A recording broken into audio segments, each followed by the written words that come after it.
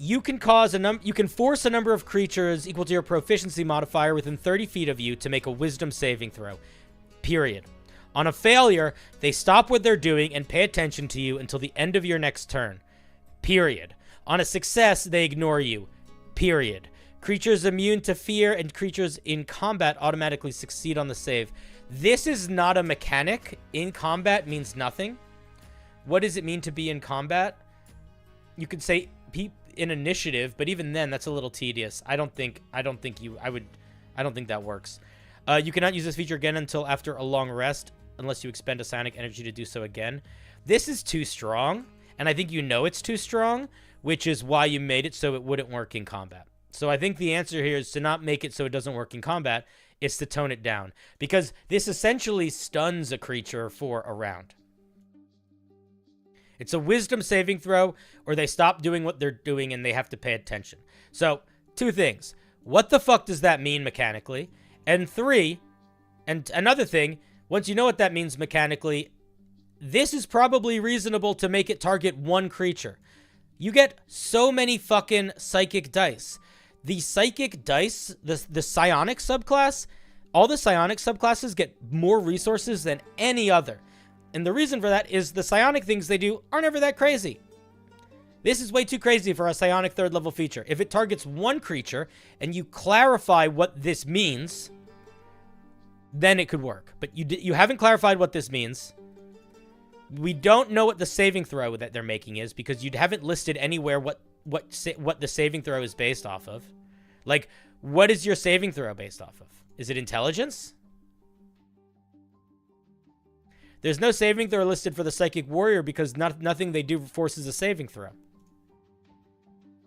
If you're forcing a saving throw, you need to require information on what that saving throw is. We're a barbarian. We don't have a spell save DC.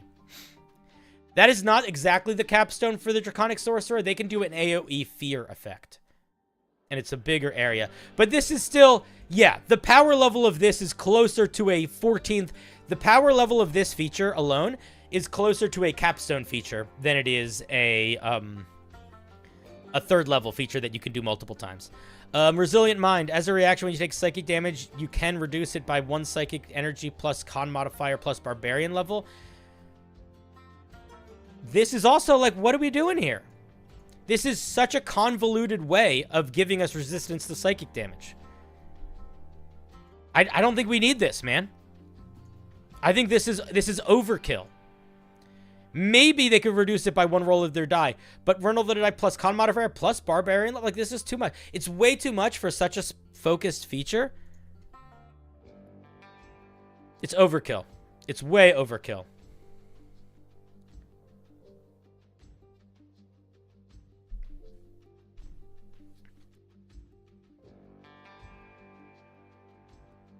Does plus level happen anywhere official? Yeah, a couple places. Also, plus half your level is another thing that happens in a couple places. If I was going to do Resilient Mind, I would probably make it where you could expend a die to get some bonus against mental effects. But I feel like this feels like it misses the mark, and this feels overpowered. We also get Oppressive Rage. When you enter a rage, the pressure from your presence takes on physical weight. While raging, non-allied creatures within 10 feet of you have their speed reduced by 10.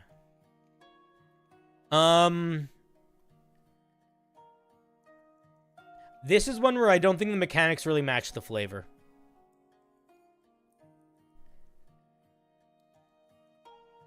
You know? A psychic version of deflect missiles could kind of work too.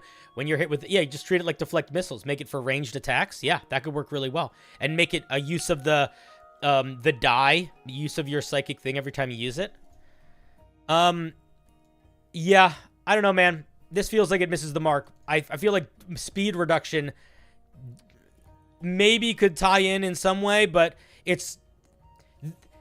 The thing that we get that's tied to our rage is our core feature as a barbarian, more so than anything else. This core feature is not tied to this subclass in any meaningful way.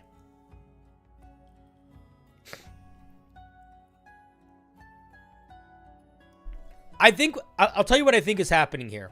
What I think is happening here is that this creator wants to use the psionic dice mechanic on their subclass. The problem is, their subclass is for a barbarian.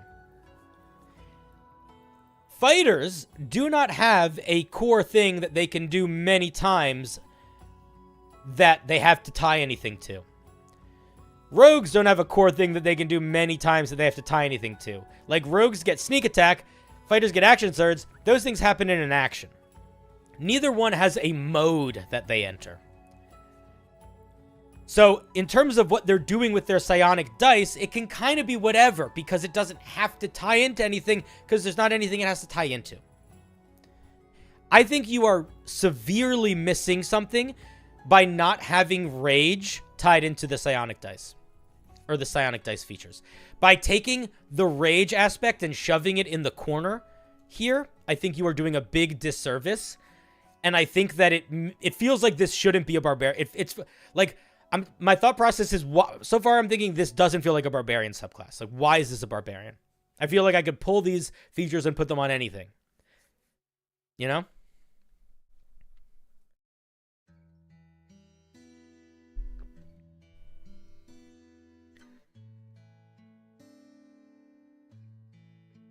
The psychic energy rating from your body becomes thicker, allowing you to affect creatures within the aura. What aura? You haven't mentioned an aura yet. Is there an aura that I mentioned? Nope. So, what the fuck aura are you talking about? Honest Phazic. Is that a real word?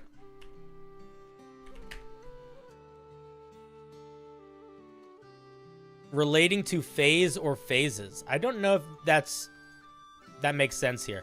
Your Phazic combined with the psychic energy... What the fuck?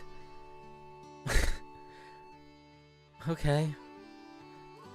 What is happening here? I'm going to skip your... I want to skip your flavor text, but I'm not going to.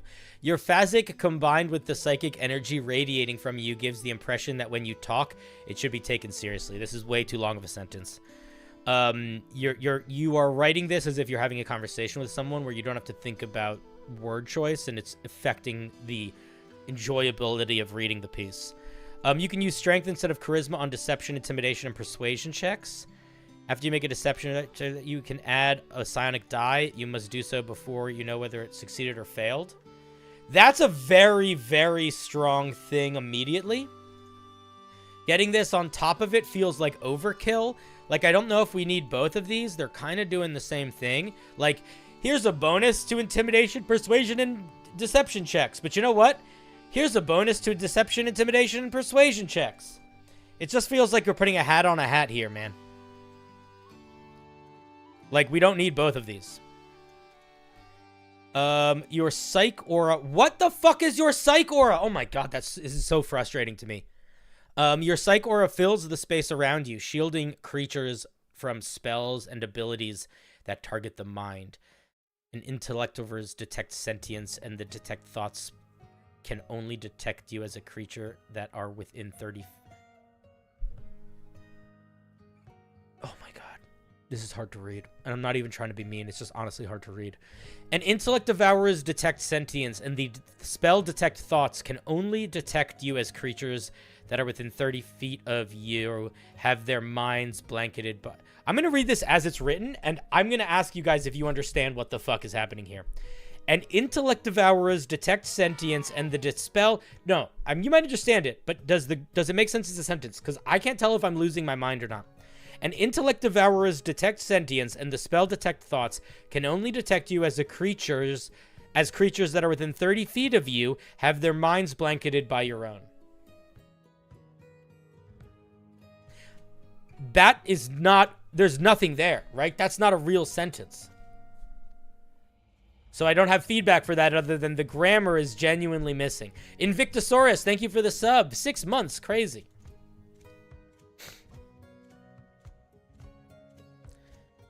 There should be a comma after you. Okay, let me see if that makes sense. An intellect devourers detect sentience, and the spell detect thoughts can only detect you, comma, as creatures that are within 30 feet of you have their minds blanketed by your own. That does make it make sense. What the fuck does creatures have... This is another thing. What does this mean mechanically? No idea. When a single creature within 30 feet of you is the target of a spell or ability that causes charm, psychic damage... Stop shorthand writing. It really... There's so many elements of unprofessional here, and any one of them would be fine, but when you compound them all together, it genuinely makes a piece frustrating to read. And that feedback might not be nice to hear, but it's genuinely feedback you need to hear. When a single creature within 30 feet of you is targeted by a spell or ability that causes charm, psychic damage, or telepathic communication, put another fucking comma there, you may use your reaction to become the target of said spell or ability. As a part of the same reaction, you use Resilient Mind. I think I'm going to stop reading this piece here because I feel like these abilities are confusing, convoluted, and hard to manage. And I think that that is the feedback I have fairly consistently here. And I think that right now, 3rd level needs a lot of work. 6th level needs a lot of work. I don't think it's going to be helpful to read the rest. I genuinely don't think it's going to be helpful for you here. Because I feel like I'm swimming in a pool of Jell-O, and it's not helping.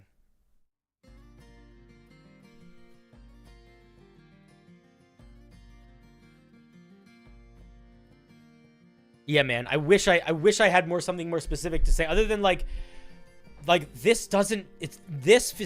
All this shit is fucking confusing. It's fucking confusing. And if you're gonna write something that's a kind of confusing feature, you have to put that much extra work in making sure your writing is much higher quality in order to make that confusing feature readable and fun to explore. Because the whole point of this is that it should be fun. If I am getting literally tired and frustrated in trying to make it through your sentences, somebody who is going to maybe use your piece online or maybe buy it or maybe want to use it in one of your games, they're never going to use it. They're not going to fucking finish reading it. They're not going to get as far as I did. You know?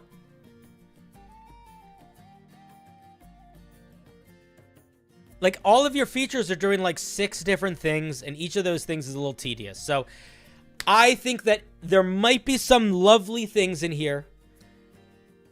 And I think the idea of a Psychic Barbarian could be a lot of fun. I feel like the psionic power dice are doing you 0 favors. I would try to build it without the psionic power dice and see what I could come up with. But if that's the thing you care about the most, you need to dramatically simplify the things you're doing with the psionic dice, and you need to focus them more for this barbarian, as opposed to things that could be pulled out of this barbarian and put into literally any martial subclass. Those would be my thoughts. I don't really have that much more to say, and I hope that you are cool with me not getting through all of it, because I don't think it's going to be super helpful here. Yeah, everything just looks like it's compounds, so I don't think it's going to be super helpful. I would say maybe rebuild from the ground up. At the very least, do a pretty dramatic rework of the 3rd and 6th level features, and then see how that plays out in the rest of it. Thank you very much for sharing, Scott. Let's give Scott a round of applause.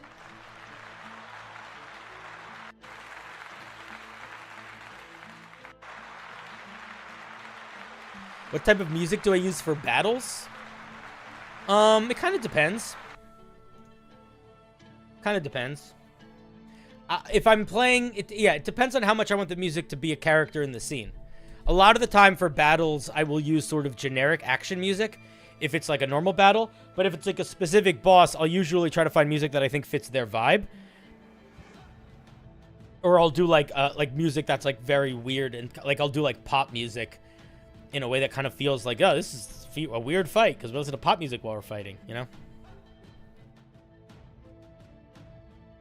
Does Google Docs not have spell check or grammar check? Oh, no, they do. I think people just don't use them. Good night, Invictus. You're great. Add me to the wheel. I got you, Phoebe.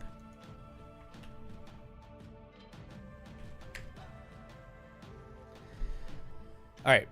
We're doing one more. Bucket a bucket a bucket. And if it's a long, tedious one, I'm not doing it. Bucket a bucket a bucket a bucket a bucket a bucket a bucket a bucket a bucket a bucket a bucket a bucket a bucket a bucket a boo. Dice Admiral. 2 nights in a row, Dice. The wheel has ever been in your favor. Another spell that should already exist. This is the Unholy Love Child of Fairy Fire and Moonbeam with some RP utility mixed in. I could use some input on the level and phrasing for the following mechanics.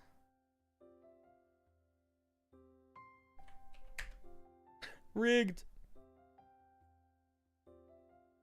Spotlight. I like the art again. Here it is in YouTube. Here it is in Twitch.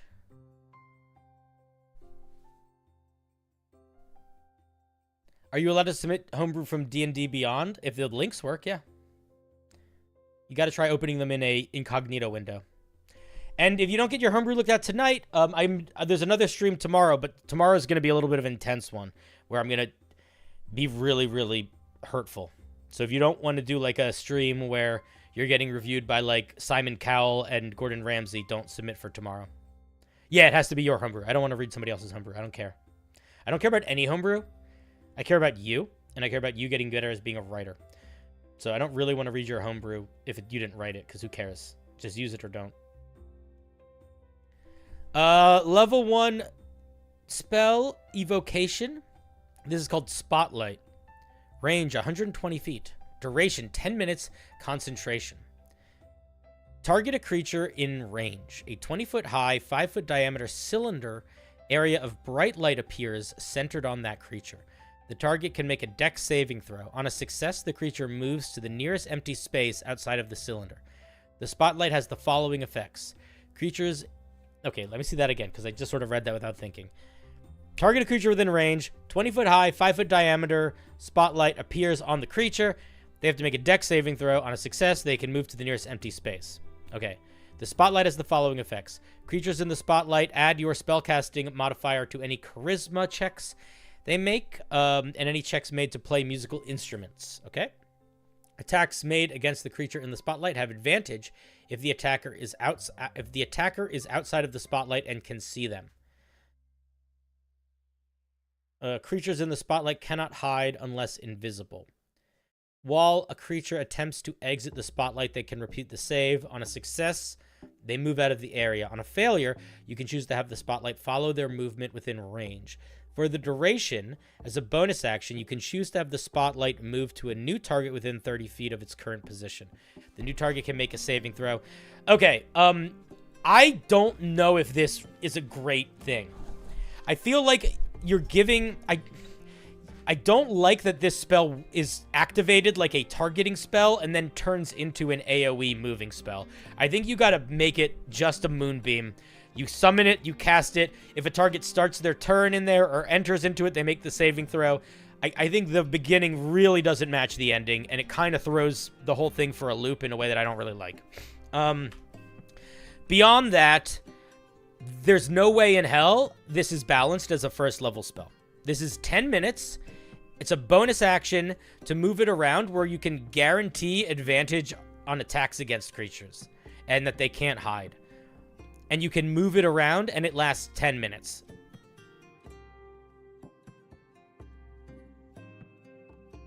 You don't think melee attacks work with the spell? What does that have to do with anything? This is attacks made against the creature in the spotlight. You're standing right next to them. It's melee. 5-foot diameter means a single 5-foot square. That's why this is confusing. Like, you should just say it takes up a single space or just targets a creature. Either this thing is an area and you treat it like an area and you write it in a way that's clear like an area, or targets creatures and it moves from creature to creature. This sits somewhere in the middle and it just doesn't work that way.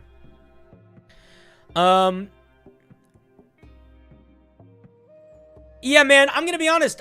This does not feel like a spell that needs to exist.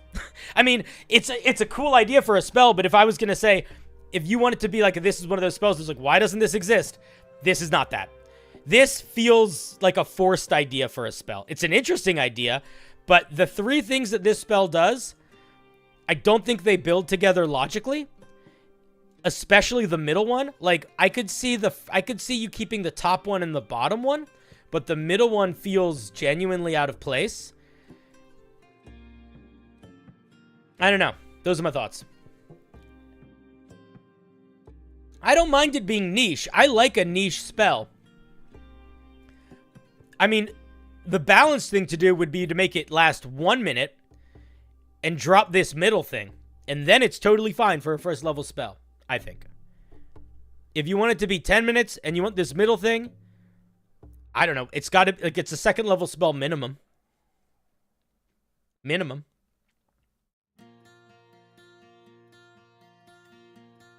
This spell feels like it was designed for roleplay. I feel like for roleplay purposes, you can repurpose an existing spell into a spell variant with these properties.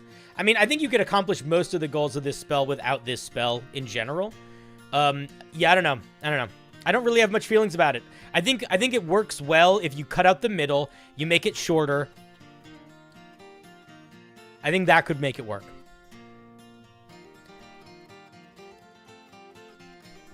But even as a third level spell, it feels too fucking random. Like, that's the issue. Balance is part of the issue. The other part of the issue is I don't think it all makes sense together.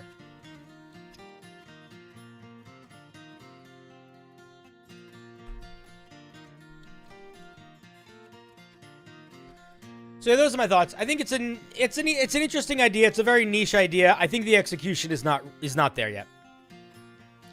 And it doesn't feel focused enough yet.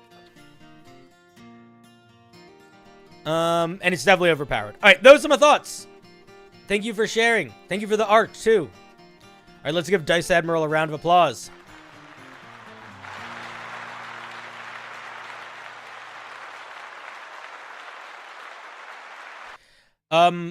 What spell? I mean,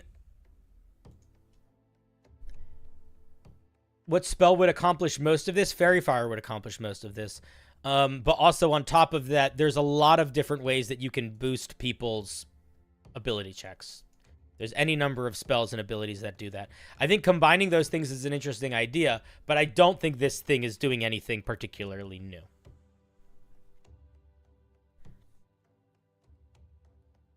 It's cool that it acts differently in and out of combat. Well, it's not really in and out of combat. It just depends on if combat is happening, because it's still doing all those things. I mean, I think that idea is cool, to have it do some positives and some negatives. Like, I agree with that. I just don't agree with the way that it's being implemented right now.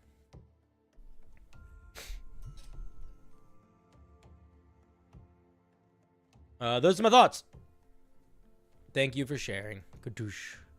Kadoosh. Kadoosh.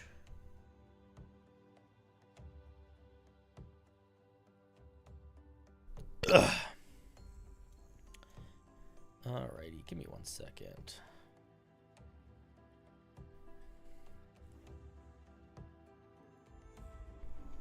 All right, friends, we are going to start wrapping up the review now.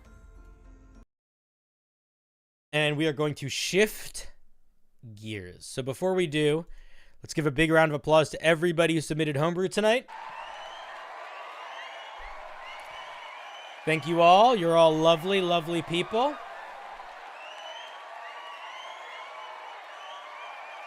Amazing champions of truth and justice.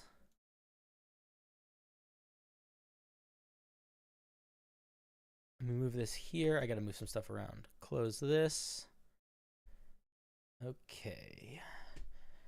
Now, we are going to shift gears just a little tiny bit. And by a little tiny bit, I mean a lot. Because I want to play some Helldivers on stream. Because I haven't been able to yet. And we're trying it out. On the new PC.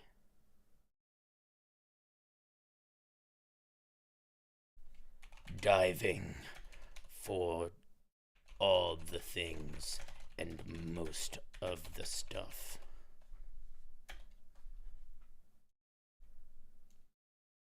All right, let's see. Let me get chat so I can see it. Let's get this here. Let's get this here. Any chance for viewers to play with you? Probably. Here, wait. Let me actually... I got to load it up too, though. I can show you the world. Shining, shimmering. If you just submitted to the wheel, you submitted about 4 hours too late. Or no, about an hour too late. Don't submit Homebrew to Smolder if you're not interested in somebody yelling at you also. Like, don't expect... I wouldn't even expect good feedback from him, honestly. He's kind of a dick.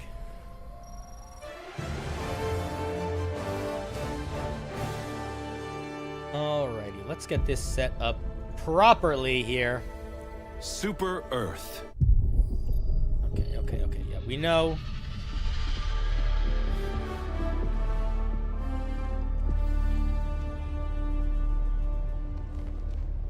Oh, my ship's so cool. Okay. Let's set up this so you guys can actually see and be a part of the fun. Okay. We need...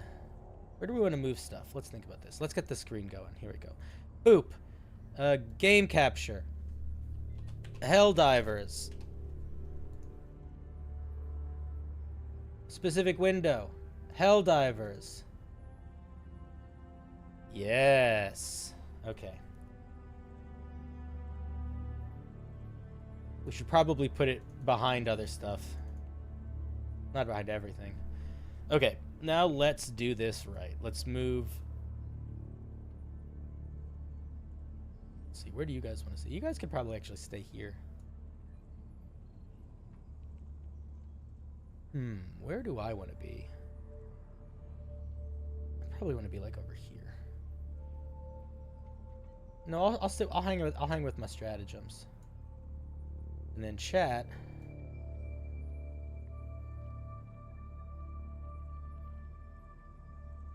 You guys are gonna get smaller. Bloop. And I'll put you over here. I'll just put you under here. Actually, no. I think maybe we just get rid of the bit cup while we're doing this. I like the bit cup though. We're leaving the bit cup up. Fuck it. Bit cup. All right, chat. I don't know where I should put you. Put you down here.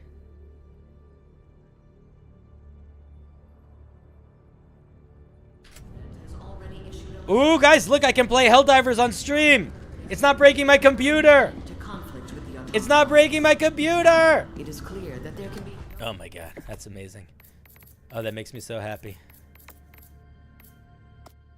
All right, gotta lower that a little bit.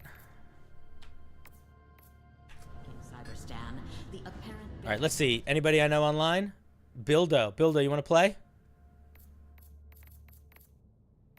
Let me see if I get, let me see if I can get, let me see if Zach wants to play.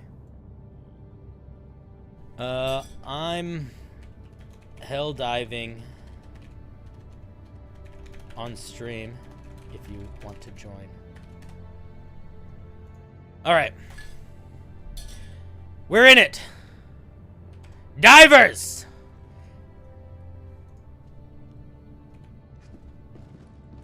What's going on here? Let's see what's going on in the wreck. Any new things in the superstore?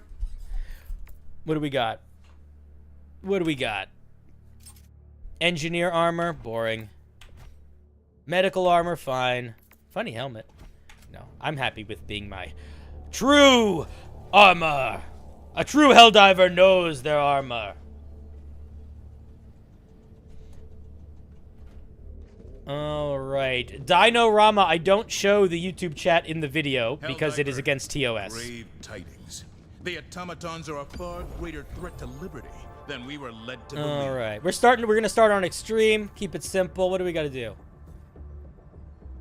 All right, we're starting with bugs. I don't want to do automatons right now. Oh, let's defend 4E Prime.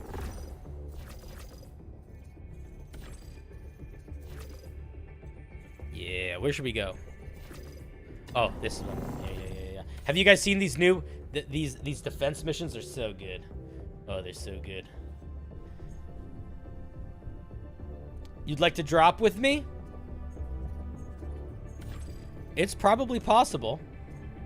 I don't know how to set it up. I also want to see if Zach responded to me. Because I want to play with Allied him first. destroyer has left Oh, squadron. we lost Bildo. Alright, I think we're going to start... Okay. Allied destroyer coordinates Oh. received. No? Alright. We're going to start one. We're going to hope people join us. Let me make sure I have public open. Oops. Public is on. Cool. Helldiver? The enemy has launched a cowardly attack against one of our planets. Oh, gosh darn it. Will Those you defend cowards. Those cowards and their cowardly attacks. Allied destroyer has Here we joined go. squadron. Let's go. Boom. Boom. We near operational completion. No, I want to do a different one. I want to do the one with the fun defense. I want to do this kind.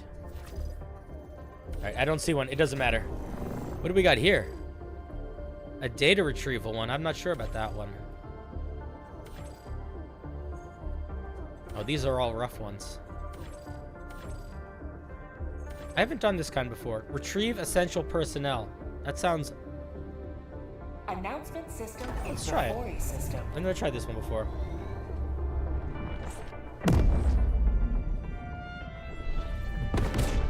If this doesn't strike you as very democratic, you're out of control. FTL jump successful. It's very dramatic. Hellpods prime. I mean, not dramatic. Mission coordinates locked. It's very, whatever I said. Democratic. All right, we're doing bugs. All right. I don't know what this mission is.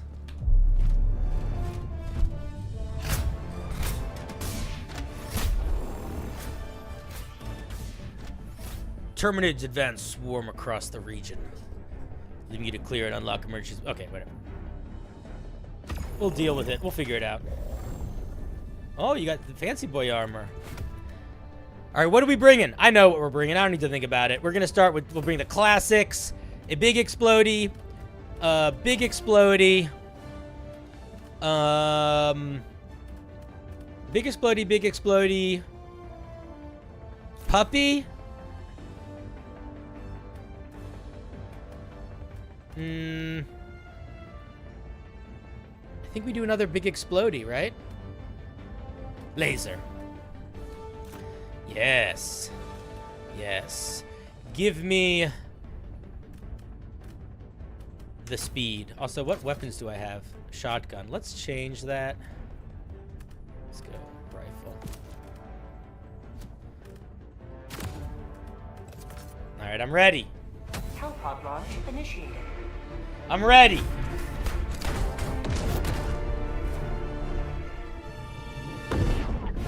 Wow, now, now, now. Have you guys seen this game before? Hopefully. It's very good. Wow, now, now, now. Bow, bow, da, down. Bow, now, now. Bow, now, now, da, down. Bow, now, now, now, now, now. Bow, now, now. All right, we have to escort faculty. Go now and shoot you fall. Remember this. Every day is a good day to die for democracy. Negative. Oops. Where's my, where's anything I need to care about? All right, we'll figure it out.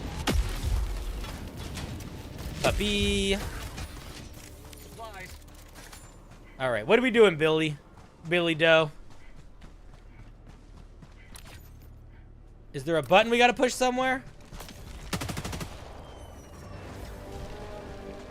Oh, I see bugs coming.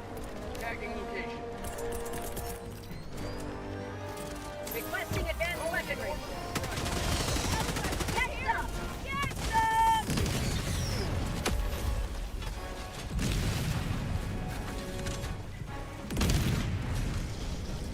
Okay. Oh, there's lots of bug breaches. Oh, there's big bugs. I should pay more attention.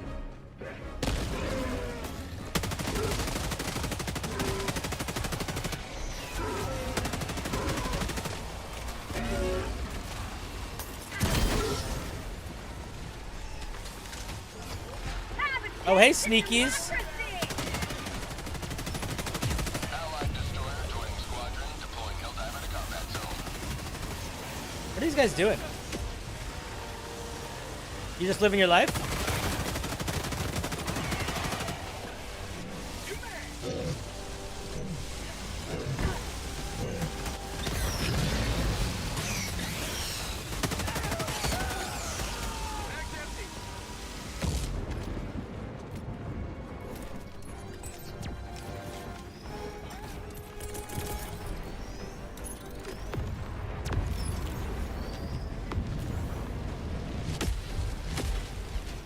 Oh yeah, we're hell diving, Baba. We're diving for justice. We're diving for freedom. Honestly, so far this level feels kind of boring. Maybe I'm not enough in the action.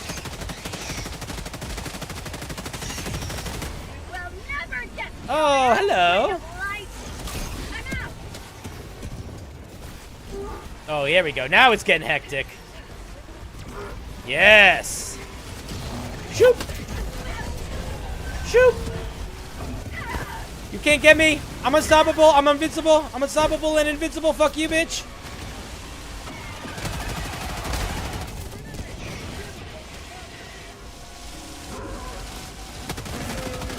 Melt. Melt.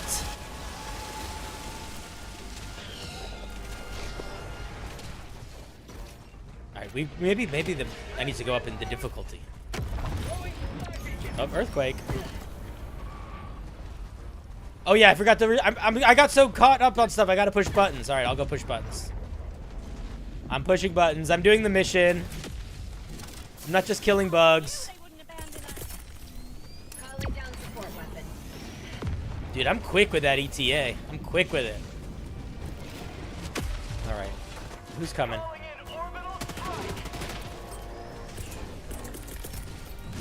Where's there a big bunch? Over there. Just kill a bunch of guys.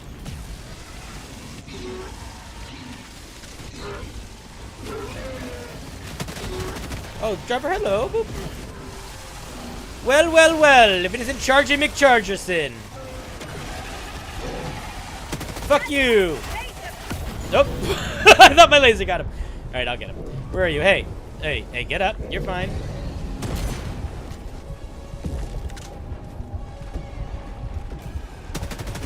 Melt. Thank you.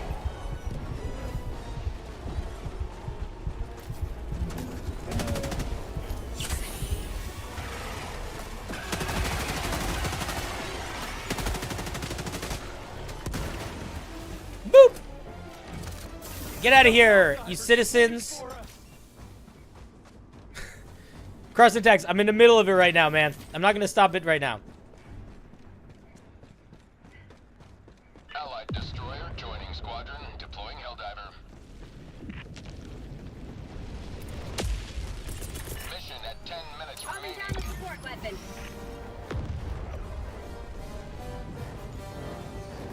What's going on over here? You think you could sneak up on us? Look at those guys. They're just standing there. What are you guys doing? Kill them all. Or kill 4 of them. That works too. Oh, oh wait. Okay. We're fine. We're fine. Just let us back in. Just reinforce us. Thank you. Okay. I must get to my trusted companion. My rocket launcher. And my puppy. Come here, puppy. Come here, puppy. Good dog. I hear monsters.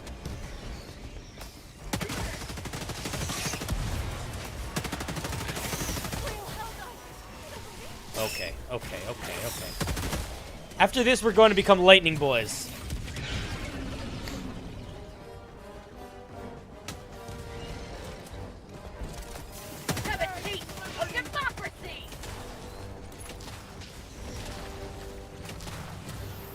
Come here, puppy. Oh, hello.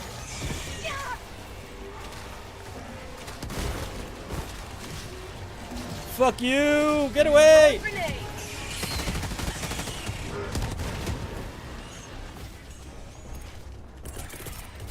Requesting advanced weaponry.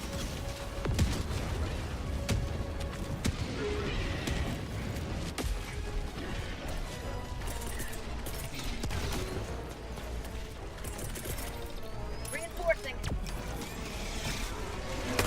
Oh, wrong gun! Fuck you, insects! How'd you like the taste of freedom? It's your fault that Amazon Prime's getting more expensive! Oops.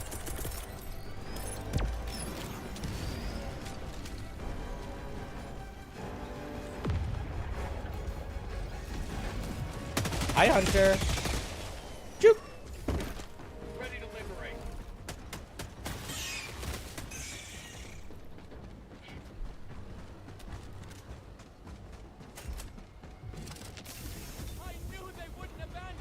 I mean, let's be real, dude. You're nothing. You're gobbledygook. If I'm nothing, you're nothing and a half. You know what I mean? We're still gonna free you because it's for Super Earth, and, you know, that's important. But at the end of the day, you're kind of a jabroni Maloney.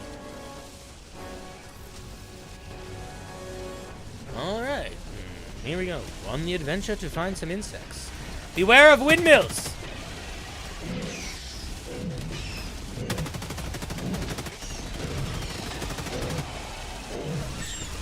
Oh, big boy. Heavy.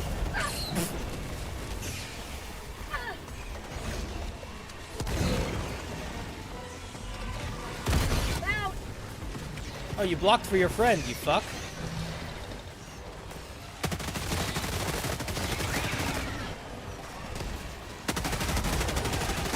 Die, die, die. Forever. Freedom forever.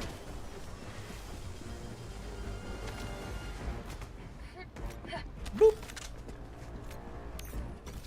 Okay, how many more people? 34? Okay, we don't have that many left we have to save. We're good. You think they're just clones? Yeah, the citizens might just be clones. I don't think we're clones. I feel like we're Super Earth, you know?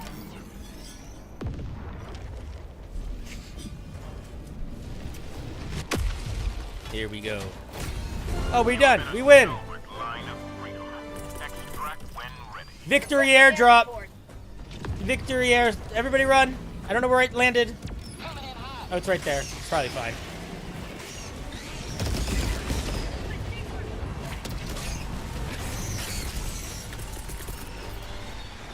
Calling in reinforcements. Where's the fucking ship?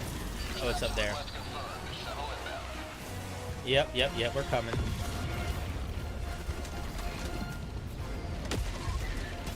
Yeah, the sickle's great. I like it too. I like the shotguns a lot too. Oh, hello.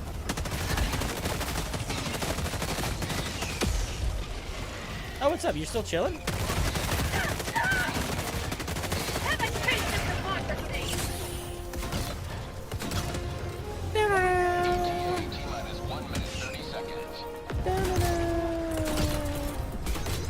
All right, let's ego strike something.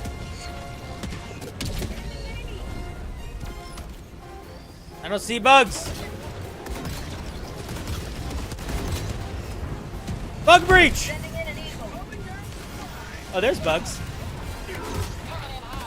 I'm out of ammo. Oh, die, fuck.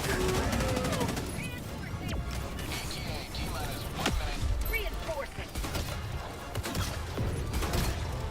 Ba-da-da-da. Down, down. Da-da-da-da. I'll show you guys the best trick in the book here. Is the secret move I got. I'm gonna show you. You're gonna be it's gonna be amazing. Check it out. Just wait. Oh, we only have 30 seconds. All right, I can't wait that long.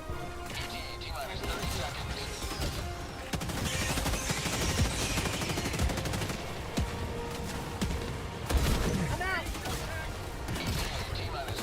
Ooh, a lightning gun. I'll take it. Oh, I didn't mean to. I didn't actually want to take it. How do I drop it? Yeah, you can have it. Whoever bought it.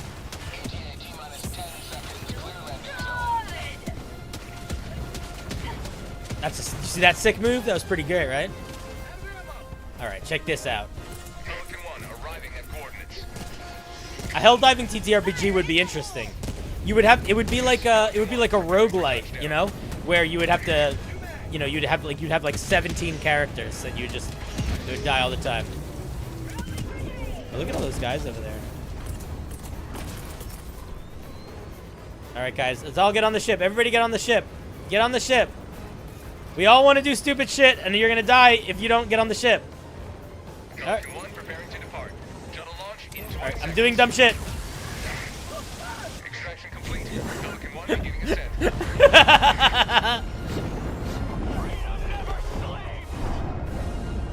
Another victory for the See you, Cross. history.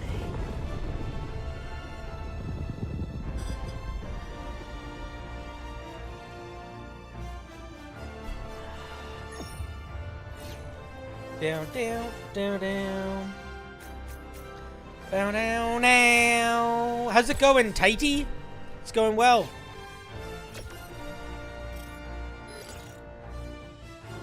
Just diving. You know how we do. Just diving.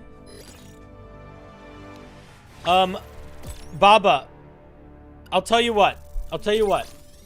Baba, are you playing right now? Do you want to play? I'll let a mod in if you want. That's fine. I'm more comfortable with that than a rando. If you want to play, you're more than welcome to join.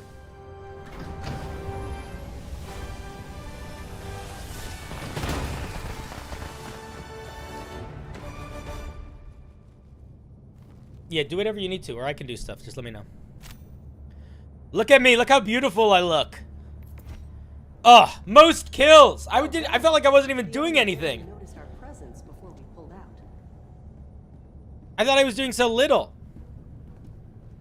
I'm unstoppable. Allied destroyer has left squadron.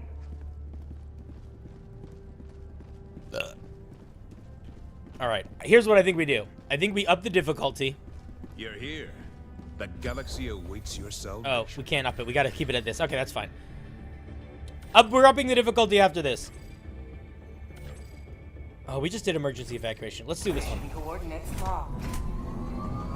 Hellpods prime. Do we change the weapons loadout? I like this loadout, but I might go something sillier. Orbital thrusters.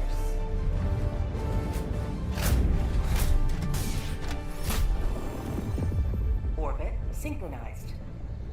Okay. So we got thingy over here. I say we start over here. I say we start here, and then we go like. I think we start here. Okay, we start here, and then we go boom, and then boom, and then boom, and then boom, boom, boom, boom, boom. That's my thought. Machine gun loadout. I don't use the machine guns that much. You never get them before I finish homebrewing? Sorry, buddy.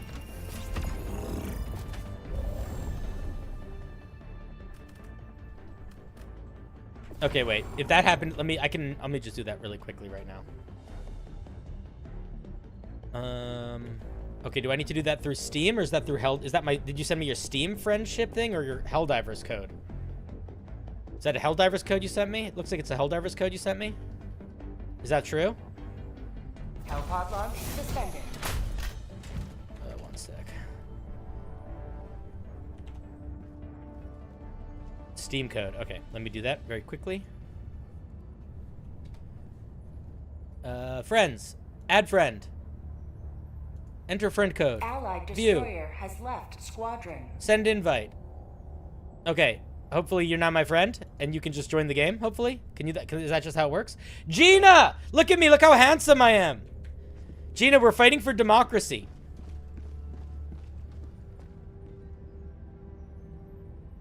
Does it work? Did it work? Can you find me? Mission preparation. Well, hopefully you join us. You'll join us mid-mission. Coordinates locked. Do you want to go Laser Bros? We could go Laser Bros. I like explosions. I like having at least one or two explodies against the bugs. So I might keep the ETA because I also really like the dropping the ETA and diving to get stuff. It feels like I'm in an action movie.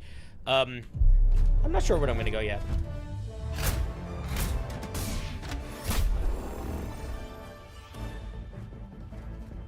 Thinking your next tat's gonna be a tree spirit. Tree spirit? I hardly know spirit. Alright. Alright, build. I'm not waiting for you, Baba. I'm hoping you can join us. Okay, I'm thinking maybe we go shotgun. I think we go Punisher. Or do we go Breaker? Ooh, or do we go Slugger? I think we go Punisher. And then we take Laser Gun. We take Puppy.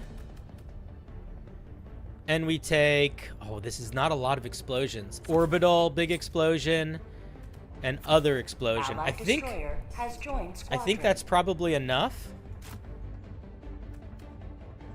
I don't even know what the fuck that thing does. What does that do, Bildo? Wait, I want the ammo. Okay, I guess we're not doing the ammo one. That's fine. Fine. Taking the ammo one.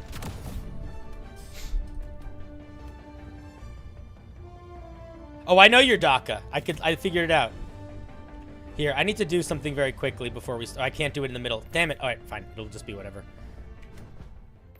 This. Friends only. Now, if anyone joins us, they'll be our friends. All right. I have a loadout where I'm very vulnerable when I first land, which is not ideal, but I think it's okay. We're running the shotgun, which I love. But the problem is, I don't have anything good against Swarm when I immediately land. But we'll survive. We'll make it. Every citizen is equally important to the war effort, but Helldivers are the most important.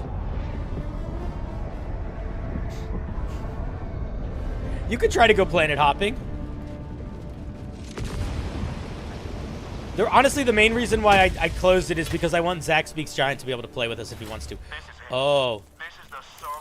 Thingy there. Thingy there. Thingy. Oh, we are in trouble.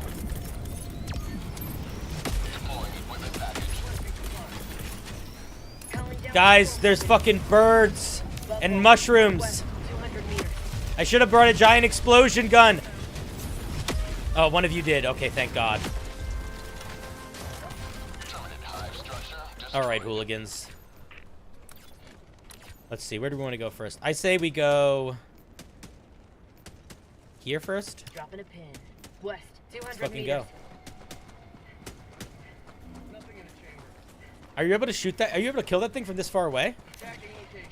Northwest. Northwest? What's northwest? What did you find? Well, you're getting in trouble. We haven't even started yet. Marking location. Boop. North. Boop. Can I kill you with this? I think I can. Oh, that works too.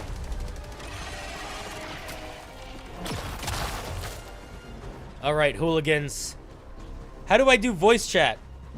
I want you to be able to hear me. Wait. Give me 1 second. Is it on push to talk? No, my microphone doesn't work on the, there we go. Now, nope. Now you can hear me, maybe? Can you hear me now? Yeah, I'm gonna go move this. Yeah, okay. I'll fix that in a second. Oh, boy!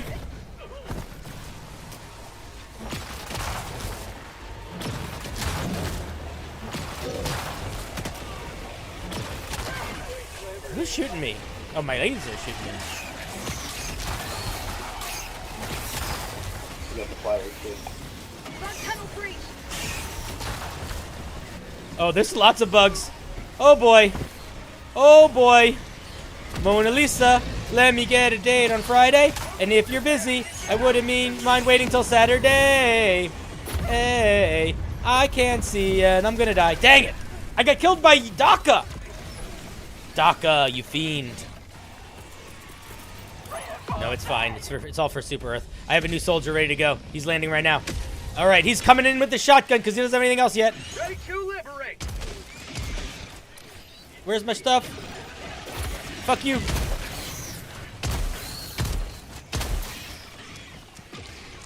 What a cool planet this is.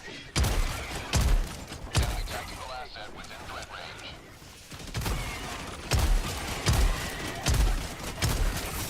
Calling in a hell bomb. Reloading. Oh boy.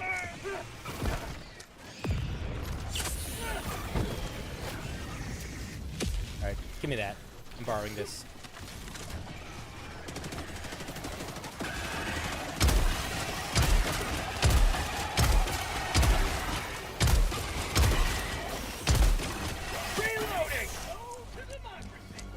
Okay.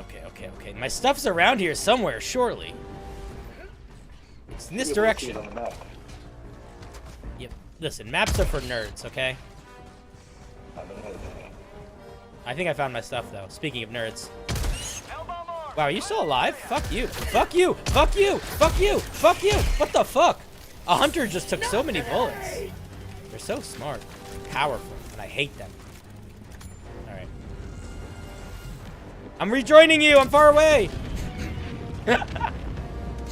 Yeah, the fog really adds to it. Oh, man. If I... Wait. I need to... You guys are going to be so annoyed if I can just talk to chat the whole time. Is that going to be an issue? Alright, if that annoys you, I'll turn off open mic. I think because we choose to do Fuck! There's a charger. He thinks he's cool. He's not that cool.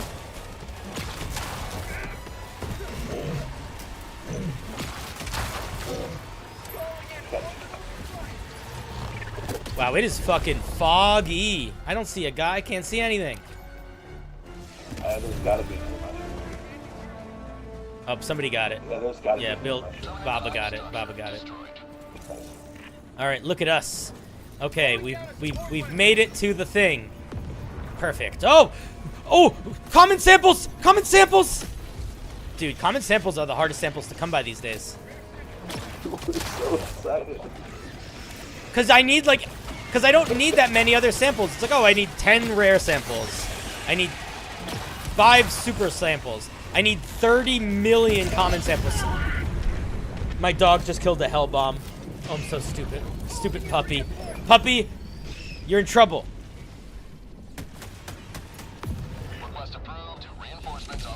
That charger wasn't cool. That charger was a phony.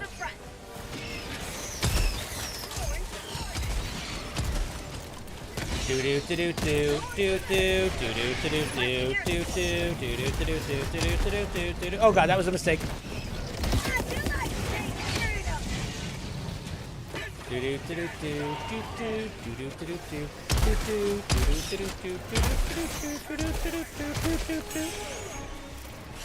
Reloading!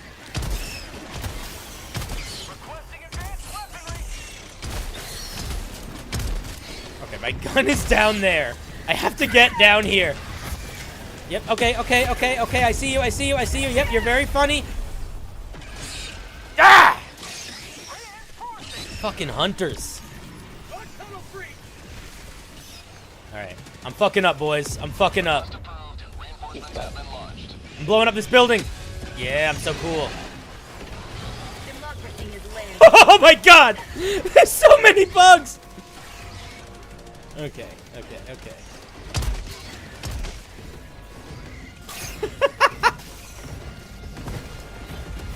in an eagle. Okay. Why do they all like me so much?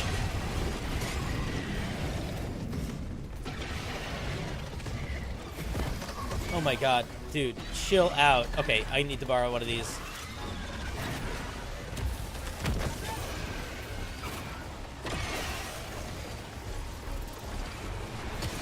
Okay. Oh, there's cool stuff on the ground. What's this? Oh, that's the thing. We don't need that yet. There's your common sample. Yes, my common samples! Oh my god, I'm gonna die again. I'm so stupid. Alright, I'm using this. Fuck you, I don't waste of it, don't care. Fuck you, I dodged you. You're badass. Stupid, I hate you. Alright, where are you? Where are you, fucking... Oh, you died already.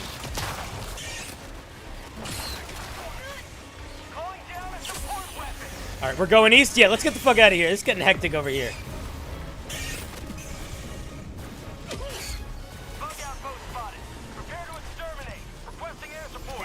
Is that the bug outpost that spotted, or was there another one? Nope, looks like there was another one. We're fine. We're chilling. Look, now it's like calm. We can like hang out. Making my way out town. Oh, let's get it.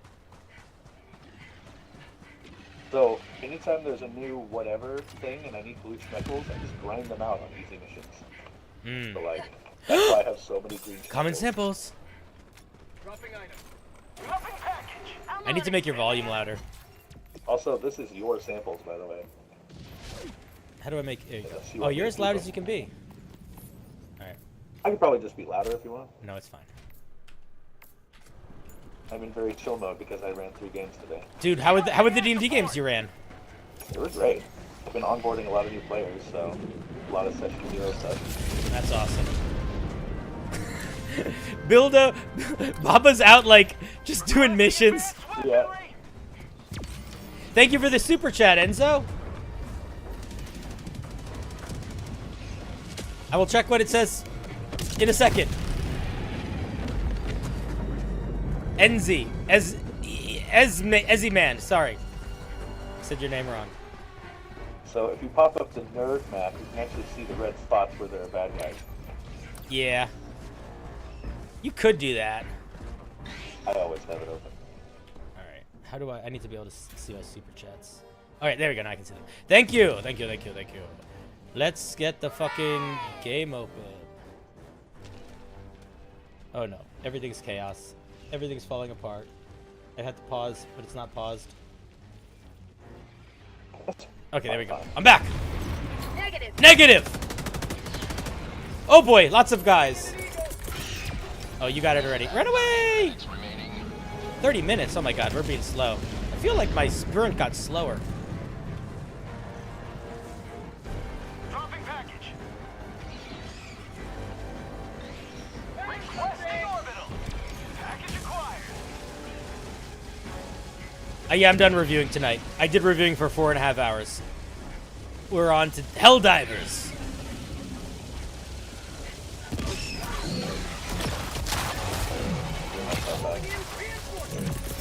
Oh, you got it.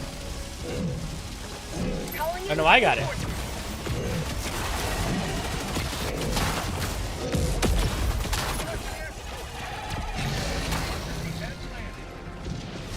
Democracy has landed. That's us.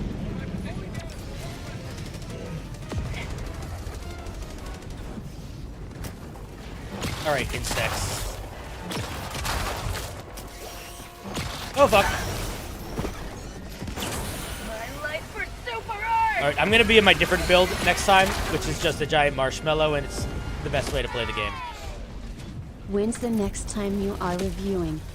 Tomorrow I have an angry review. This armor gives me a 50% chance to survive lethal damage. Yeah. For no reason. Yeah, that's the one that I'm rocking right now too. I survive stupid shit for no reason all the time. I like the giant marshmallow armor. That just gives you a really high armor and makes you move really slow. It looks silly. I love it. Yeah.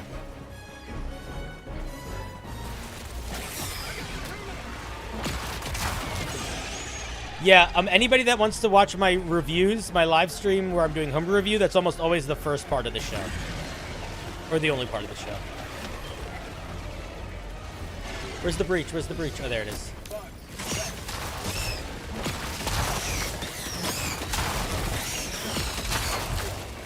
Super Earth, I think you're pretty great. You're my favorite part of the Earth.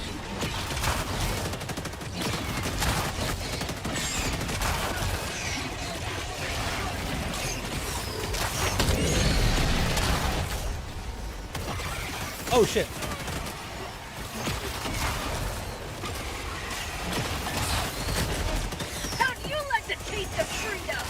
Oh, we all have the puppies. Look at us. We're just a bunch of puppy lovers.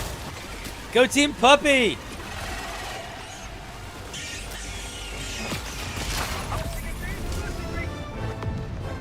Nice. Good job, guys. You guys are carrying. Tagging map. North. Far. I'm gonna bring this north if you guys want to close the holes. Yeah. Dropping a pin. West. 100 meters. 100 meters west, if you say so. I'll follow you, Baba. Guide me.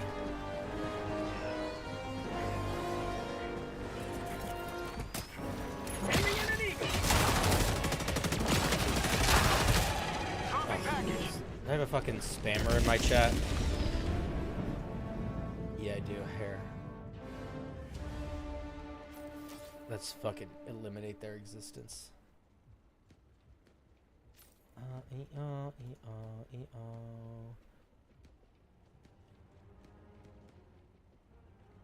Ban! I didn't ban them. I 24-hour timed out them by accident. Alright.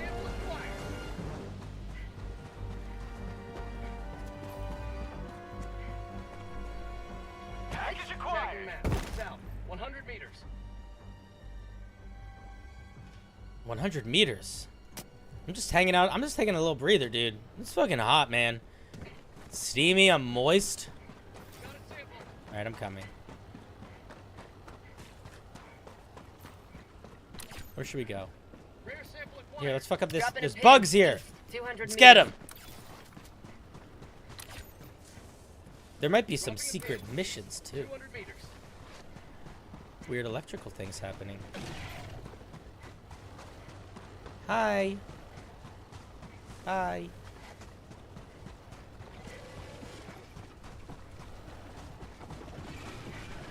Hi, are you coming? Could have just, you know, could have gone our separate ways, there, creatures.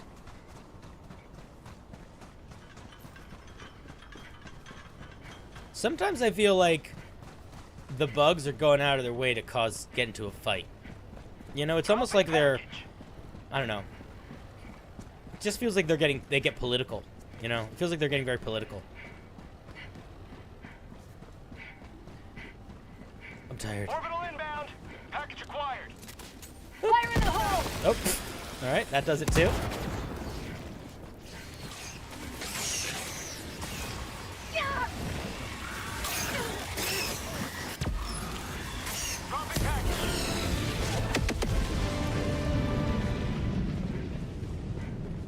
Did you throw an orbital on this and it didn't land?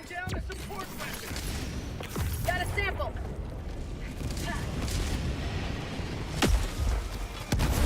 There we go. All right, where do you want to go here? Let's go, there's a little tiny nest right here. And there's also a big nest here. My dog killed me.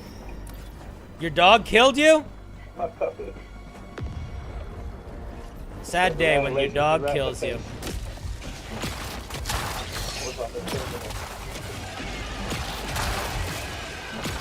What's up, Sideshow? Welcome.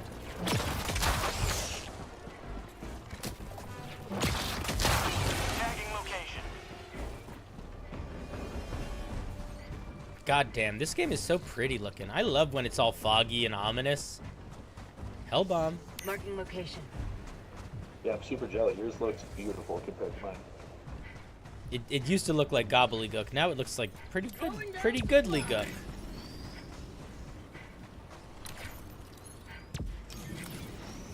Where are you sending? Where are you taking me, Baba? What is this journey we're going on? Rare sample acquired. Oh, I see. A journey of death. There's bugs behind you. Look out.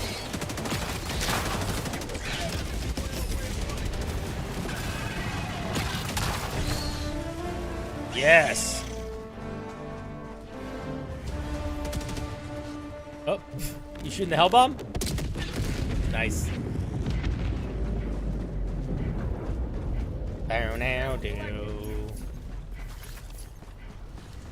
Alright, there's nothing else down here. Let's get the fuck. All right, we gotta go finish the mission, cause our buddy died. Tagging map. Northwest. Oh, there's also a big boy. I'll kill him. Hello, Mr. Big Boy. Hello, Mr. Big Boy. Hello, Mr. Big Boy. Uh-oh, that didn't kill him. Hello. Oh, he died. Okay. That was almost bad.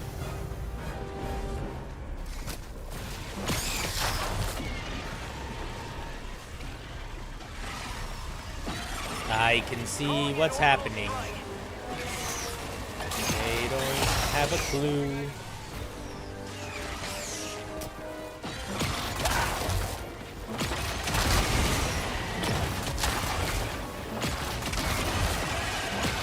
I find the best strategy with the arc thrower is to just shoot it as close to your allies as possible, you know?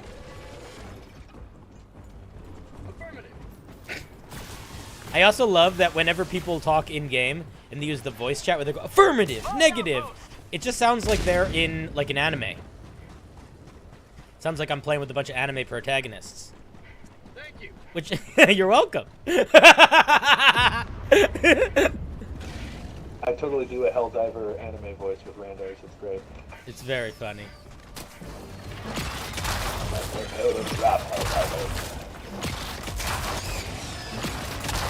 People off it. Little gun. Yeah. There's a bug breach. On tunnel 3.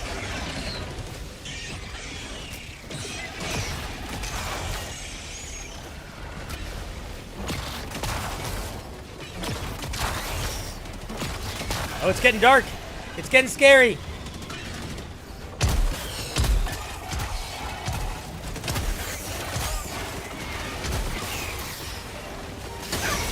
Ow.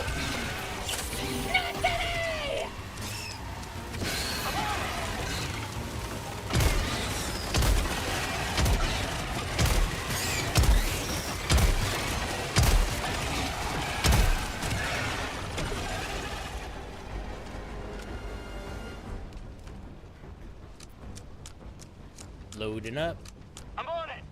All right, what do we do next? What do we need to do? We got to do something with this machine Marking here. location. Cancel that. Follow me. Where are you guys going? Through this cavern? Okay. I'm really far behind. Dropping a pin. Northwest. 200 meters. We are... I'm going to mute myself because I'm going to sing to chat, and I don't want to annoy you too much, but I'll be back in 2 seconds. We are on our way, learning every day. The more you learn, the more you grow, your future shining bright. You guys know that song? Chat? Die! Say hello to democracy!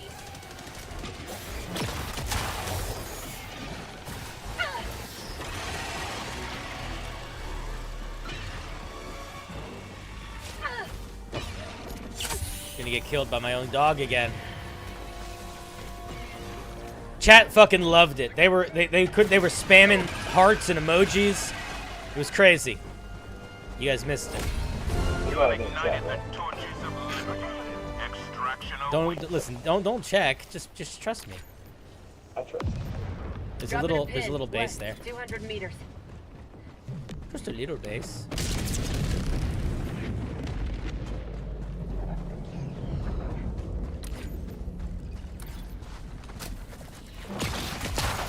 Tagging location. Northeast.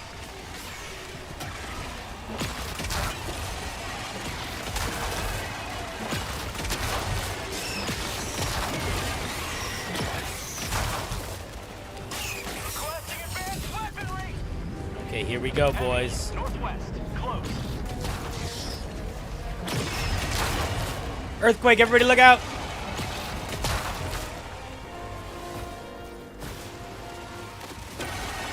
We're close.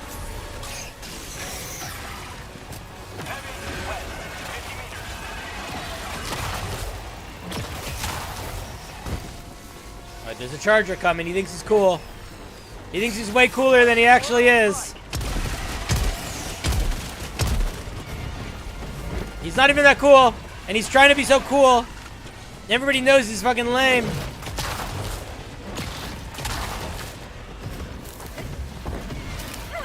Bitch, you got nothing on me. Oh, that Bile Titan might have something on me, though. Alright, here we go.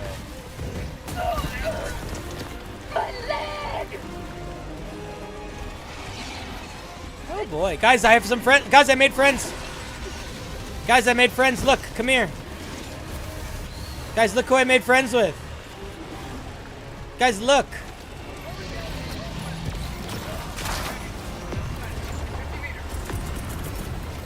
Requesting orbital strike. Oh, hello. Oh, there's friends everywhere. Oh my god, stop shooting me, dog!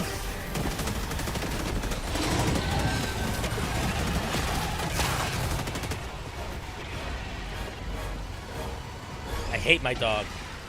Bug tunnel breach.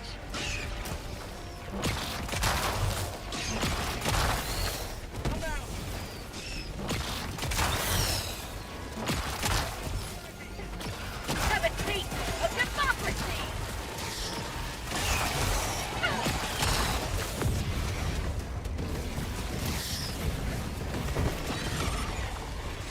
Juke.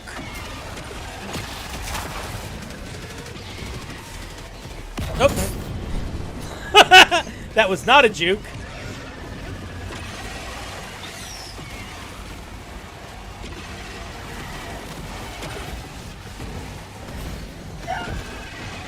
Whew. Buddy. Dude, chill.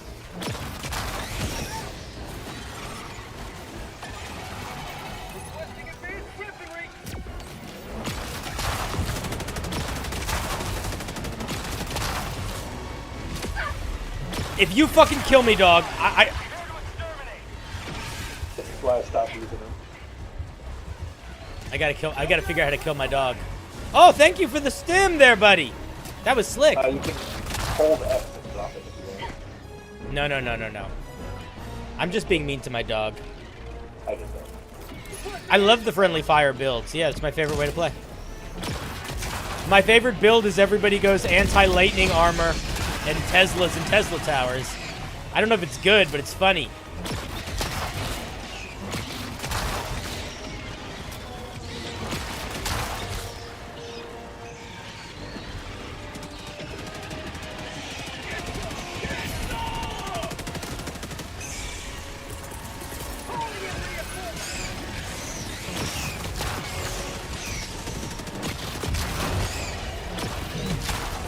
Speaking of, Reinforcing. sorry about that, Baba. Alright, let's kill these big boys. Where you at, big boy? Oh, it is dead already. Alright, I'll take all these things back then.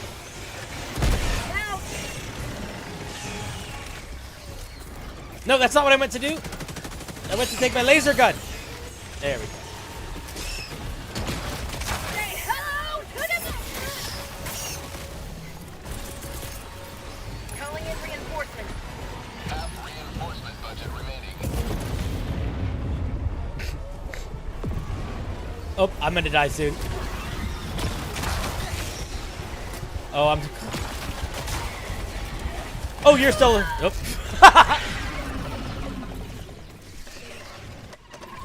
If he's good at killing teammates, it'll be good at killing monsters. Yeah, that's true. I'm returning soon. Deploying reinforcements. Oh, hello. Ready to liberate. Actually, do anything against you.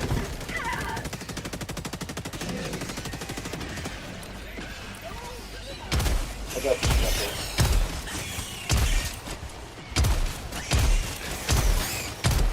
You may proceed to extraction when ready.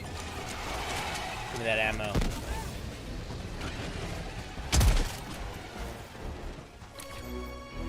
All right. Is there a specific thing we're trying to do in this little area before we go? No, we did it. We're just living our lives? All right, let's get the fuck out of here. Tagging map. Living our best truth. Southeast. Fuck this noise.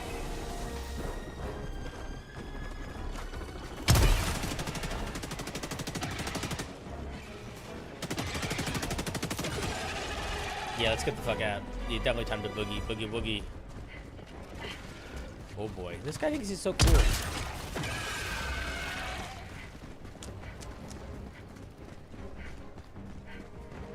I'm switching up my loadout for the next mission. I don't know exactly what I'm gonna do, but I'm gonna try something different. Going down a support weapon. Oh, I have all my items to get back.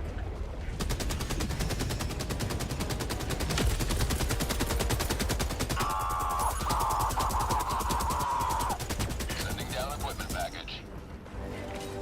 Whenever there are these little, like, choke points in bug levels, they're always a little scary. Like when you can't have all options of escape. Yeah, if you look at the map, that rock wall is huge. Stretches all the way across Going the down map. a support weapon.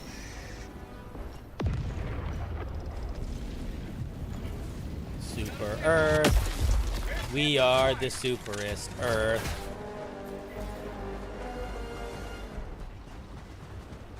That is one thing I find with the harder levels. It's not just the bugs. Like the terrain will be more difficult, you know. I like when the levels feel like you're not just in a big open field, but you're like going through an area and there's like scenery and it kind of affects combat. I was in one thing where I was fighting guys on this like super steep sandy dune, and it was really cool because not only did my character keep like sliding down the dune, but the bugs did too. So it was like we were all sort of dealing with it together, but it made it like a really cool combat encounter. I've been fighting bots for days.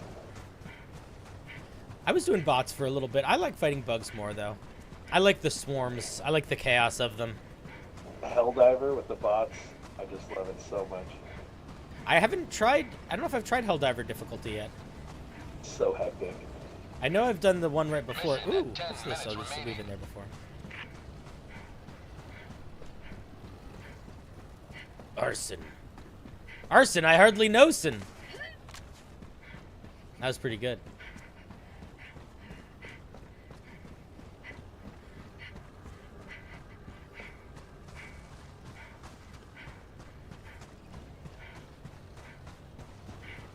Calling in extraction.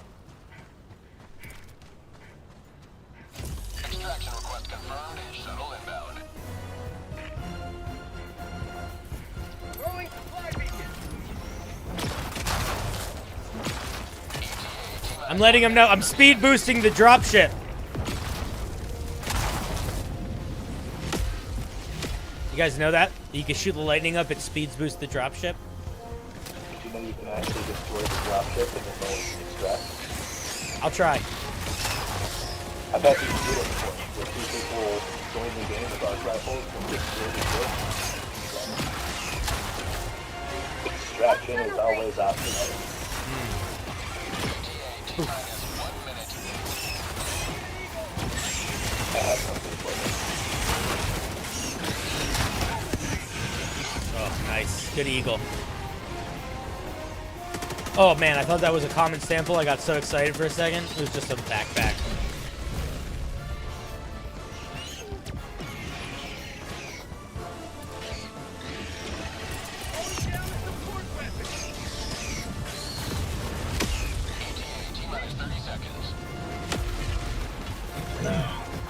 Oh, hi, puppy. Oh.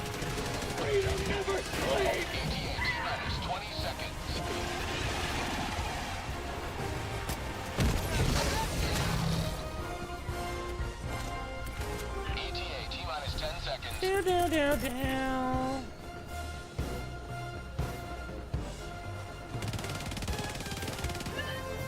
I'm a mountain climber. No, I'm not. I'm just some fucking guy. Are you trying to kill the pelican? I can kill it. You get it with the eagle. Got it. We got someone. Hey, I had 21 common samples on me. What? You better go get those samples. No idea where they went. They flew away. Oh, that's too bad. We'll get them next time. Oh, it is on fire! The ship is on fire! I would not shoot it again. Countdown initiated. Alright, I won't shoot it again. Passing air support. Extraction complete. Pelican 1 beginning ascent. Alright, it got out in time. Another victory for the right side of history. Yes. Yes, the right side of history, indeed. Indeed and indeed. That add-on that I have that looks like an airplane, it increases the wood melt. Oh, we killed it. We did everything. Well, you guys did a lot of that. I mostly just ran around in a circle. But still, I was doing such a good job of running around in a circle. Pretty sure that makes you the leader, right? Well, I don't know if I'm the leader, but I'm definitely the guy that was running around in a circle. And if that makes you a leader, then yes. It might not make me a leader, though. I need to adjust the volume a little bit here. I was the hard carry? I don't think so. I always feel like I don't ever end up having a huge impact when I use the lightning gun. You end up getting a lot more kills, but the big impact, I feel like it's always the big impact when you kill the big boys. The big boys is when you feel like, oh, I'm having an effect on the battle. Yeah, I got a lot of kills, but it was because I had the lightning gun. Speed is the Okay, let's adjust the audio here a little bit. Music's go down, master up. We'll just make everything else a little quieter except for voice to talk. And I think that'll be better. operation like that afloat. Oh, you were very loud. Avenge. All right, boys. Every last Should we do another one? Here, I'm going to change it back into my favorite armor. Check this shit out. You got the puffy armor. Switch back to my favorite. You put the puffy armor. This is what I'm going to do. I'm going to become, what's it called from Dune? Kel Kashad. What do they call? What do they call him? The kid?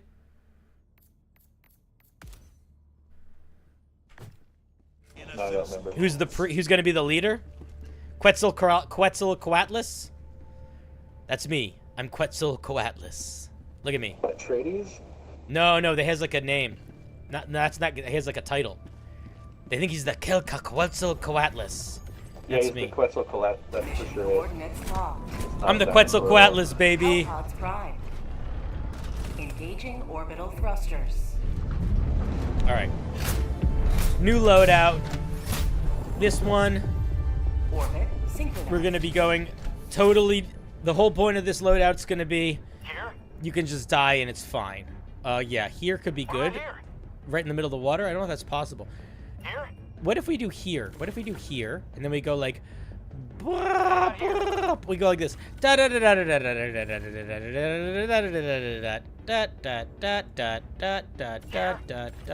can't click it yet because somebody's not in the room. I don't know which one because I'm not paying attention. Fuck it up. Maybe here, maybe here, maybe here. Here? Yeah, here. Oh, look at me. Don't I look so cool? Okay, well, I need... Okay, so we're going to go laser. We're going to go big explosions that are big in area. We're going to go big explosions that are big in local. We're going to go ETA. We're going to change to the laser rifle. The sickle.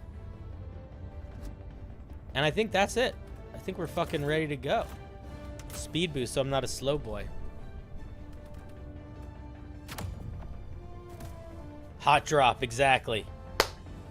Hellpod launch initiated. Too hot to handle.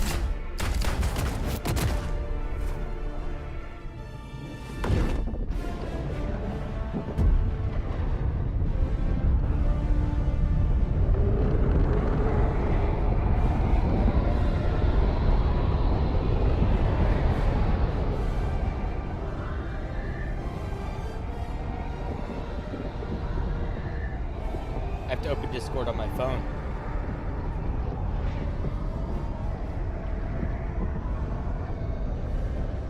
Okay. I'm ready. Oh, can we all land in the same spot? Oh, we got close, Bildo. We got really close, but not quite. That's okay. You are Nobody's best of perfect. the best. Live up to your name. Live up to freedom. Throwing supply beacon. Freedom requires firepower. West, 100 meters. Marking location, southwest. Let's go, boys. Found something. Let's fuck some shit up. Oh, there's something there too. Tagging location, northeast. Oh, big boy's already here. Oh, he's dead. Oh, that was really fast.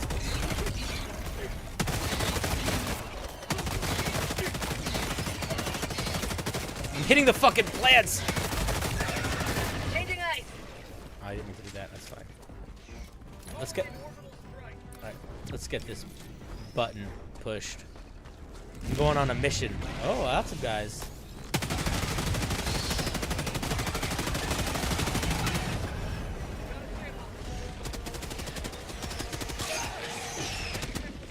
Oh, this is like a very grim looking level.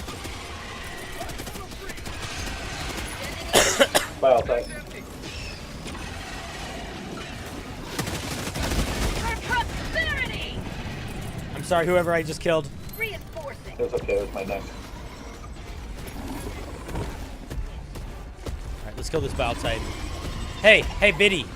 Hey, you big boy. You still alive? Okay, okay, okay. Respect, respect, respect.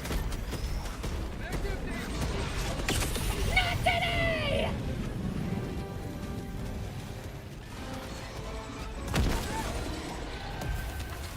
Oh, good. You got it. Alright, let's go hit that button. Heavy, southwest, close.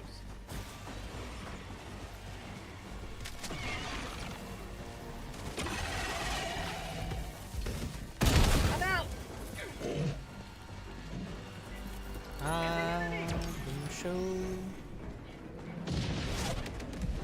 Sometimes when I play video games by myself, I just kind of like hum and sing and talk to myself.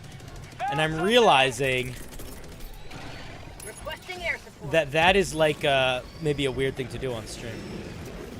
Have a taste of democracy. Oh, that was a good airstrike. That was cool. Oh my god, I have so many cluster bombs. I gotta start using them. Sub-objective near your location. I know, I see it. Here we go.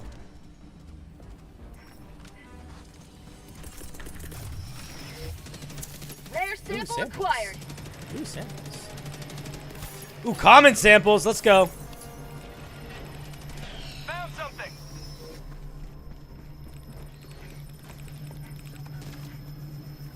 You talk to yourself if you were a streamer? Yeah, I mean, I basically talk to myself all day on the screen. But sometimes you guys talk back. Requesting objective equipment. Engaging terminal.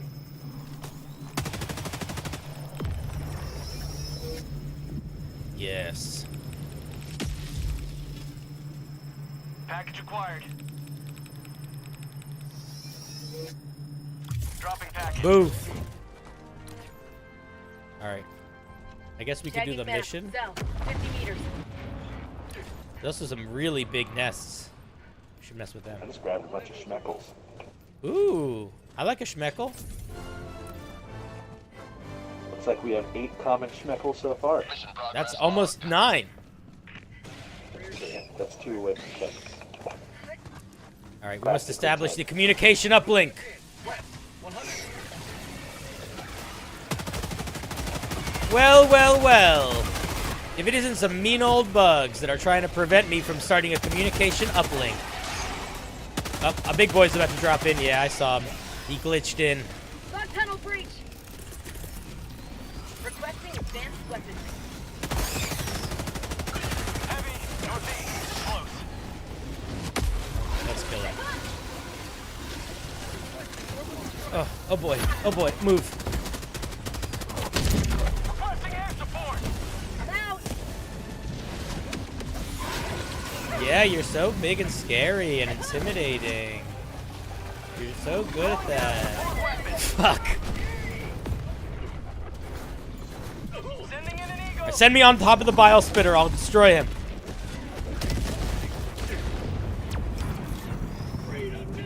Heavy. Yeah, I'm gonna try to land on him. I'm gonna try to land on him. Request approved. Reinforcements on the way.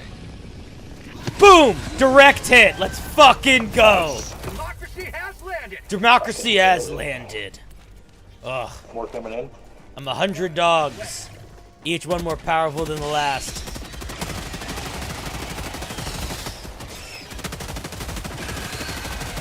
Get some! Get some!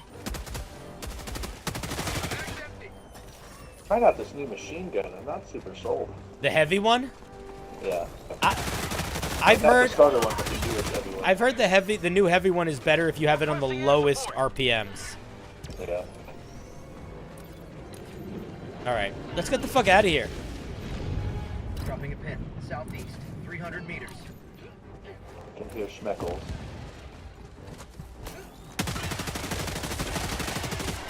Bug outpost spotted. Sending in an eagle.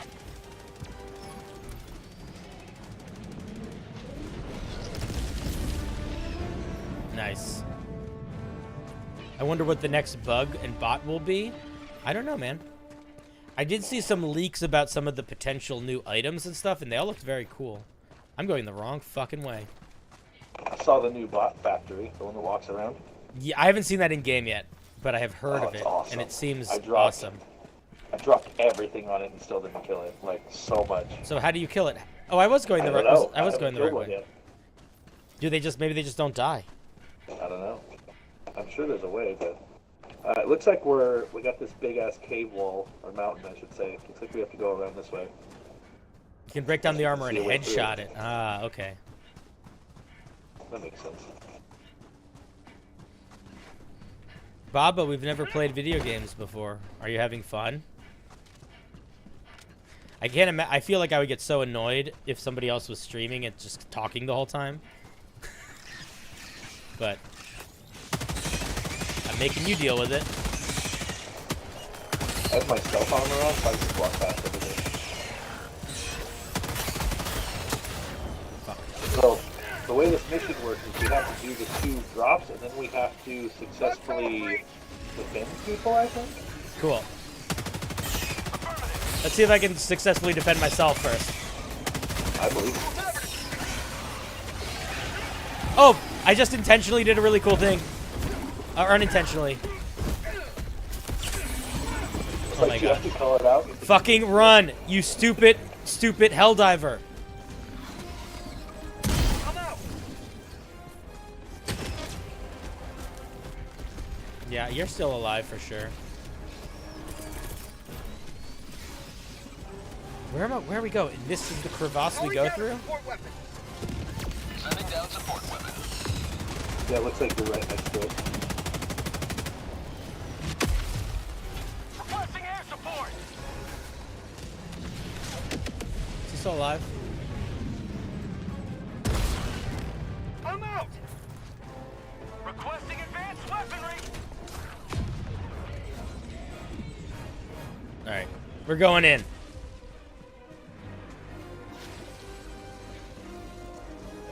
Sending in an eagle. Climb. Yes.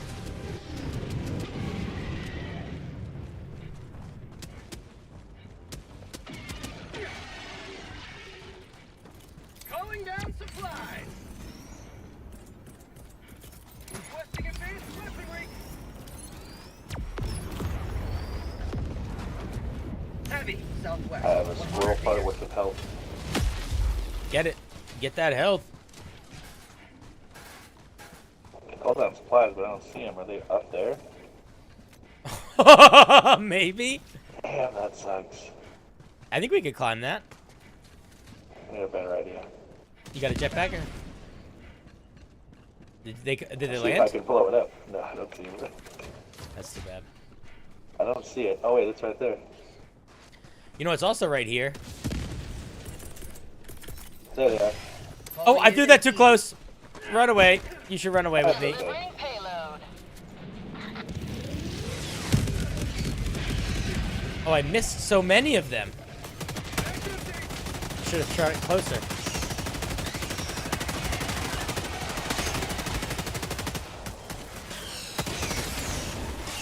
Oh, hi. Mission at 30 minutes remaining. I'm out.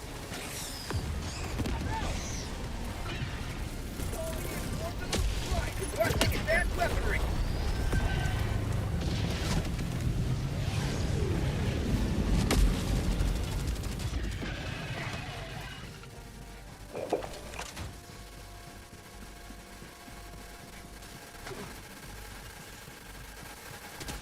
There's a thing making a crazy noise over there.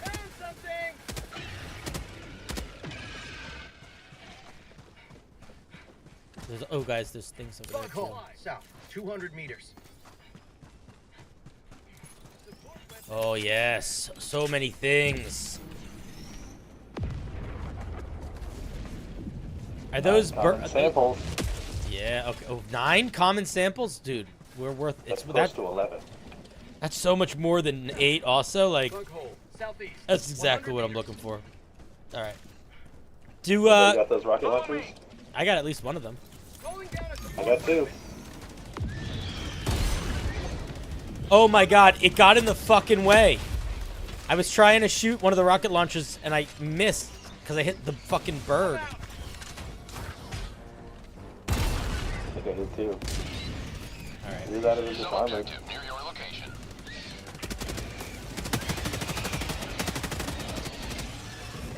Oh boy, here comes the ground troops. Hello, big boy. Yeah. Going down a support weapon. Enemy tactical asset within range.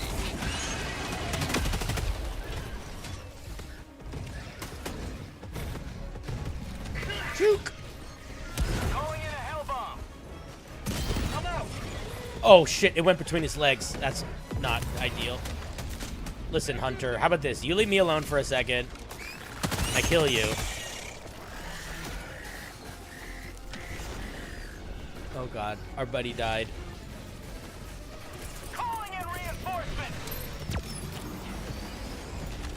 No, I don't want that. Bug tunnel breach. Okay. I know what this is. Hell bomb on. This is time for a cluster bomb. This is a cluster bomb moment.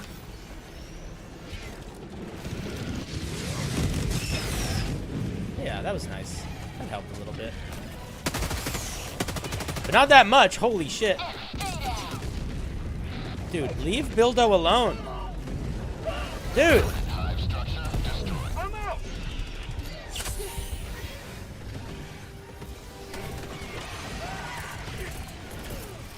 There's so many bugs. I'm throwing another one of these fucking things.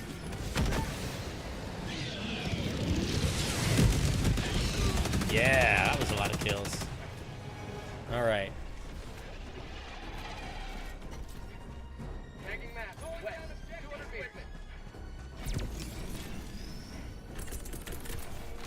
I'm sending my Eagles to rearm. Doing it early. Was it stupid? Maybe.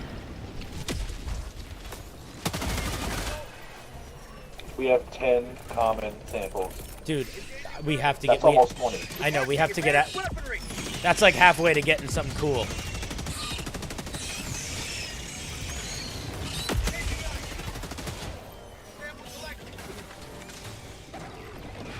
I'm out.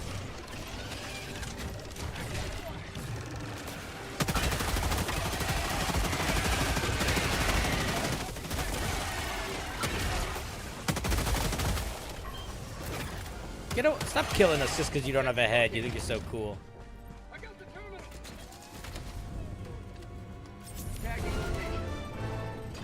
Nice. Well, I see a little bug hole. I'm gonna try to get it. Let's see. We've been on the run, having lots of fun, looking out for number 1.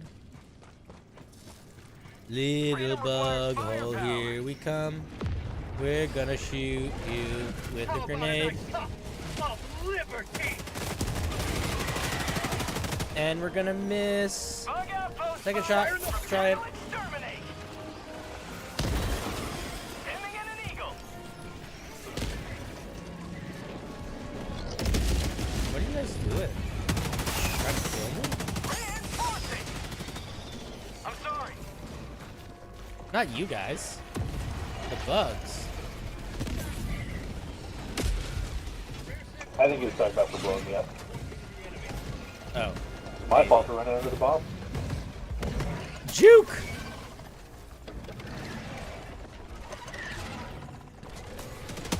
I couldn't see the eagle with all that democracy flying around. I know. There's a lot of democracy in these days. There's a bug breach. We're on top of it. We gotta get the fuck out of here. Requesting orbital strike. Well, There's a big nest over there. Sending in an eagle.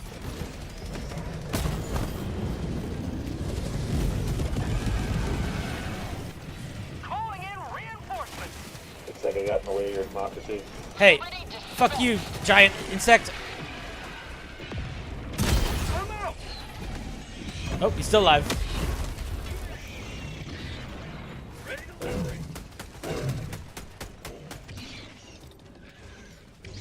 If you blow their butt off like that, they'll bleed to death in a couple Yeah. seconds. Gotta pop them like they're hot.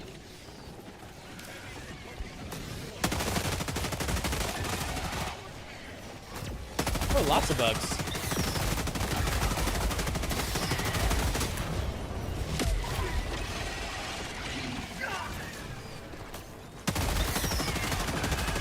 Oh boy, oh boy, oh boy, oh boy, oh boy, oh boy, oh boy, oh boy, oh boy. Get some.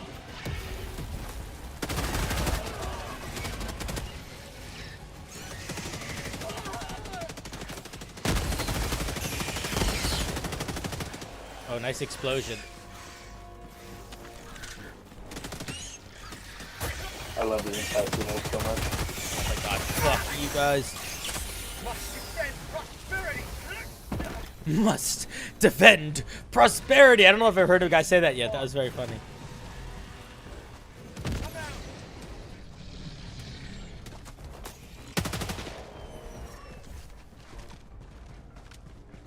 Man, after there's like so much fog, when it ends up being like reasonably nice looking out, you're like, ah, clear day. It's chill suddenly. What is that weird building?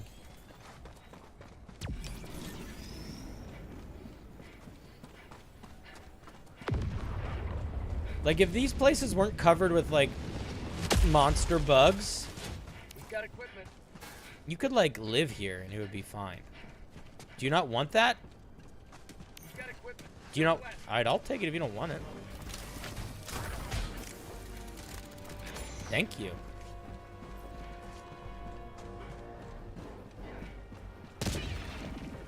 Spare dog. Yeah, yeah, yeah. Into it. Calling down a support weapon. Calling in order. Deploying support weapon.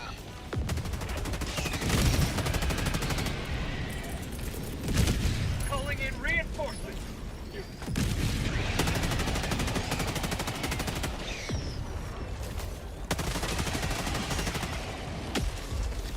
Found something.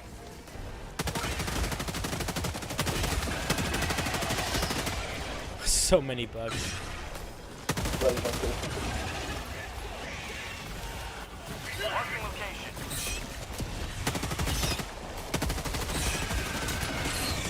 Requesting advanced weaponry. Out. Requesting advanced weaponry.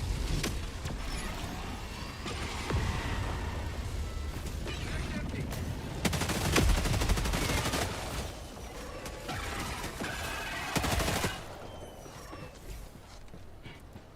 This is way different than stream was at like 5:45. Yeah, we're playing Helldivers now. We're diving for hell and beyond. I got you, Billy. I'm coming, Mr. Doe. Billy the Doe. That's not your name, but it is a weird way of saying Bildo. Foe spotted. Anything good? Requesting air support. Oh, just some rare samples. No common samples. Super credits? Fuck yeah. Yep. That's all we need. Blue schmeckles are the best. Yeah, they are. Baba's just off fighting for democracy while we're making coin. Yeah, this game is really fun. I like it so much. I haven't liked the video game as much as I like this video game in a really long time. Like, At 20 minutes if I didn't keep streaming at 11:30 and doing this, I just would be doing this off stream. This would just what I'd be doing anyway.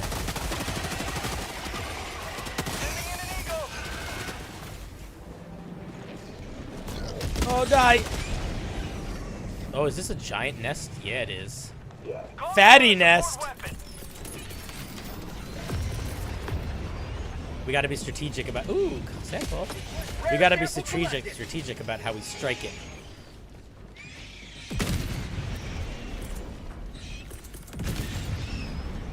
Throw thing.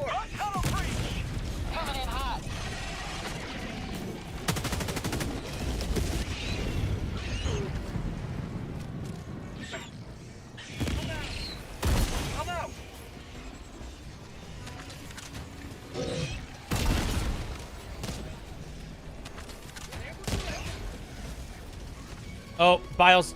Heavy. North 50 meters. Let's see if I can hit him with the eagle.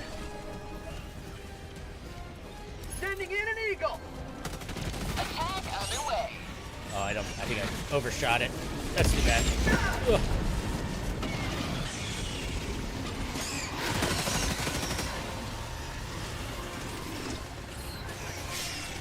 How the fuck are you still alive, dude?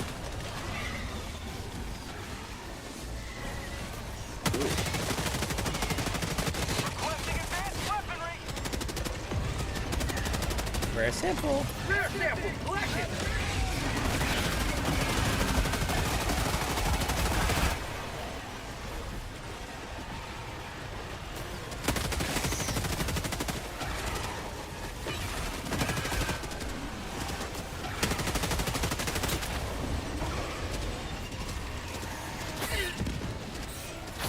Yep, I see you, fucking hunter. I see you.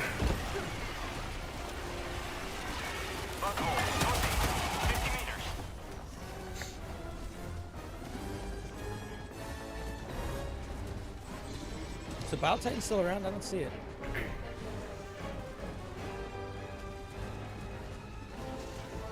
Did you know that dark mode on D&D Beyond is called Underdark mode? I did not know that. I love that.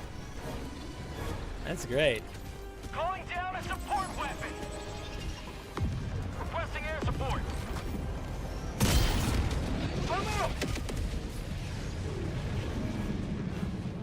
Oh, I see one bug hole. Calling down a support weapon. It thinks it's so cool.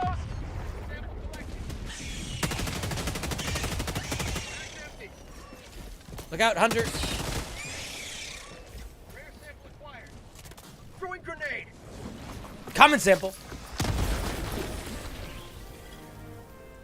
Dropping a pin. All right, I think we have. I think we're like. Oh, supplies. Yeah, I'll take some. I'll take some supplies. This is the second time you've been streaming while I'm awake in the morning. Ah, good morning, Yaz. How's it going, buddy? We're playing Helldivers. And we have two guests. We have Bildo and we have Baba Ganoush. Two fan favorites from the show.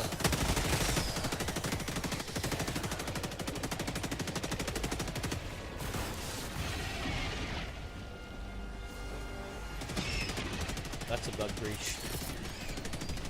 Requesting advanced weaponry.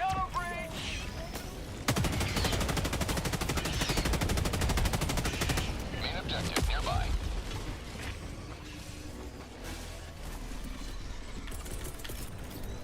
Requesting air support. I'm out. No, don't die, don't die, live. No, dang it, I died. I got a smooshed. I got a smooshed by the big boy. Request approved. Deploying reinforcements. I got him. Oh, this is a Oh, I hit him, but I don't think I hit him, but I didn't kill him. It's there are variations of some of these creatures. Uh-huh. So, like sometimes you'll get an Uber Titan. Is this an Uber Titan? No, there was an Uber Charger though. Like it took 2 rockets to take it down. That's cool. What's the mission now? I'm here. I made it. We gotta unlock this thing and then save civilians. Reinforcing. All right.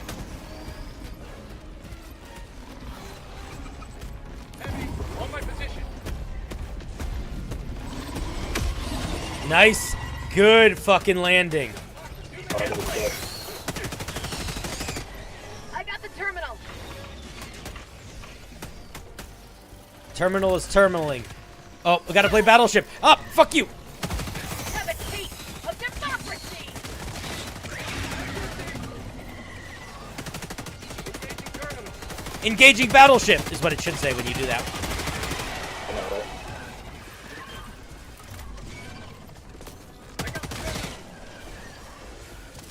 My favorite one, where you just press the button once. That's the best one.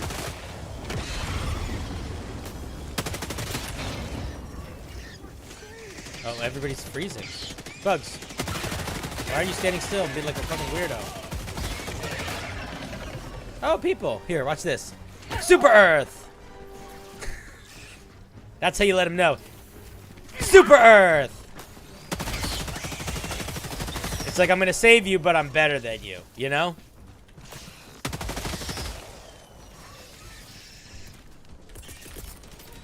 Calling down a support weapon. Alright, you civilians. Get on out of here. Get out of here. Get out of here. Get out of here. If you hit the civilians, they believe in freedom more. Yeah. Not me totally eating kielbasa while you guys deliver democracy. Yeah. Marking location. You're eating kielbasa? Hell yeah. Well, I want. Can I have a little? Yeah, I'll mail it. You could email it and we'll get here faster. That's a good idea, actually. I'll just send it on Discord. Oh, I can't upload the Discord more than 2 megabytes, so I can't send a lot. Oh God. Requesting orbital.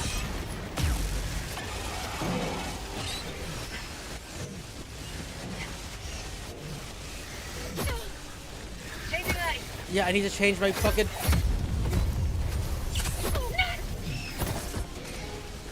Oh my God. Oh my God. Shh, you fucking stupid fucking cocksucking. Melt! Hate those guys.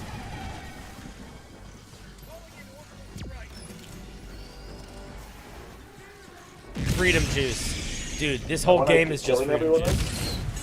See that one? The one Yeah. that does 3 barrages? Yeah. I love that one so much. I haven't used that one yet. It is legit one of my favorites. Because the only, to call it down, it's just right. And that's it. Oh, wow. So it's so easy when you're in a pinch.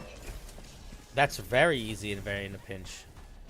The other one, the Strife, I think it is up right, and I often combo the two because it's so easy to just throw them both out. Yeah.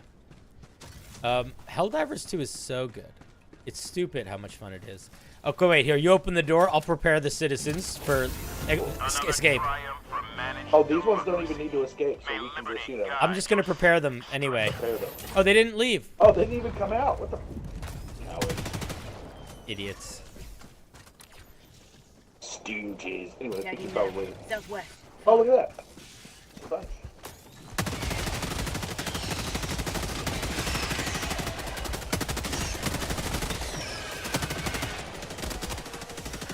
Run away!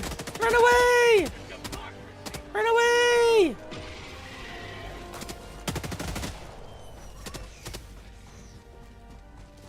Builder, you're not running away. Are we supposed to? Yeah, it's scary. Oh, it's so scary. Ooh. I go buzz full set for a living.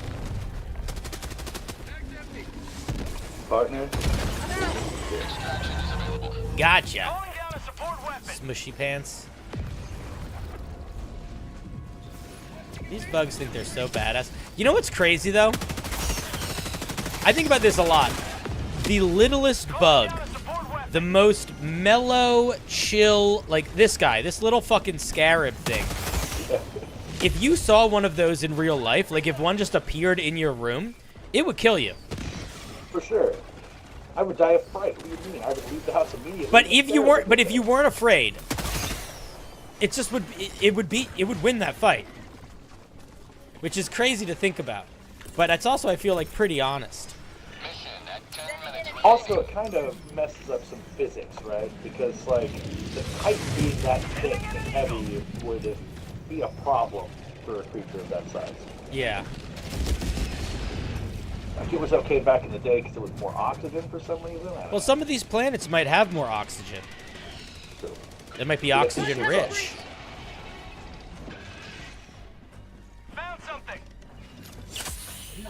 Guys, there's not a bug breach behind us. Don't worry about it. Just totally ignore anything about that you hear. It's totally fine. I feel safe.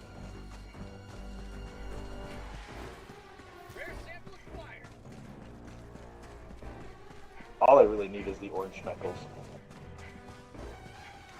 I have like 200 pink schmeckles. Check this move out. Shoo! They don't teach you that in the academy. They don't.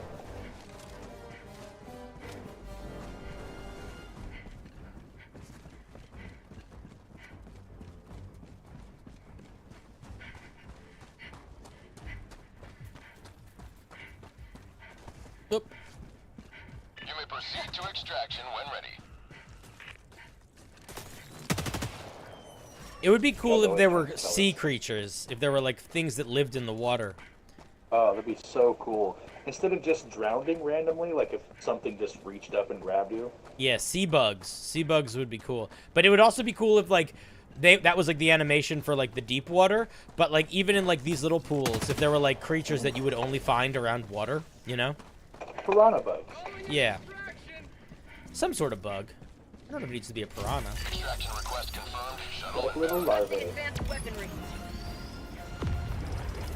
Calling down supply. Requesting advanced weaponry. There was all sorts of good homebrew today. Today was a fun homebrew stream. The main feedback that I had for homebrew today, pretty consistently across the board, was people should be creating more focused flavor, and that will help make them have more focused homebrew. That was like the main thing. I feel like I gave that same advice like 30 times. Requesting air support. Keep liberty.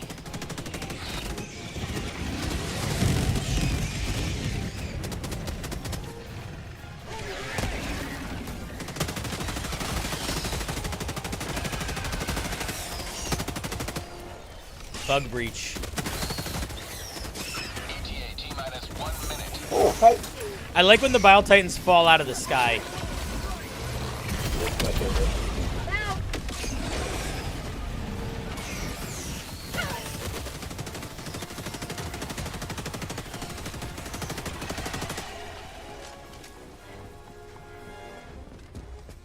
What's up, dude?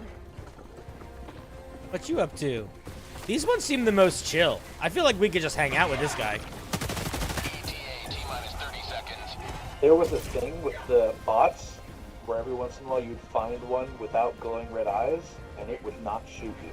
Oh, that's cool. ETA T-minus 20 And seconds. like, I did stealth missions and had it hanging around me for a while, and the patrols were ignoring me because it was with me, which is really fucking weird. ETA That's T-minus cool. 10 seconds.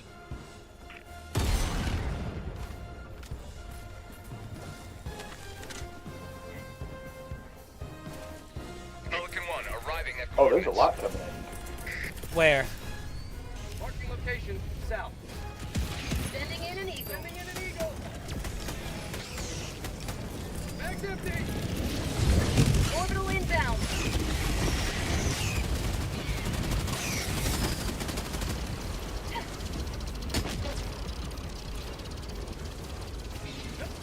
Pelican 1 preparing to depart.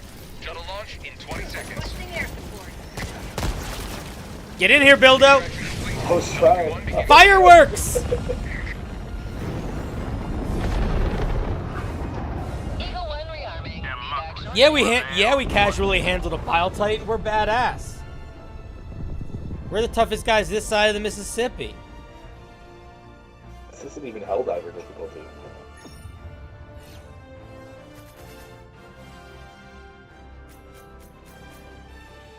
We got pretty lucky that we haven't had any stalker nests so far.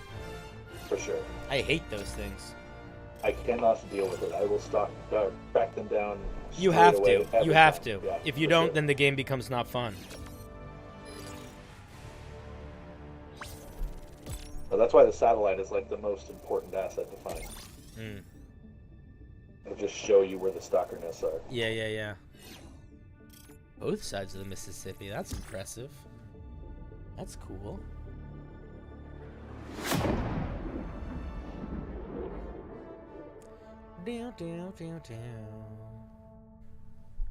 What kind of mission do you guys want to do next?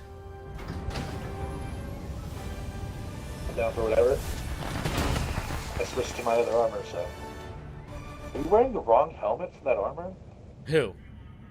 You. I'm wearing the armor, the helmet that goes the best with this armor. Makes me That's look not- like El Shaib. You're Well a done. liar. That's not the helmet that goes with that armor. I didn't say it goes with it. I said it goes the best. It says it looks the best with it. I hate it. This armor and this cape and this hood look like I am living on Dune. I'm from Dune now. Can't believe you would mismatch a pair of armor. Your fellow That's not very Helldivers democratic of rage you. against the enemy's I do that all the time. All right, we're moving up difficulty. We're going to suicide. Do you guys want to do bugs or bots? I want to do bots, but also I understand the insanity of that. Let's do bots. What do we have to do? Marfa? Where's Marfak? Oh, here it is. Let's go help The Marfak. bots terrorize this planet with their mechanized brutality. This operation is Is this complete. the ice one? You have Yeah. served democracy I like well. the ice ones. Yeah, I like the ice ones too. There's one of them I was playing on before that is literally just a forest. It's just a nice forest with no like hazards. That's cool. Just like a chill, It's happy wild. forest. Yeah, it was super chill except for the robots trying to kill everyone. Yeah. This one has a nice ring around it. Jump complete. I do like the red All right, ring. what do I want to bring against the bots? Let's think for a second. I want to bring I the use the shotgun. autocannon I like every the time. shotgun and autocannon is probably the move, right? Or the shotgun and the quasar. Quasar is good too. For sure. Quasar's pretty good. You do need stuff to take out big targets. All right, where do we want to Tanks are go? always a problem. Where do we want to go? I'm gonna bring the quasar here. Here? What about here? That doesn't make sense. How about here? Here? How about like? What about here? How about here? Here looks perfect. Look how dirty we are. Okay. I'm gonna bring the quasar. I'm gonna bring the shield. And I'm gonna bring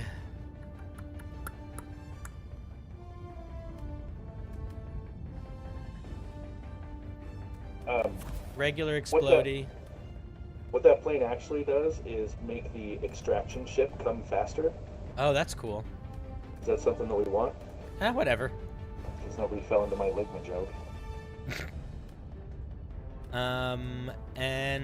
Who, should I bring laser or big bomb? Big bomb's fun. I'll bring big bomb. It takes some skill, but it is useful. I think it's funny when people on Reddit are like, it's useless. Drop it on the bug's head. It sounds like a skill issue. Slugger, medium penetration. Let's go. Launch initiated. I got that medium armor penetrating, what, Devastator or something like that. Yeah, the I've not explodey switched. one? Yeah, I've not switched main weapons since then. I heard that it's amazing. It's so good. And it's like a minimum clip. I mean, it's only one shot at a time, but like, it teaches you just to be a better ranger. It's like, I think the shield, the personal shield, I think it's bad. Mm-hmm. Because it teaches you to not protect yourself as well. I like the personal shield though, because I like being risky. No, it's amazing, and that's the problem. Personal shield protect plus you too mushroom good. arm, marshmallow armor means you can be a daredevil. Oh boy. I can show you the world. Shining. Oh, there's bad guys everywhere. Shining, shimmering, splendid. When did you decide that you are stupid and I hate you? I shoot you in the head and then you die. I need to get my backpack shield. There's a dropship on top of me. Rare sample acquired. You think you're cool. You're not that cool.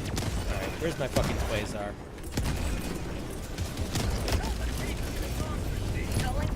Man, I don't know if this shotgun was the right choice. I haven't used the slugger in a little while. I feel like it's not doing what I want it to do as much. It's okay. Alright, let's go, boys. Check this out. snowball. How do I do that? There are certain spots just on the ground where it'll say make a snowball. That's It's always cool. random.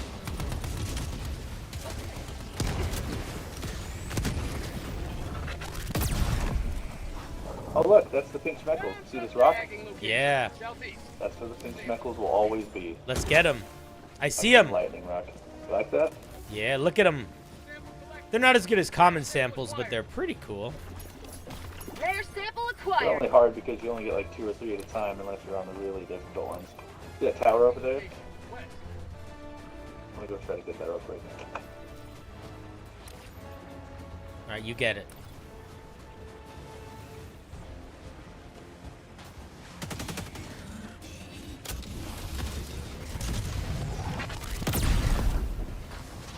Found something!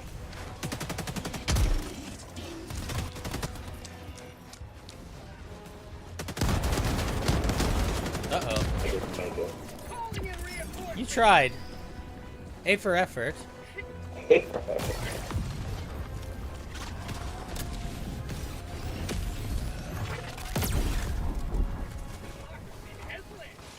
want this ammo.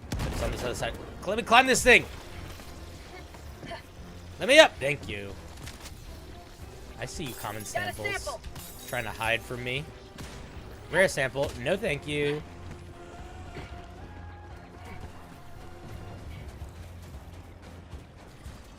Yeah, I heard that if you hug another Helldiver when there's a bomb dropping, that if it would your shield would help you. Your shield helps them too. Oh, there's gonna be fucking drop ships. Where are you? Where you at, drop ships? I don't see. There it is. Nice. That's the coolest part of the Quasar. It's the shit. I just threw in one of those cluster things like that.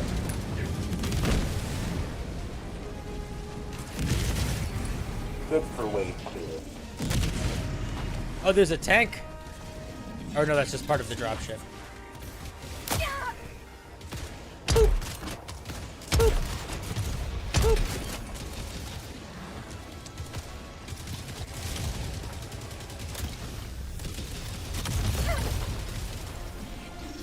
All right, tough guys.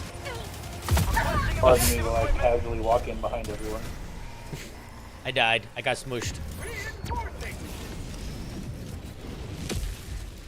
You like the dog on the bots? I feel like the dog feels like it doesn't help me as much against the bots. Joining the fray.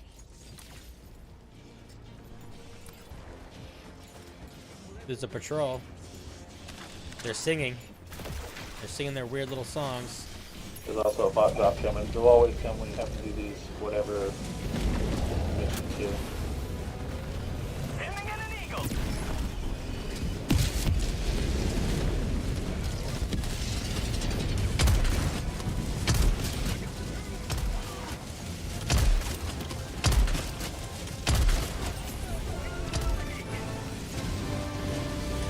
Pressure down here. Making progress. Reloading. Oh, look at this. Warning, you are in range of enemy artillery. We are in range of enemy artillery. How do we deal with that? Oh man, I hate enemy artillery. You just gotta find where they're at and destroy the cannon. It's a stubby little cannon sticking out of a base. Usually 2. Probably over here, if I'm guess. Yeah, let's go fuck it up. If you watch the missiles as they're coming, you can see where they arc from. Oh, that's cool. Warning, you are in range of enemy artillery. Oh, it's over there. I was wrong about the location. Mod fabricator. That one. 100 meters. Fuck you. Fuck you. Warning, you are in range of enemy artillery. Oh fuck.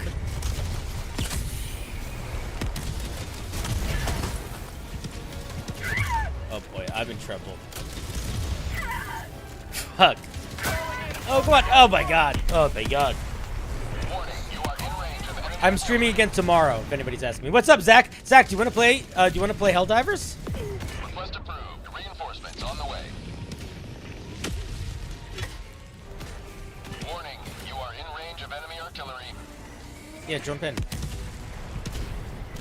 If you want to call on Discord, you can, but no pressure. Oh boy, I am so fucked. Warning, you are in range of enemy artillery.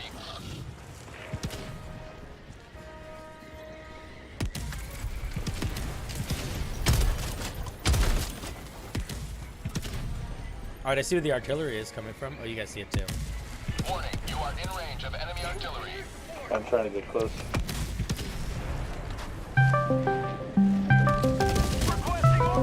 Okay, I gotta pause for a second because my 1 second. Hey, buddy. What up, King? Guys, I'm gonna have to mute on the game so I can't do Discord in the game at the same time, but I'll still hear you. Hi, Zach. How's it going, buddy? Hey, dude. Killing robots. Killing robots. It's going super well. Last I saw. Oh yeah, we're doing really, really well. We're doing really, really well. How are you doing, man? What did you do today? Did some editing. I found that I have a copyright strike on one of my videos, which is fun.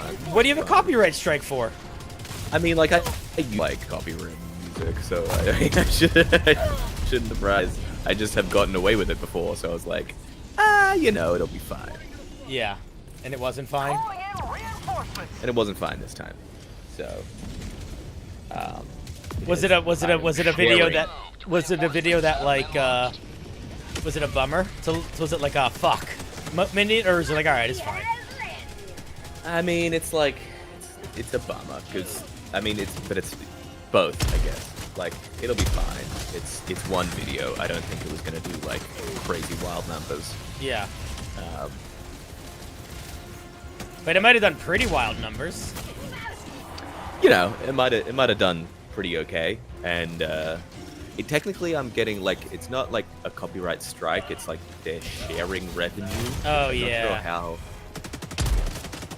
what vintage goes where, but I'm pretty sure I'm not getting a lot of that cut. You know. Yeah. Not much. Maybe a little. Maybe a little. Yeah. I Who put knows? some more work into my my video that's going to be coming out later this week. I think it's pretty good. It's coming together nicely. Yeah, Oh, dude. there's a big Yeah, fucking dude. hulker.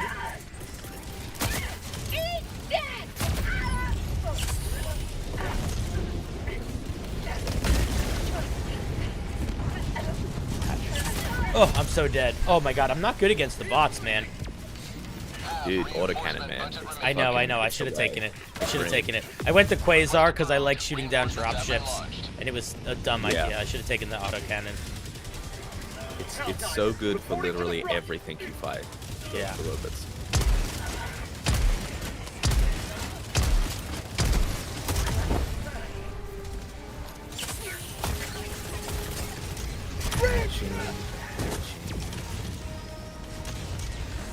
The new warband looks pretty cool as well. I haven't used much of it yet, but it does look very cool. Yeah, I mean, right before it came out, I bought the other one, the other warband that I didn't have. The first one? The OG one? Yeah. The OG one. Did you spend real money on it? No, I just grinded up enough boys, you know? Man, I feel like I don't play this game enough anymore. Yeah, I've taken a long break. Yeah, pretty much as you took a break, I was like, well, I guess that was like 50% of the fun of playing. Oh, well, I'm back, baby. He's back. He's got his new computer. Top of the pops. Oh man, if there were pops, I would be so near the top. So near the top of those pops. Also, watch the new new episodes of Invincible. Are there? Wait, didn't the season finale happen already? Like, isn't season 2 over?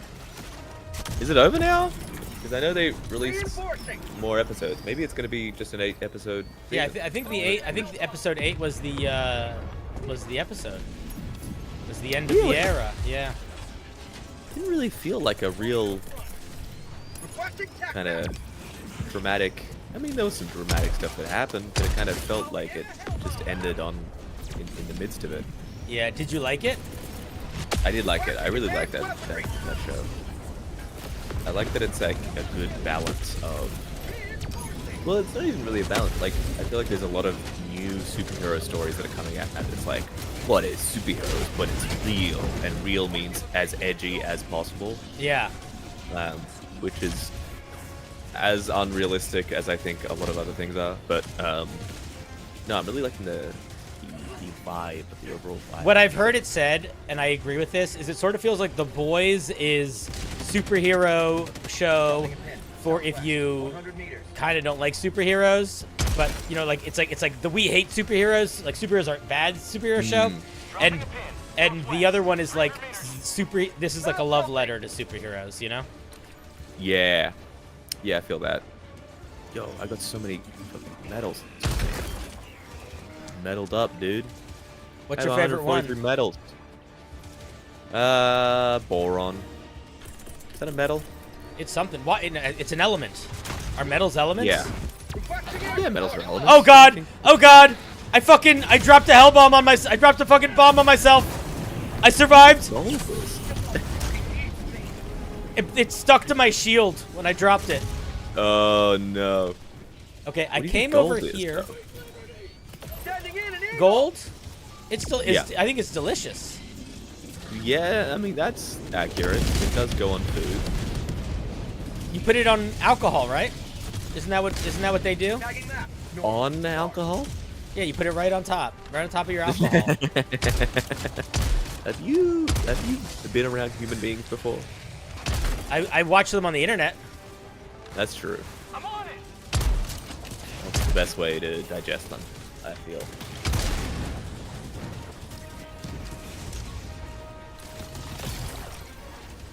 Heavy, southwest.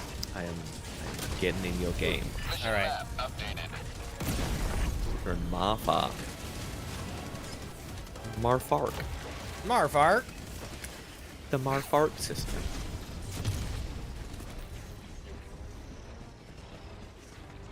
Do you think I'd be good at, like, being one of those, like, voiceovers at, like, a train station or something? I can do it in other languages really well. What? But not in English. No. Do you know other language? You don't know other languages. I know a couple of languages. That's such a lie that you would tell for no reason. What do you want to hear? What do you want to hear? You want to hear Arabic? I want to hear Greek. I don't speak Greek. Well, it seems like you're lying then, doesn't it? I didn't say I speak. Did I say I speak every language? It seems like the one I asked about isn't something you can speak. So I don't know. I mean, I am fluent. I can speak. No, to be fair, I actually do know Greek. I can speak Greek. What do you want me to say? What do you want me to say?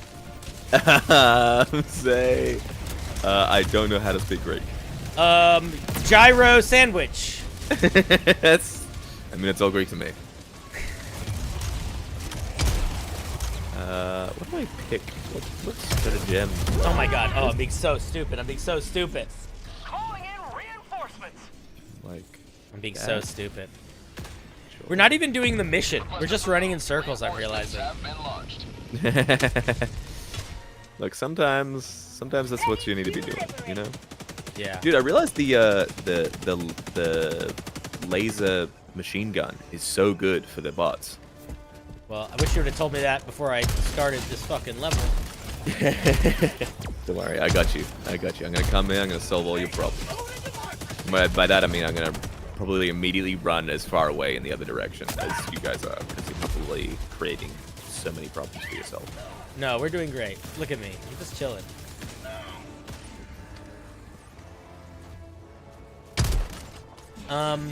Where should we be Cinder has going? been working on a D&D book, Waste and Wild.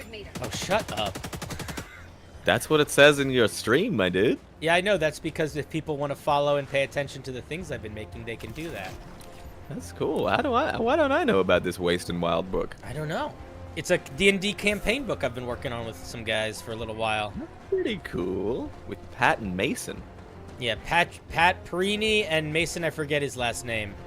And the premise is basically, it is a world where there was a giant war between like gods and demons and stuff, and it ended and everybody died, and in their dying the world itself kind of shattered into like these floating fragments, and all of the dead gods and demons and stuff like their blood kind of melted into the earth and made basically like magic coal.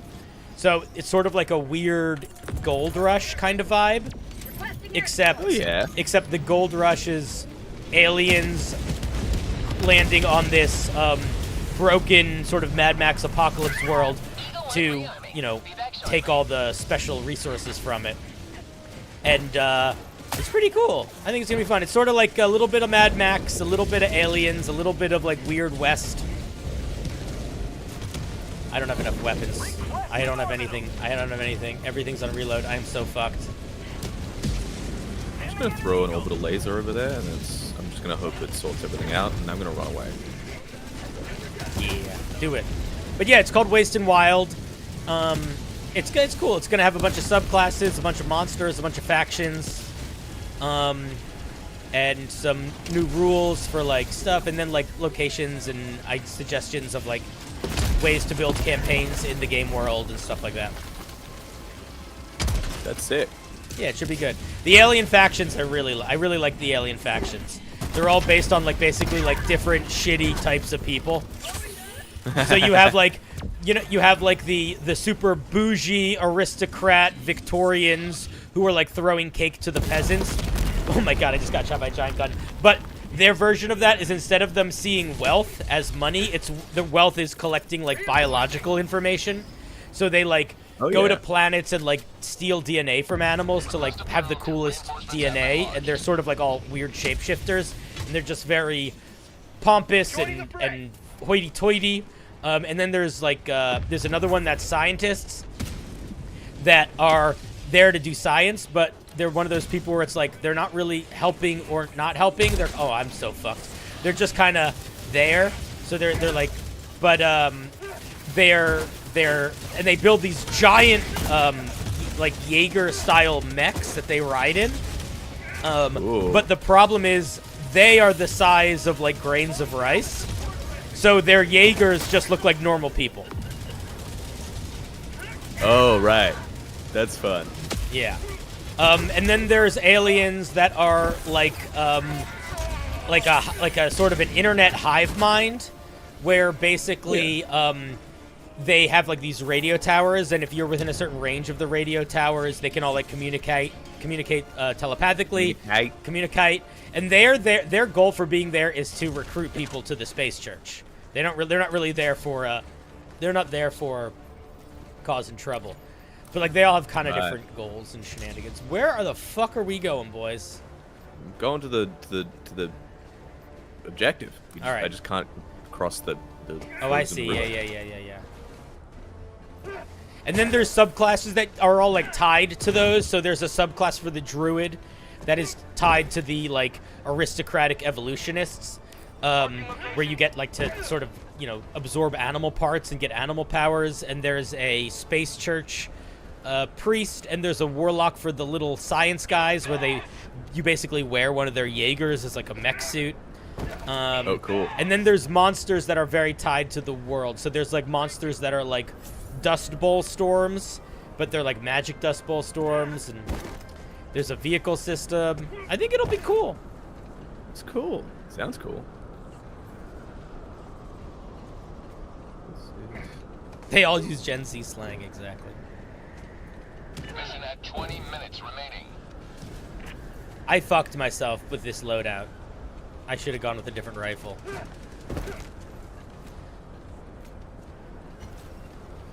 Well, at least we'll be able to move really quickly in the blizzard. I just had a bot drop like cool down on me, and I'm just running away. two bot drops.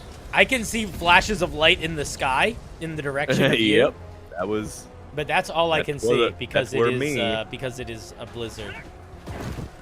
What's up, Chandler?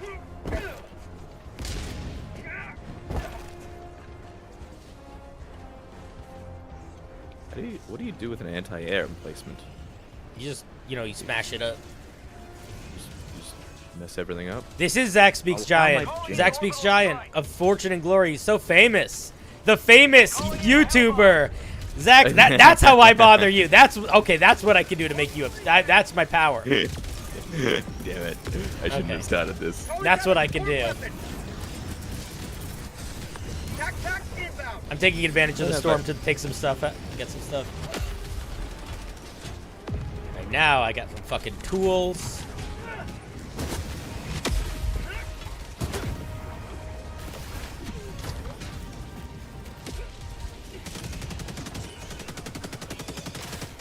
Yeah, me and Zach are homies.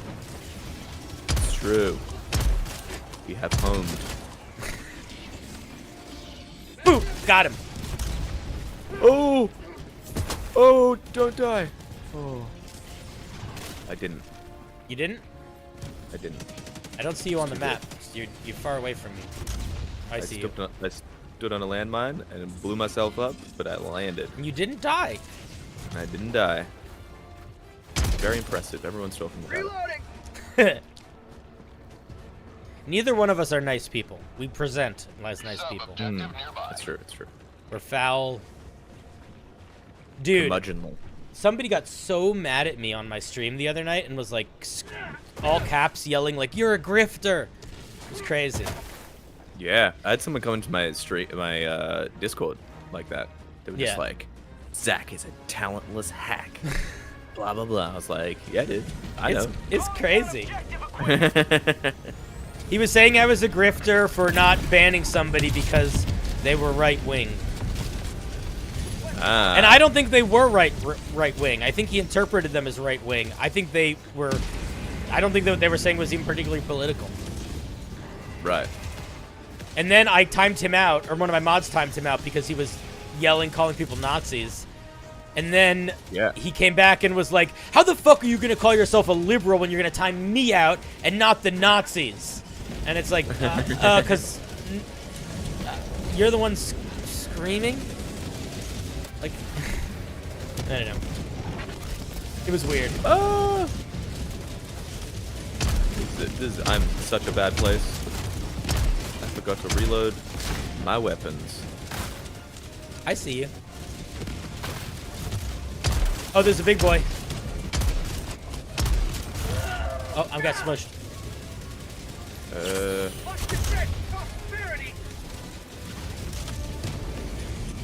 Oh, there's so many. I dropped a big laser. How do I stay crawling if I'm playing on PC? I think you just... Oh, there we go. I figured it out. Yeah.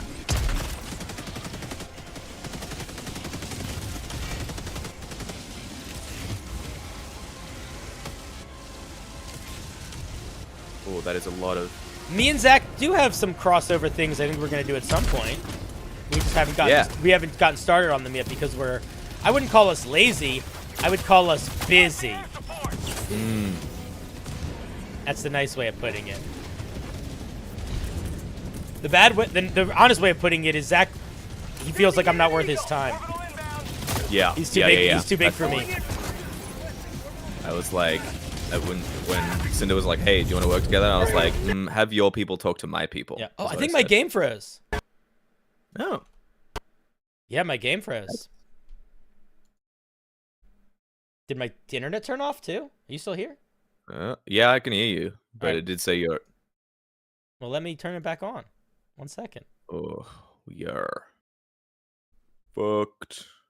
Let me turn the game back on. Crashes still happen, man. Crashes still happen. Hey, we're all mortal, huh? Not me. I would really like to get my... Do you know what I just found out? Yeah. So I'm playing. I'm playing in a Daggerheart game. Oh yeah. And I haven't started it yet. I'm going to start playing in it. And I was I don't think it's gonna be streamed, or at least I didn't think it was gonna be streamed. Coordinates locked. But then I think maybe it is gonna be streamed. I'm not sure. But then the other thing is, I thought we were having session 0 on Friday. We're not having session 0 on Friday. We're starting on Friday. I don't know anything about the game. I don't know anything about the rules. I've made a character or anything. Hellpods Prime. Like I'm so unprepared. Like I'm so unprepared. Well, I mean, I played it a little. I can tell you some things. No, I don't want to know anything. I'm gonna go in blind. That's what I like about you. That I'm blind? Your commitment to making bad decisions. Okay, cool. Yeah. Whoa. Oh, it's froze again. No. Keeps freezing. That was the second time it did that. All right, I'm gonna give it one more. I'm gonna try one more time. We'll see what happens. Keeps freezing. Yours froze too. Maybe there's just a thing going on here. Let me just check something. Okay, let me try again. Let's try again. We have to end stream. That would be fine. Or end playing. It'd be fine. Bugged lobby. Maybe bugged lobby. I don't know. I know the game is Friday and will be streamed. Gina, I didn't know either of those things. So I have to prepare my character and learn the rules before Friday because I have no idea what the fuck I'm doing. I don't even know how to fill out a character sheet for this game. Oh, dude, there's actually a really good online thing that will build it for you. All right, I need to find that. The decisions. How do you make dice? And what level are we gonna be? Like, Gina, what level are we? What's the plot? No one knows. I know the plot. It's like Feywild shenanigans. All right, let's see here. It's easy though. You just roll 2d12, and you add them together, and then you add the stat. It's like you roll 2d12 instead of a d20. And we're gonna be level 3.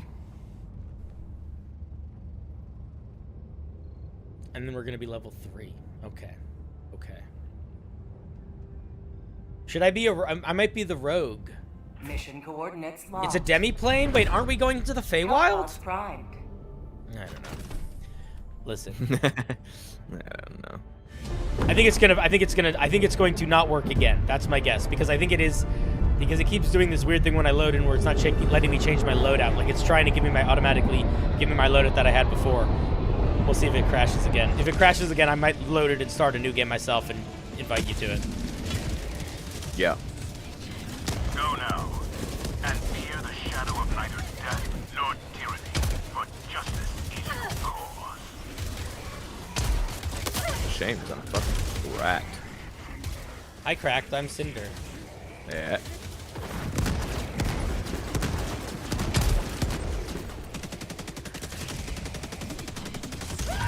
Oh, Demiplane is the online character sheet. Oh, I'm done. I'm so dumb. Okay. God. Oh. Requesting air support.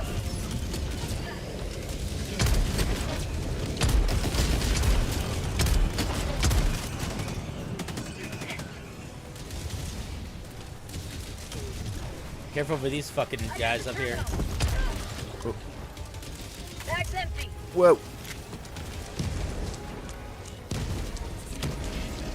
All right, yeah, Gina, let's do it together. Do you know? Oh, hey, it's Gina. Zach, are you familiar with her? I'm not sure. She's I don't know what she's doing. I don't know if she's super active on TikTok anymore, but she's very involved in the TTRPG community and does like actual plays and stuff like that. And she's done some work. She's done like writing work for Pathfinder. She's very cool. She's a good friend. You guys should. She's a good person to meet. She's not Australian, so you're gonna have to like deal with that. I know. Yeah, does she know how to communicate to Australians? I know that. I mean, well, you told me earlier that you didn't want to talk to anyone that wasn't Australian anymore. That's true. That's definitely something I said. You said I was enough America for you. Yeah. And then you started like, singing maybe the too much. And then you started singing the "This Is America" song from Childish Gambino. No, I started singing the Australian national anthem, which you know goes like... Australia used to be criminals. Now it's other people too, but also some of them are still criminals. We have bugs, and we have guns. And we don't have guns, actually, because there was a shooting once in the 70s, and we changed the law because we're competent. It's true. It's true, we did that. That's how isn't that your national anthem? Yeah, that's spot on. We literally have to press one button on the drill thing, and then we're good to leave. Well, okay, let's do it, baby. I did it. Oh, nope. That was a lie. That was a lie. There's another thing that needs to be done. What is the other thing? I don't know. It's still a progress bar is happening. Okay. Maybe if we do that, then we'll be, and our mortal coils will be allowed to leave this plane torment. Jesus. That was a good shot. That was Badass. a good shot. Yep. Another dropship. 2 more dropships. Engaging terminal. We're done. We could probably run. You guys want to just fucking run? Yeah. Are we running to the extraction, or are we running to more missions? I mean, I'm running to safety first. All right. Yeah, I'll do that too.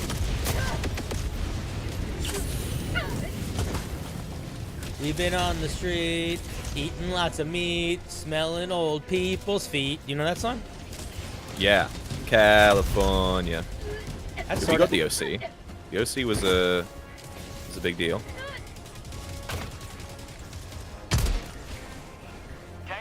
I never really watched the OC, but I did Me have neither. friends who really, really liked it. And so I kind of knew about it secondhand. Like, I basically, I don't remember any of the characters' names, but I knew about important plot points and things because they would want to talk to me about it. Right. Yeah. We are not doing any side missions. That's okay. We did a couple. Yeah, we did a couple. Oh, big patrol. I'm going to sneak past it because I'm a boss. No. They see you guys. I don't like that they can see me. It's a blizzard. If I can't see them, they shouldn't be able to see me, you know? Yeah, I do know. You know. I know. Who knows? You can't join, Bildo? Damn it. All right, sorry, buddy. Yeah, I don't know. I got kicked out a bunch, so maybe it just was glitching up. You can blame me if you'd like. All right. I blame you. Cool. That's really rude, but fine. Yo, samples. What kind? Common. How close are you guys here? If I hit a extractor, are you good, or should I wait for you? I think yeah. Hit it. All right. I mean, I can make it. I have to get here slowly because I'm wearing the armor that makes me move slow, and it's a blizzard. So when that happens, it's just like, oh, I hit the wrong button. So I'm stupid. Still. There we go. Extraction request confirmed. Shuttle inbound. Now I have rocket pods and 1 big boy bomb. All right. I got 2 big boy. I got 1 big boy bomb, 2 little boy bomb. Everybody's singing. Everybody's winging. We're singing, everybody winging. I don't think I'm the host anymore. I think Zach is now the host. I've taken over host duties. Reloading. ETA T-minus 1 minute 30 seconds. Got supplies. Zach, Maybe don't this- move. Be very careful. Ah! All right. All right, Gina. Yeah, Thursdays. I think Thursday will be good for me. I have some kind of fun stuff going on in the week. I'm going to be interviewed on a podcast on Wednesday. That's tomorrow. Are you familiar with the content creator Dan the Baker? T-minus 1 minute. Dan the Baker. Is he the one that bakes? I mean, there's many people that bake, but that is a big part of what he does. And he just did a Kickstarter that was all of like a D&D RPG baking thing, and I think it did pretty well. It's cute. Yeah, he's a good guy. But I'm going to be on his podcast tomorrow. So I got to practice all my inappropriate language and my hate crime speech. Yeah, that's what the podcast's like. That's what they're for. What an amazing way to immediately end a career that would be. ETA T-minus 20 seconds. You know? Oh, yeah. Genuinely impressive, I think. Really, it's a speed run ETA to retirement. T-minus 10 seconds. Yeah. Clear landing zone.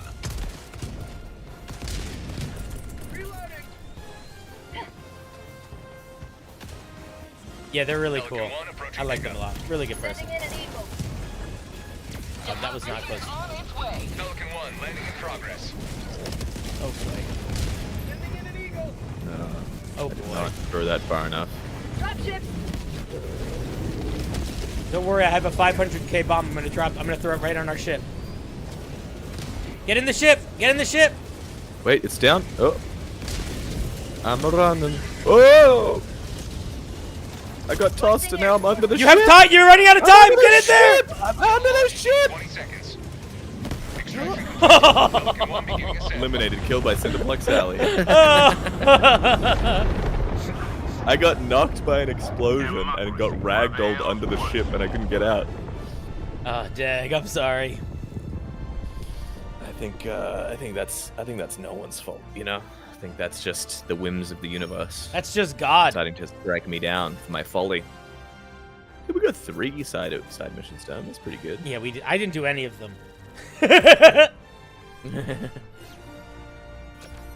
Baba Ganoush. Baba Ganoush is one of my mods, and he also has just been in my community at this point for he's one of the people that's been around here for a million years. He also consistently, I don't see them every time, but consistently his comments on my YouTube videos make me laugh out loud, which I think is impressive. That's cute.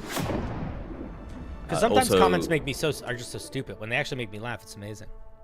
Yeah, they have a very similar name to my favorite drag queen of all time, whose name was Barbara Ganoush. That's an amazing drag queen name. I love really good drag queen names. Coming up with your drag queen name. Yeah. I feel like that's got to be such Very a fun good. puzzle to solve. That and like roller derby names.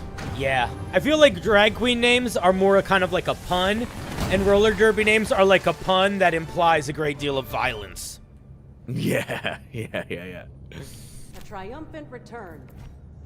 18 kills? I feel like something's wrong there with that Allied number, destroyer but I accept has it. left No, that squadron. seems right. Oh, Baba left us. Baba. Maybe he'll return. Wonder what the automaton. Why'd you leave us? I tried to invite them both. See if that works. I never trusted those half-human freaks. All right. I think I actually need faster. I think I like the faster armor more than I like the puffy armor against the bots. I want to be able to move a little bit more. Yeah. Let's go back to the. I mean, I could do the. Do you use light armor? Yeah. I've never used light armor. Should I try it?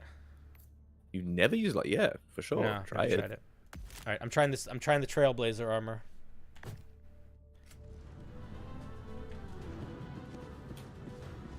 Have you ever seen the this game console, the Stratagem Hero game on? Oh yeah, no, I've never seen it on. I was playing the other night and it was on, and someone was playing it, and they were like inputting stratagem commands, playing like a Game Boy style looking like it was very cool. I was like, oh, it wasn't like a game that you would play for more than like a couple minutes at a time, but you know, all right. Maybe if I make this public, it'll work. All right, I'm making our game public.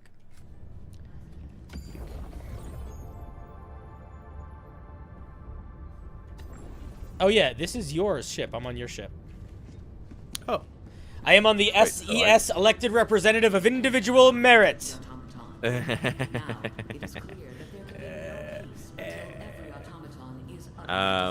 do you want to do? Whatever you want, baby. What do you want to do? So we're on my ship now. So do we have to? So I have to pick a. Oh, I have to pick a mission. Yeah, you're in charge. You fuck. You know, robots or buggy boys? Genuinely, I'm down for whatever. There's a new bug mission that's fun. That's like a defense mission, where you have to like put up walls and stuff. But I'm down to do. I'm down to do what? I'm down to do whatever, dude. Whatever. Sick. Let's do it. How do you get? Did you say that's a bug mission or a robot mission? Yeah, it's the little icon for it is like a brick wall in a shield. I don't know if it's an always available one, but it's at least on some of the defense. Like, there's a couple planetary defense missions. And it's a robot one? No, it was a bug one. There might be a robot one. That's too, though. Ori Prime. There are so many good ship names in this game. Yeah, there's great. You have a strategic eye. Do you want to do Impossible? I'll do whatever you want. What were we? I was doing Suicide before. Yeah. We've done Impossible together before. Is Impossible the one level up? Yeah. Cool. If you want to set the game to public, those other guys could join, yeah. but no pressure either way. It is you're the captain. The I must hour of follow our your next lead. victory rapidly approaches. Must. I demand Let us it. cleanse the galaxy of alien wait, scum. game options? Yeah, it's public. All right, Not public. it's public. He's public.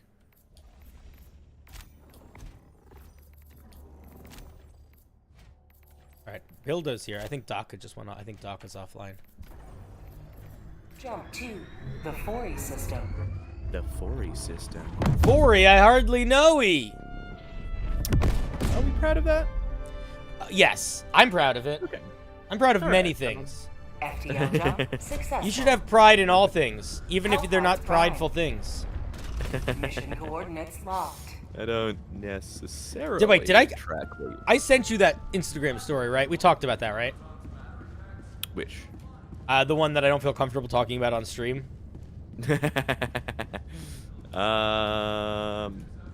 Yes, you Okay, did. Yes. okay. That was Yeah, crazy. yeah. I was thinking about Totally that. Oh that. my god, that's fucking crazy. That's People crazy. be cray. All right. They all right, do. All right. What are we doing? All right, I'm gonna just unlocking some shit, and then we'll jump in. We'll do some buggy boy missions. I'm Buggy boy pumped. missions. People were like, 20. I don't have that many people watching right now, but someone was like, damn, you did a 6-hour stream. It's like, yeah, man, you have to understand. I was going to end stream literally 3 hours ago or 2 hours ago, but I wanted to play Helldivers, and now I can play Helldivers on stream. The thing is, I want to start doing some streams that aren't just me Helldivers screaming to about Hellpods. D&D. Repeat. Helldivers. So I think we're Hellpods. gonna do True. some more games and stuff too. Still winning, son? Yeah. Yo, I unlocked the What about jar, here? man. The what? The jar. What's the jar? It's like, you know, jar rule. What rule is that? Is that like the golden rule? Yeah. Always do unto others as they would have unto you. Yeah. Yeah. I was trying to find a joke in there, and it didn't. It just didn't come together. I'm gonna be real with you. Okay, so the way these missions work are basically the bugs come from very specific areas, and there are some like encampment things, like, and you can like set up turrets. I'll show you, because you literally have time to set up before they arrive. So I'm gonna bring some turrets. I'm gonna bring. Am I gonna bring one turret or 2 turrets? I'm gonna bring. Oh, a mortar would be really good. I don't have any mortars, so if you have a mortar, you should bring a mortar. You have a mortar sentry? No, I haven't bought any of the mortar sentries yet. We're gonna bring that. We're gonna bring that. Do you not have just like everything unlocked at this point? Because I don't unlock everything. I just unlock stuff when I want to. Ah. I know, it's fucking weird, right? Autocannon. Okay, I think this is the move. That's a move for sure. And what do I we like against go. bug? Oh, I gotta change my gun too. I think I like the Quasar. The what? The Quasar. The Quasar? Yeah. That's definitely how it's pronounced. That's definitely how it's pronounced.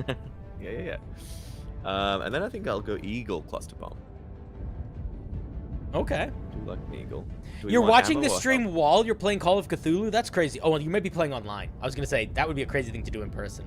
Yeah, ammo is good. Ammo's good. Ammo or health? I think ammo is. It says it's still bug. I'm sorry, Beldo. Ammo's good. I could also do the health one, but the health one only makes it so we don't get broken limbs, and I think we can get some broken limbs. We'll be chilling. Yeah. I'm gonna actually pick the guard dog instead of the one of those things. Cool. I don't have the good arm. I'm not riding the right armor for this mission, but I don't care. I'm not changing it. Okay. Oh wait, how are we gonna deal with Bile Titans? ETAs, baby. Okay, we'll eat some up. Would you prefer me to take? Oh, it's too late. Nope. And I've got the Quasar. Between that, Yeah, we'll be fine. fine. I'm surprised people haven't joined on us. Is your mission? Is your game set to public? It is. Yeah, I don't know. Well, I do have a professional email. It's connected to my YouTube account. CinderBlocksally at gmail.com. I also have since made a professional email. That's separate from your personal one that used to be tied to your YouTube account that has almost 300,000 followers. That was so ridiculous when I realized it was your personal email. It's like, dude, come on, man. It's an email address. Yeah, it's too much. Okay, wait. So here, can I? Okay, so here's the situation. I don't remember exactly what I have to do, but come here. Come this way. Come this way. Come this way. For a week vacation. Come this way. Come this way. Okay. Wait, so I dropped in my stuff. So bugs come from over there. Tagging location, southwest. And they also come from over Marking there. Location, west. Okay. And there's like, so like this area that I'm walking to right now is kind of like, like, do you see how this is sort of like a narrow passageway? And there's like doors and there's like buttons next to doors. Yeah. So those buttons close those doors and sort of turn them into walls. Bugs are going to come around here, and bugs are going to come around there. Marking location, southeast. Okay. We have 30 seconds until they start to, until automatic initiative, something begins, whatever that means. Okay, I'm going to throw my mortar down. Freedom requires firepower. Cool down as quickly as possible. Alright. So do we want to hold, like, from here? Yeah, I'm closing this door for now. Okay. I'm closing both of the opening doors.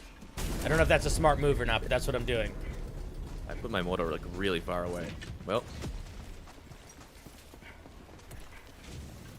It's fine. There is a button we have to push on a machine at some point, but I don't know where that is or remember what that is. Oh, there is a biotech. Where?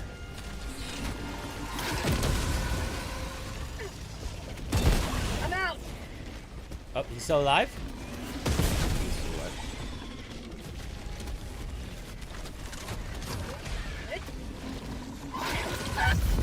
I missed. I missed too because I fucking climbed on top of the thing instead of picking up the... And now I'm in the floor. Am I alive? Oh, that was fucked. Alright. I'm back. I set him on fire. Reporting to the front. Okay, where's... Oh, we're doing really good so far. Sending in an eagle. Oh, we're doing bad. We're doing so bad. Taste them. Wait, mortar, get him!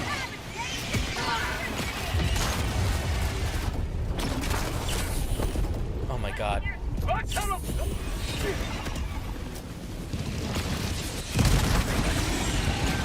There we go. Okay. Another one? Oh, it's another one. Fuck. And it got me. Oh, yep. I'm gonna try to land on it if I can. Hyper focused on. I landed on it, but I did not take it out. Okay, well. Alright. Okay. Okay, we're both coming in. Yeah, we essentially have skipped the tower defense part, and now we're just in a base that they're swarming for the rest of the game. Okay.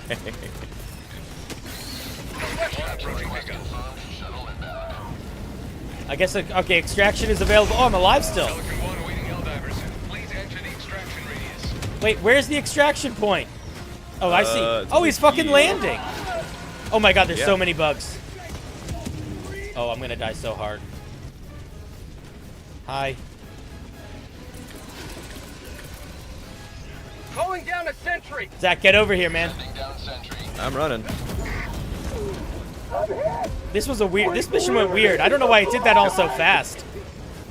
Yeah, maybe because we just fucked up. We might have just failed the mission. It might have. This might be a fail.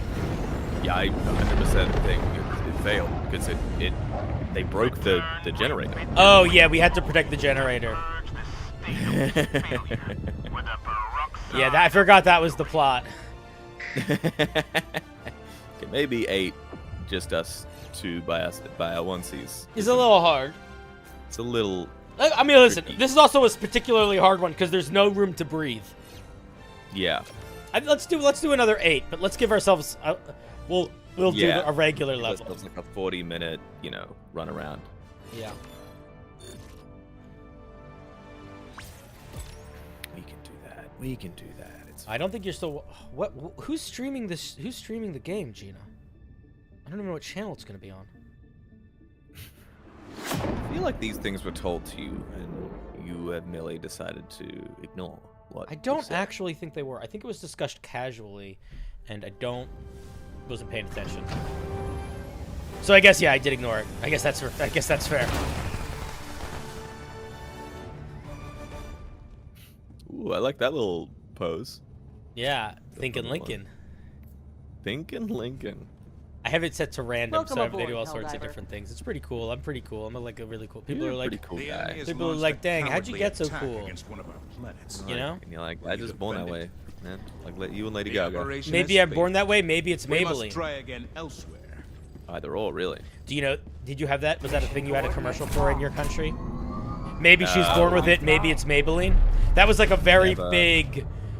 That was a phrase that you would hear a lot. Orbital thrusters. We also had that, yes. You had Maybelline? Yes, we have cosmetic products. They're made out of mud and dirt here, but we still Orbit have. synchronized. That's impressive that you have Maybelline all the way down there. They have to shoot it in a big cannon to get it all the way over. They don't put it in the internet with the sharks. No. Shark internet. I still can't believe that thing you told me about. Yeah, it might be true even. Wait, it's not true? You fucking made that shit up? that silence was so good. I'm pretty sure it's true. Okay, well. What do we land? I think. What do we land Here? Yeah. On the cliff's edge? On the cliff's edge. Yeah, I like Edge it. of I the like night. it. I like it. I like it. Okay. We're doing buggies. We're doing buggy boys. Okay, we take a laser. We take a orbital. We take a explodey. And I think and maybe puppy is the last thing. Yeah. That seems so. that seems like a pretty solid build, right? Yeah. And then ammo. I'm a little sad that I don't have an ETA, but that's okay. I don't like the Yeah. mechs. I don't like the mechs. People Yeah, I don't saying like bring the the mechs. I find the mechs to be I'm not good with them. They seem cool, but I don't love them. I don't love being them. I like having them on my team. Did you see? So there were some leaks for some of the new stratagems and stuff that are going to be coming out. Oh yeah. One of them is a mech, except instead of it having a machine gun and a rocket launcher, Oh, it it has has 2 autocannons? autocannons. Yeah, that looks pretty sick. There's also a flamethrower turret, I think, and other stuff. I don't remember. I didn't look at all of it, but it seemed like there were going to be some cool stuff. I feel like there's gonna be a bug that shoots flame. Flame bug? Flame bug. There's gonna be a flame bug for sure. Maybe. Because they've buffed it and buffed flame so much, and it mostly benefits us. Yeah. But I think. It benefits the bots a lot, too. All the galaxy looks to you. Yeah, they have some. Let nothing Fuck stand me, in the hunters. way of liberty.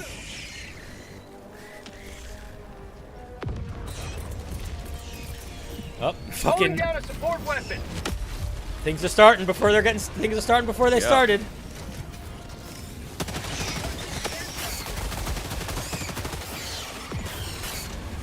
Trying out the incendiary grenades. Oh, I threw one on you, basically. I'm cool. Oh, super samples. Yeah. Oh my god, get up. Oh, I'm trying to shoot him. Got him? Oh, I got him. Oh, I got him so well. Nice.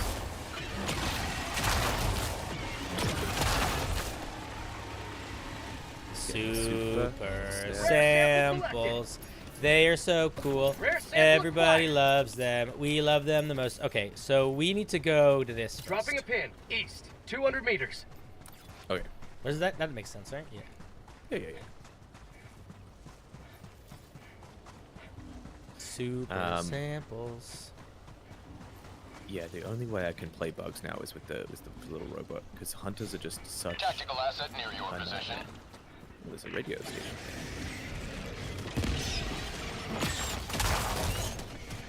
Oh yeah, try not to murder me with your lightning machine. Why not? I personally don't like getting electrocuted. Requesting orbital strike.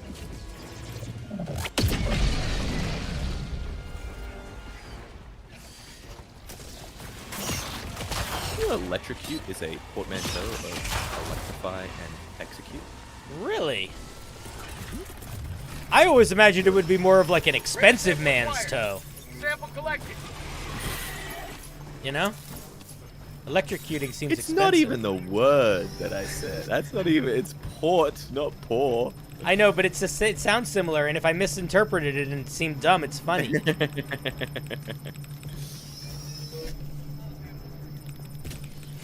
I'm doing this radar tower all by myself. Is that how it is? Well, I'm doing this other side quest all by myself. I'll be there in a second. Wait for me. I'm coming.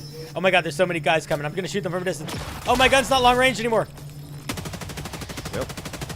That's knowing you, homie. I'm coming to help.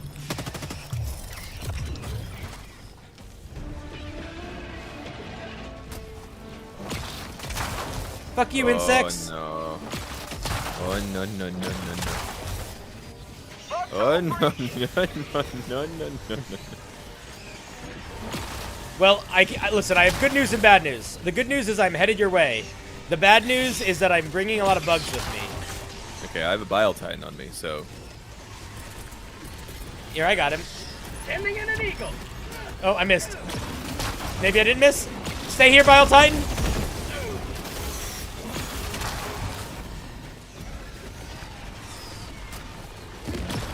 Why would it just turn right at the end of my charge? Oh my god, it really wants my business. The bugs love you, dude. They do. I'm gonna rail cannon strike it. Please. Please do more than that. I'm coming to help. Oh, I killed it. I do say every time there's a giant bug, I do think, man, I should have just brought the fucking ETA. Did you do the twisty of this thing yet, or no? I haven't done twisty. No. Alright. I got twisty. I'm on it.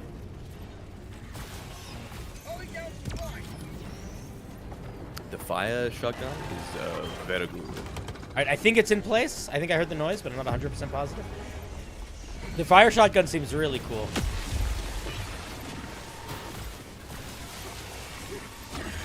I got the terminal. Yeah. Mission map updated. Alrighty. Dropping again. East, 100 meters. Alright, let's go, Boogie. See, we got this. It was just that type of mission. It's really hard with just two people. Sub-objective in your vicinity. Oh, a sub-objective? What's the sub-objective? Just gonna handle this boy.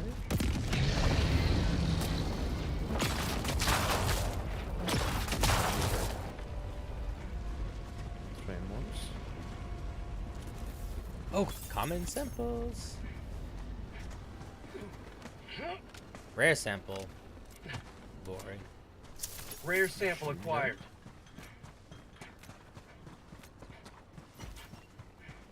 What do we do here again? I pushed a button on a terminal. We have to get one of these little thingies out of this thing Objective located. Oh, yeah. I'm on the terminal. Oh, is this when we have to carry it 1,000 million years to the here. I other don't know. thing? We'll see. Okay. We'd only have to... Oh, there's a stalker nest right here. Tagging map. Northeast. Far. You say right here. It's like on the other side of the Yeah, but when we get near it there, it's going to be dread. We should also... There's a Seaf. Dropping a Let's pin. do the Seaf Northeast, next. 100 meters. Yeah, that sounds good.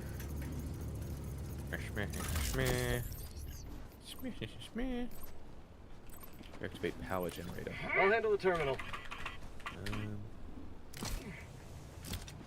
All right. Do you want me to carry it? I can carry Package it. acquired. All right, let's go. Okay, we have to take it where? We got to take it to the Seaf first, and we got to do that. We're doing because like we're gonna get there eventually. It's so far away. I know, but I'm so fucking fast now. Yeah, I know, right? Oh, there's You've never used light armor. I know. I'm like a lightning bug. Alright, you kill all those guys. I'm gonna run around the side. Oh, there's no side. I'm sorry. I left you to die. I'm coming. I'm coming. I'm coming. How do I choose to drop this thing intentionally? That's the question. Just get weapon change. Drop it. Okay. Dropping pack. Tunnel break.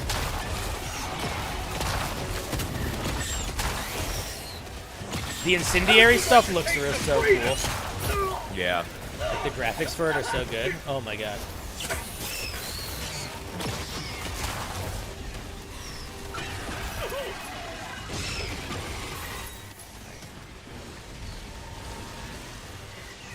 Where are you, bullets? There's some.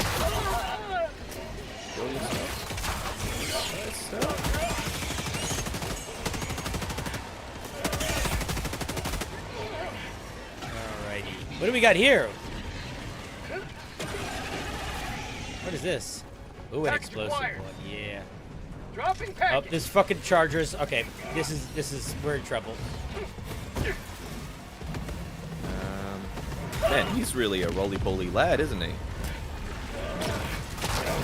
There's all sorts of roly-poly lads in this game.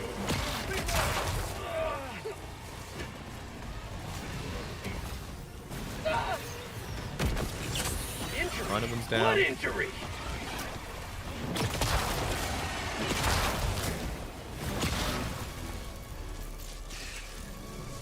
Getting the second. Down. There's supplies there as well if needed. Yeah, hooks me up. Alright. I think there's a... Here we go. I think I saw a big old bullet around here. Somewhere. Here's one. Package acquired. Dropping package. You will never destroy our way of life.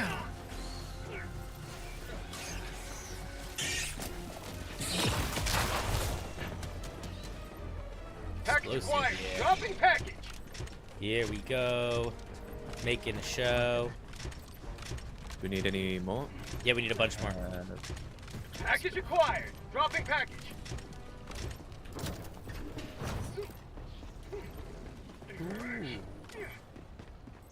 Well, you're They not changed one. the Steve round colors? Why would they do that? I'm gonna be honest. I only... Oh! High yield explosion! Yeah, we got a high yield explosion. Nice. I am very colorblind, so I didn't notice. Oh, Dropping yeah. package. Package acquired.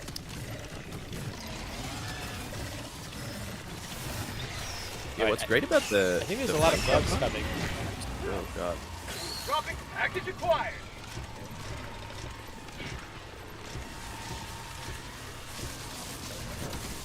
Oh, is that enough? Okay, we need one more. We need one more. We need one more. We need one more. What's great about what? You were about to say something. The flame shotgun is you can just kind of paint in where you want the bullets, like where you want the enemies to die. And it just And works? die they do. Yeah, because it just kind of lets the ground on Package fire. acquired. Oh, that's cool. Dropping package. Mission at 30 minutes remaining. Why are there more bugs? Because they know what we're doing. Sweet liberty, my leg. Alright. Engaging terminal. Oh my god. I just solved the puzzle in like 2 seconds. Nice. Rare sample collected. Alright, I think... Alright, let's fucking You go. got- you Next thing. What do you want to go do next? Supplies? Reloading. You got supplies? I got supplies. Do you want to go... Do you want to go here? Tagging map. Northeast. Far. Or do you want to yeah, do let's this keep first? on. Or... Let's keep on our way. Because I mean, once we get here, we want to. Dropping a pin. We're gonna have to get to the. We're gonna have to deal with this. Those guys. Yeah. There's let's- also a let's go by bug the- nest here. Let's go via the places of interest first. Okay. Dropping So a pin. this first. Northeast. 200 meters. My green. Where I pinged on green. Dropping Yours. a pin. I East, see. I see. 100 meters. Okay. So we'll just get Package that one, and then there's a acquired. line of like interesting stuff. That Yeah, we yeah, can yeah, kinda yeah. get up. Cool. All right, I'm on my way. He's on his way. And Speeding. he's fast. I'm so fast. I have so. It actually feels like I have a superpower because usually I do the armor where you have 50% stamina and 50% stamina recovery. Right. Yeah. Rare sample It's collected. it's good. Hey. Oh. sample acquired.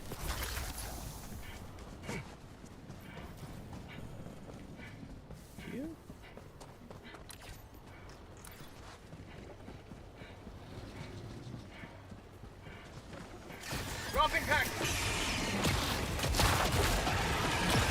Oh, you're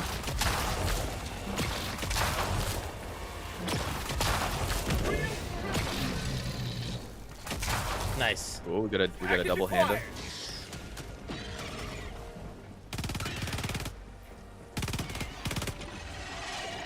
And bunch of common samples.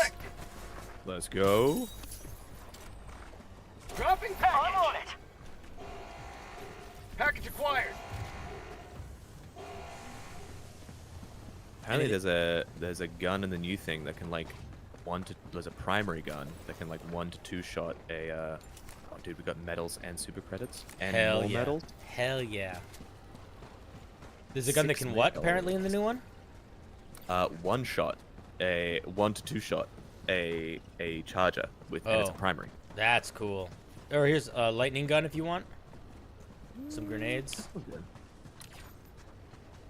All right, we are now in stalker territory. I think Yeah, that I think we should beeline. Tagging map. I think we North. I think we go to 200 that. Yeah. meters.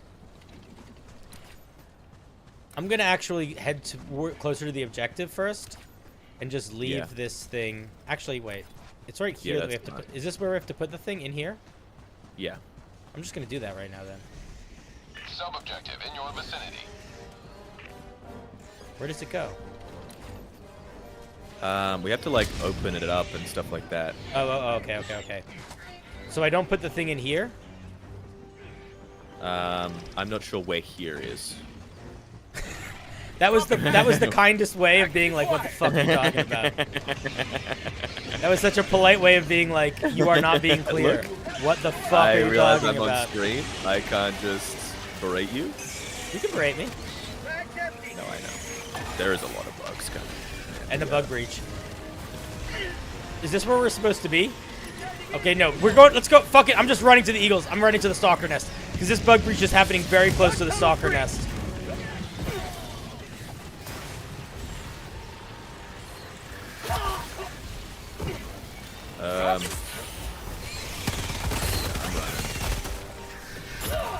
Oh, but I dropped the package. I dropped the package. I'm surrounded by death. Leave it. I died. Reinforcing. I got smooshed. Request approved. Deploying reinforcements.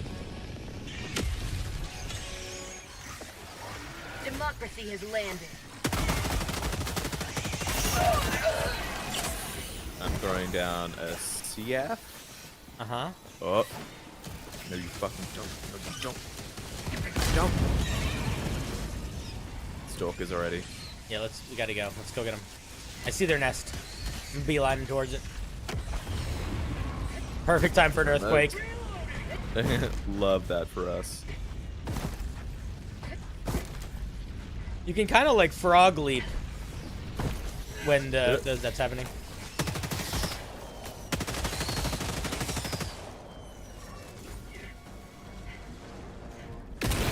Oh, sick. Nice. All right, cool.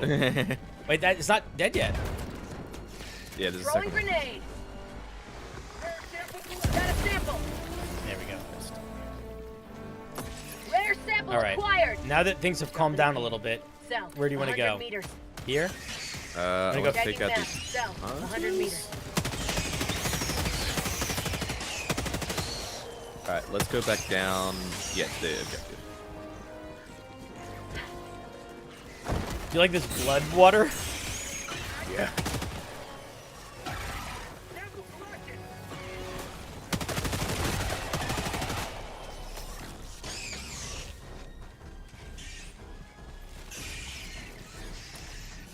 Okay, the thing, the SSD is around here somewhere. Oh, there's a lot of, okay. There's a lot of buggies coming. Where? From where? That way.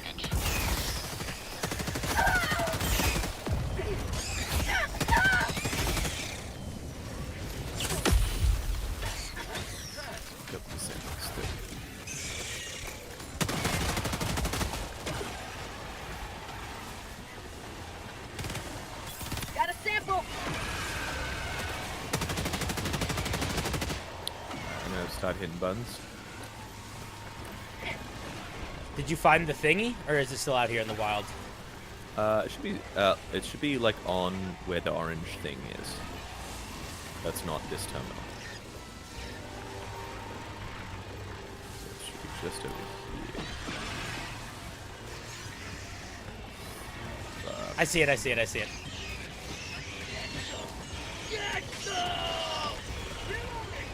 Oh, I also see my samples! My arc thrower. Package acquired. Alright, where do we shove this fucking thing? So when we get the generator up, we can open the hatch and bring that. I'm just putting it up here for now.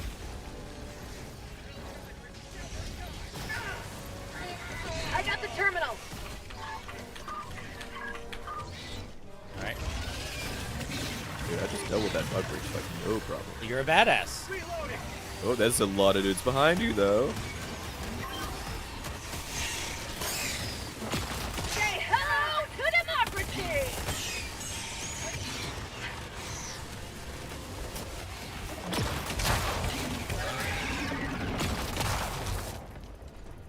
New mag. We're doing it. We're doing good. Doing it. Also, there haven't been that many really big monsters. There've been like 2 Bile Titans, maybe? Yeah.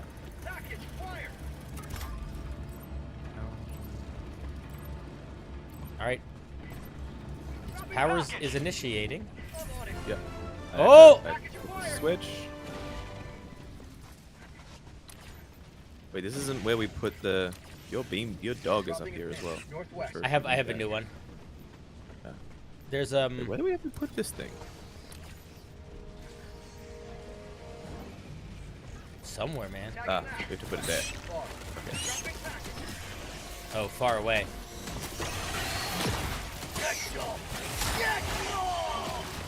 Oh, that was a spooky lightning. I know. That was a little bit of a risky one. I saw the face of God. Oh. Requesting air support. Chargeur? Hello?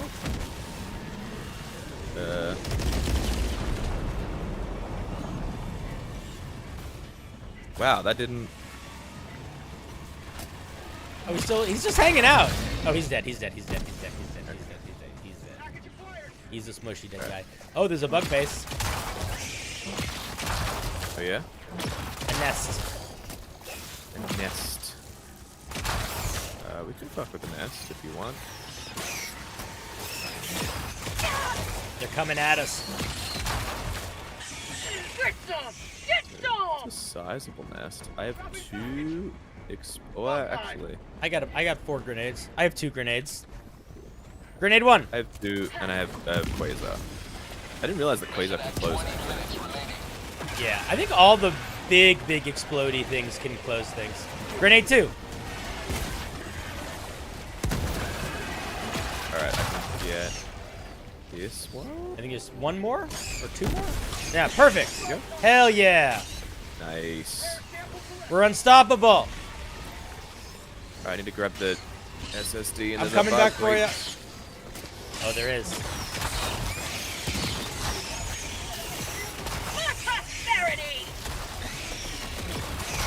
Yeah, the kill count thing that you can rack up with the grenade with the fire shotgun is insane. It's at a 34 right now. That's crazy.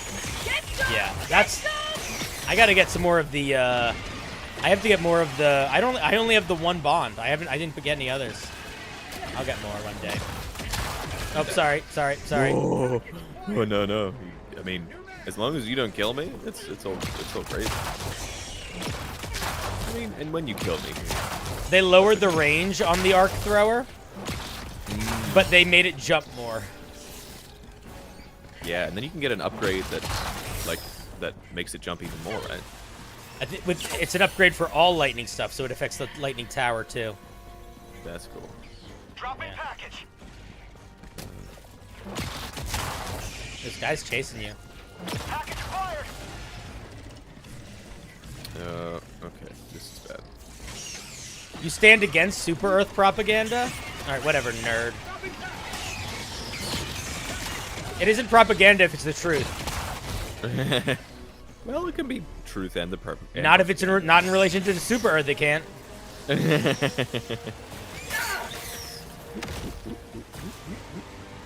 We are here for democracy and glory and freedom. Stalwart. Not even stalwart. How'd you like to taste the freedom? Juke! Oh, you want me to...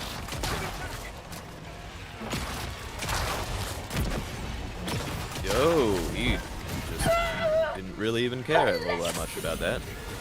He cared a little. Ooh, there we go.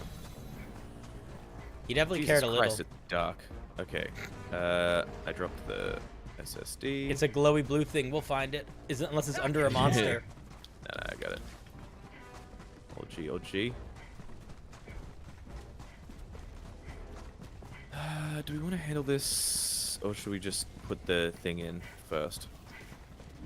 It's a big. What is it? Nest. Oh, a big nest. Let's put the thing in first, unless you don't care. I just. Yeah, let's put the thing in first. Let's just handle this thing.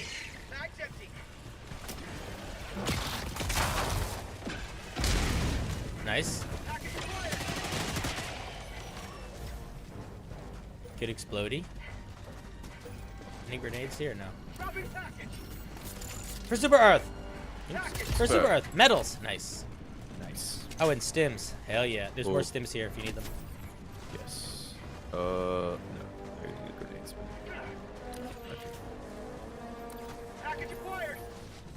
Alright, so we're avoiding the big nest for now. Avoided the big nest. We can get it on the way back if we want. Ooh, I can also bring this.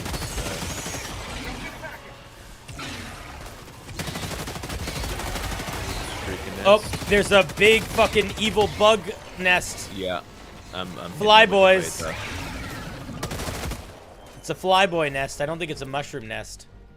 Yeah, I'm hitting it with the quasar. Flyers are coming. Okay, one is down. I just need you to. These guys are keep them off fucking me. scary. Oh my god. Yeah. Yeah, the fire shotguns looks fun. Yeah, it's very good. All right. Package acquired. You didn't. There's still. Now there's Yeah, more. It's okay. Run! Run! Good shot. All right. Good shot. On tunnel breach.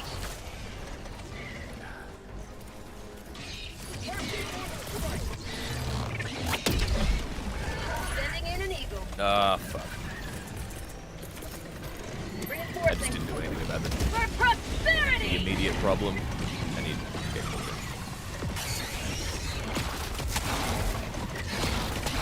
Fuck! I want those fucking samples. Yeah, we'll be able to get it. Fire in the hole. Freedom forever.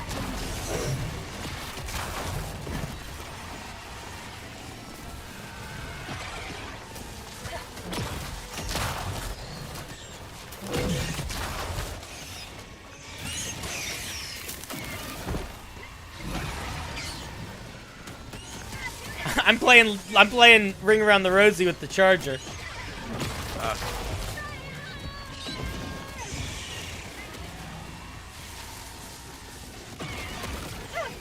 Okay.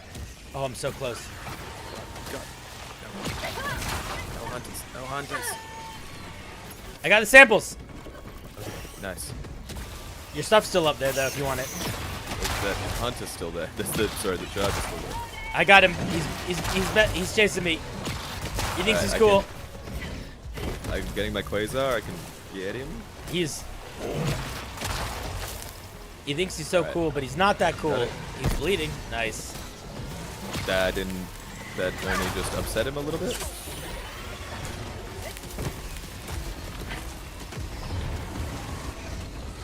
I was like, why can't I move? It's earthquakes happening. Bring Eagle Strike over there.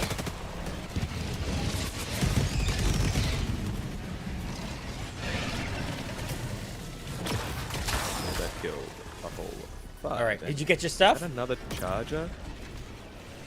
I think. Oh my god, there's so many fucking. Requesting air support. Oh, that is a fucking Charger. Hey, Charger. Dropping package. Hi, buddy.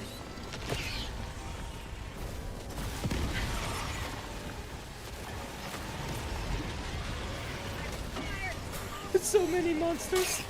Bug tunnel breach. Craig, how's it going, buddy? I'm level 37, 39, something. Install.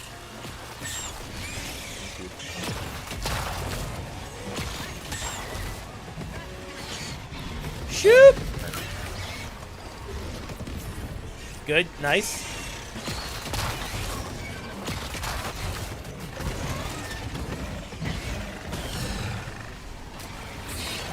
Got the charger. Oh, no, I don't. There's another one. There's another one. I'm orbitaling one of them. Orbital strike. Thank you. Oh, and the other one's dead. We're good. Easy.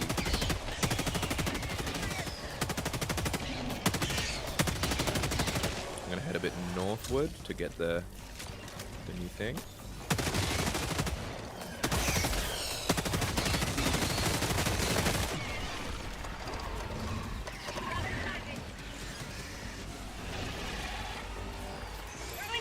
So many bugs. Bugs. I love it. I love all these bugs.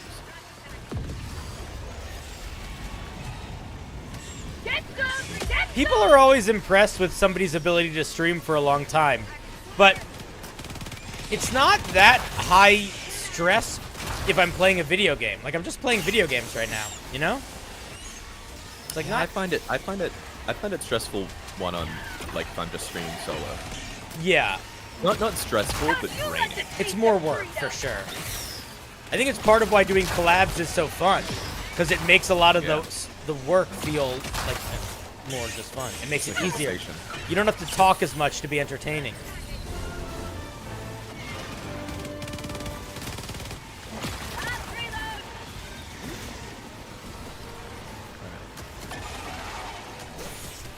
Rare sample acquired. Sometimes I look around and I think to myself, we're real fucking hell divers. Yeah, man. We're This killing lots of situation bugs. killed me. And like, not only do I have like, I really like that it definitely feels like you get stronger stuff, but then also you can survive situations which you otherwise would have killed you. Yeah. Like it definitely feels like I'm more skilled in this game, not just that I have. Oh yeah, hugely. Landed on here.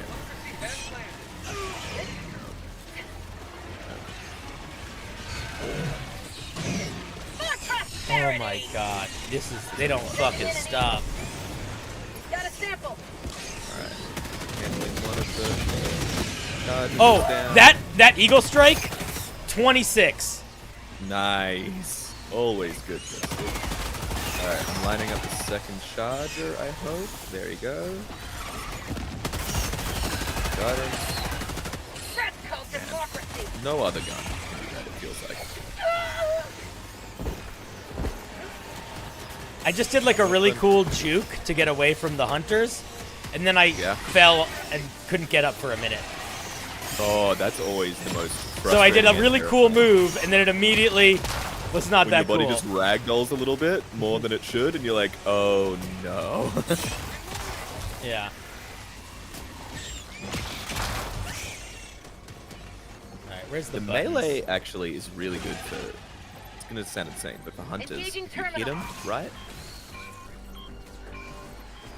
Where's the... Oh, there You it can is. interrupt their... Oh, their little food with their little tongue thing? Yeah. Oh, that's good to know.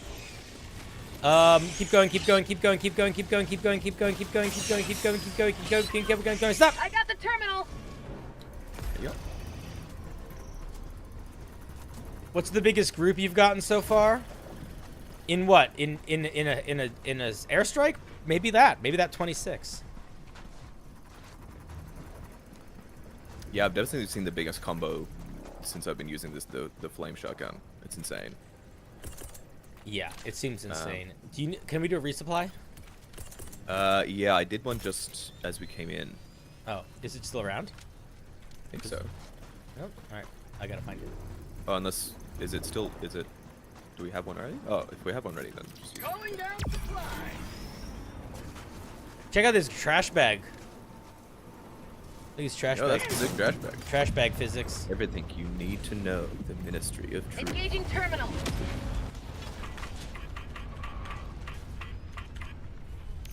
Oh, he's good with it. He's good with it.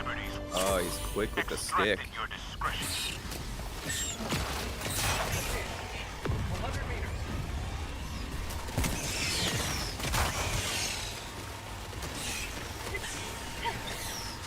All right.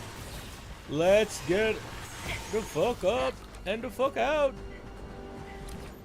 Yeah, let's do it. Kill these bugs.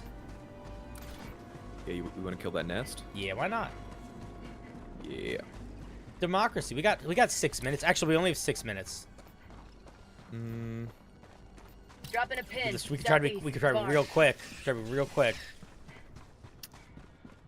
Yeah, I'm wondering whether it's better just to like try and hit up some of the points of interest and maybe get some super credits. All right. Maybe so. Should we head in the direction of the leave? Yeah. All right. I'm here for it. You're getting into a fight. What are you doing? The fucking hunters came and said hello. Do you need help? Where are you? I'm just running. Oh my god. I ran into another patrol with a charger in it. Well, I found a point of interest that doesn't have anything interesting. That's fun.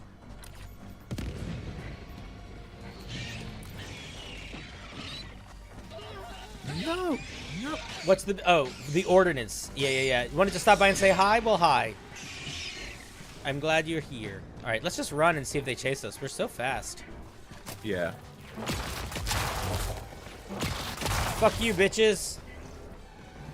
It was clever sometimes. You leave yourself a little bit injured, so you run all the way until your stamina goes all the way down. And you pop your stun and keep running. Ah, that is cool. I like that idea.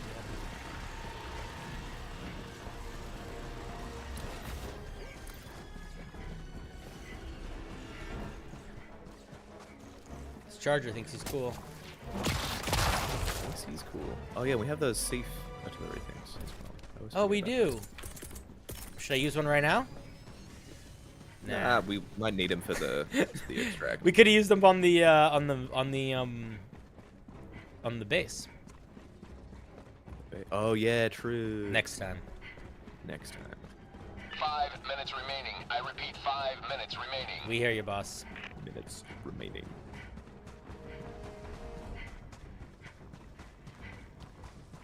Oop, dead Charger. See if any of these,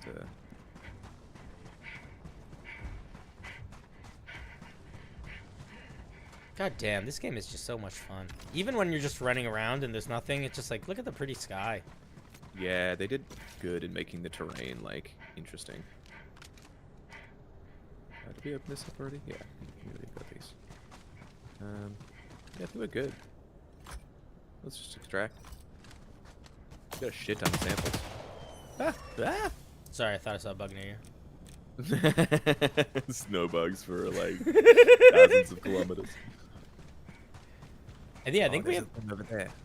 Let's go get it. We got 4 minutes. Yeah. Ooh, there's a hell bomb. That's interesting. All right, let's Right shoot. there. There's also a Let's shoot Charger right there. Oh, hello. I think we can get this without him noticing us. He's definitely noticed. Didn't notice me. Super Earth! Medals. I'll take them. Ooh, and samples. Sample collected. Somehow shot him point blank, where it didn't break off his head, but it did, like, strip both his front legs. There's a big boy. Heavy, north, close. Oh, you shot the hell bomb? My dog did, I think. Yeah. That was sick. That wasn't me. That was my puppy. But Oh, there's fine. 2.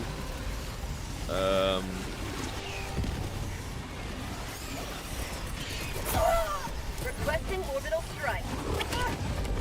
Oh, I'm so fucked. Oh, please heal. Thank you. I dead. Those fucking hunters, man. Reinforcing! Oh, it's so frustrating. He survived. Oh, Any they fucking. other monster. Oh, I'm trying to get that. Oh, I went straight through the dome with it. Have a taste of democracy! Okay. Get a little space. Get a little space and then shoot a giant bomb. Rail strike. Get a little space. One of them's down. Say hello! We only have 2 minutes. Just be ready. Is one of them still up? Where is he? Is he chasing you or something? Yeah.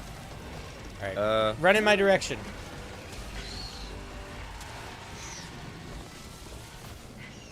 Where is he? You killed him. Yeah.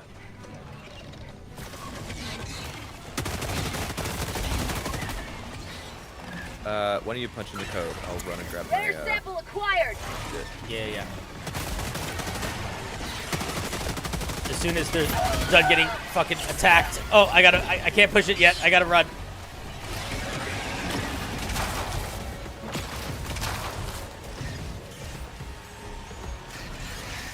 Oh fuck, there's so many fucking things.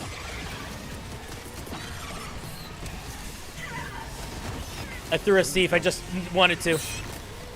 Yeah.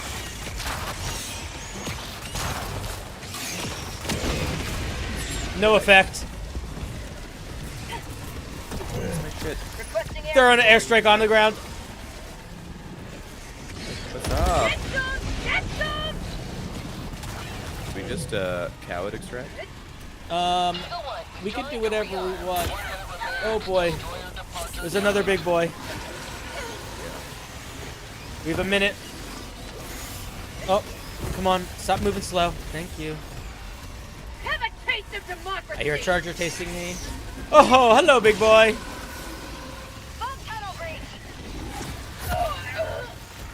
Oh god, oh god, oh god, oh god. Oh god, heal. Oh boy. Making my way downtown. Moving fast. Hoping my pants.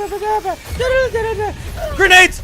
Fuck, I got killed. I got so killed. I got so killed. I had so many samples. Oh my god. I had like 40 samples. Request approved. Reinforcements on the way. Like, I can't get to him. It's too far away. Fuck. Ready to liberate. Oh, there's another one. Oh my god. Okay. Oh, fuck. Super destroyer leaving low orbit. Emergency Oh no. It's just by yourself, man. I would Alright, say run. I have my Just super run. samples. I have my super samples. I got would my say just samples. run really far away. Can you hear me? Yeah, I can hear you. Just run really far away and then like loop, like just do a big loop back to the thing. So you Yeah. don't have to like kill everyone. Yeah.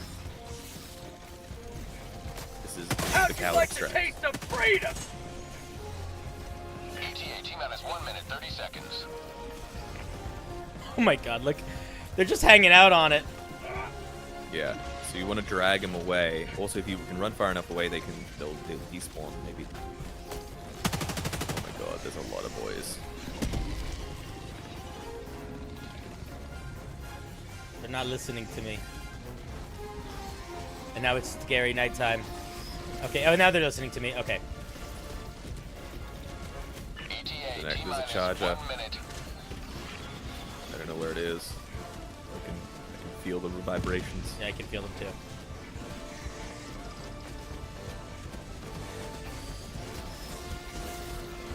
Oh, it's getting close.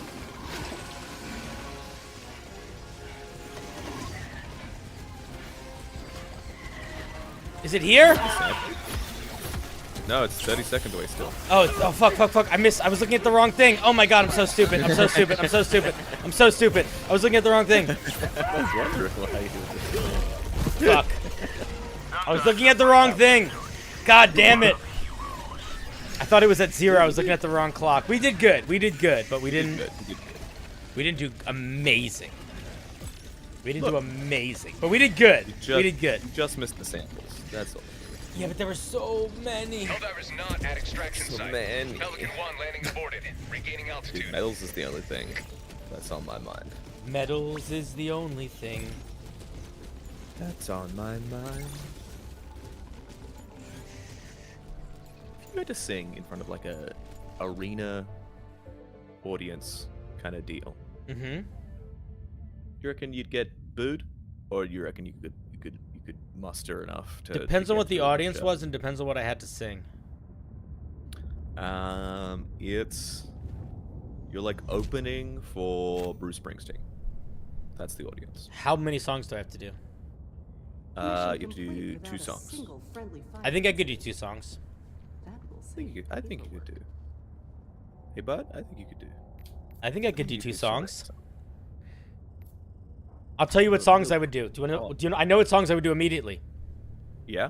I would do old funny folk songs, and I would sing "I'm My Own Grandpa," and then I would do either another old folk song like that's a little bit more sort of well known, like "Dark as a Dungeon," or like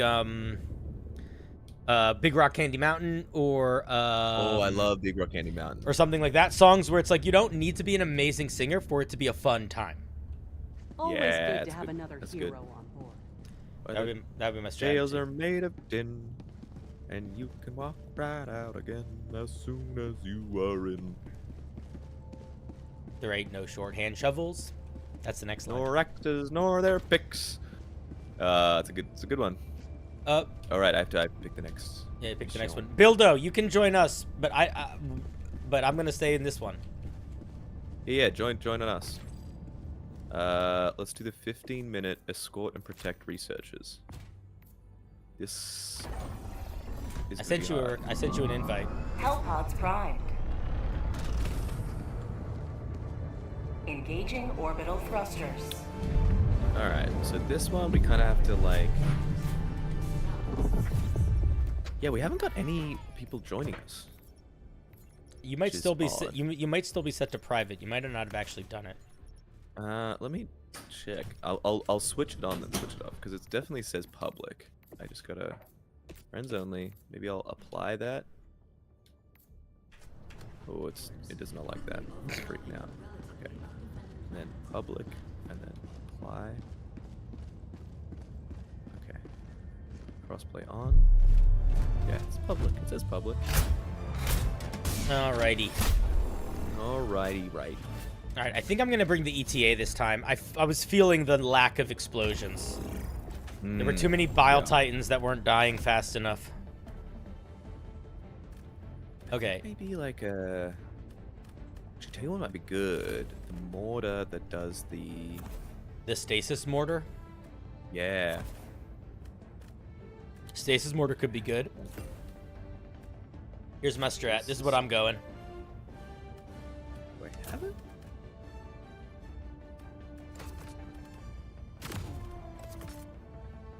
This game is called Helldivers 2. And we're fighting for democracy. In many ways. I don't think I have it. Oh, that's annoying. Don't have what? The mortar. The stasis mortar. Oh, I might. Let me see if I do. I also do not. I haven't bought any of the mortars.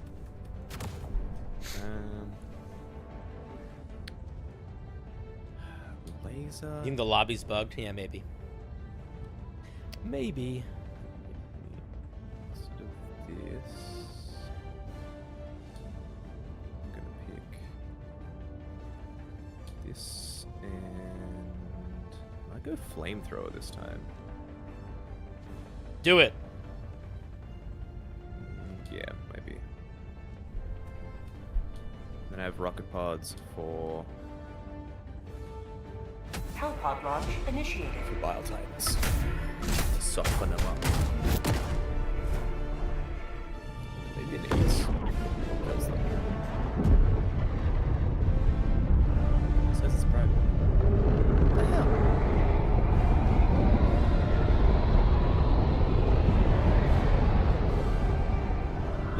This'll really determine if we're impossible difficulty. What's the mission? It's like we have to get all the scientists out. Oh, I fucking hate those scientists. You know what I started doing? I just started hitting them. Makes them move faster. Get a little bit of democracy in those bones, you know? Yeah. They're like, oh, Helldivers. And you're like, whack. Yeah, exactly. Alright. Move so You fast. are the best of the best. Live up to your name. Live up to freedom. Support weapon inbound. Deploying equipment package. Calling down support weapon. Should we just start pushing buttons immediately? All right. Pushing buttons. Yeah, push. The Helldivers are here. Yeah, we're so helpful. We're going to help you so much. So help you. Here, watch no this. One's gonna die. If I'm faster, then I'm going to hit this one. There's a bug breach over here. Marking Over location. that direction. Southeast. Off tunnel breach. So if I can get an incendiary grenade on them, it helps so much. I found the amount of shit that comes out. Have a taste of democracy.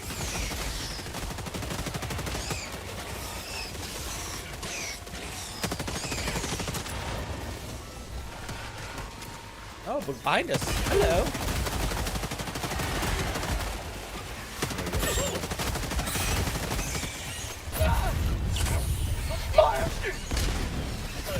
Oh my god. These fucking hunters. Oh, there's from the other side, the other side as well. Yeah, I see. I got another bug breach happening. Oh my god, I'm trying to shoot guys that I can't because I'm getting fucking attacked at all sides. Fucking jabroni melodies over here. Guard dog, put more work in, please. Eat this!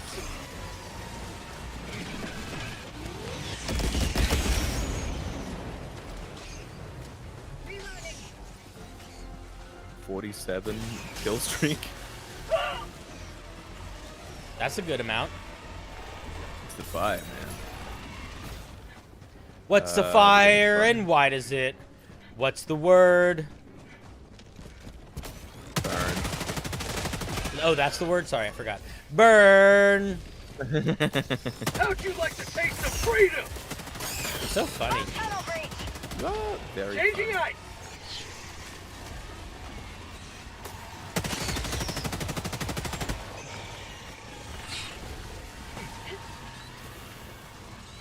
Have a taste of democracy. Sending in an eagle. Throwing grenade. That's not what I meant to do.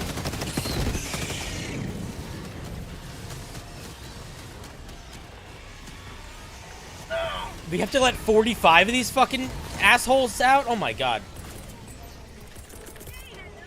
Requesting advanced weaponry.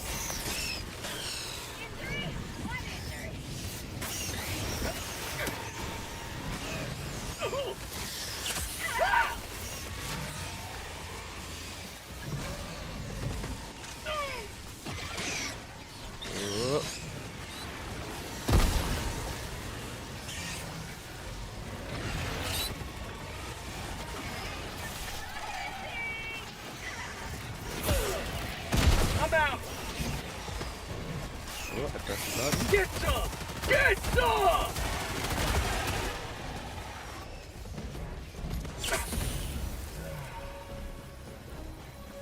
There's supplies somewhere, right? Yeah. Yeah. Alright, I gotta get some.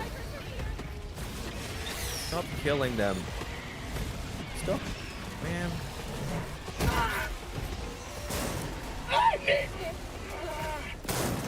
Oh my god. Oh, I'm still alive. I shouldn't be. I'm still alive. I shouldn't be. There we go. I'm dead. I knew it was happening.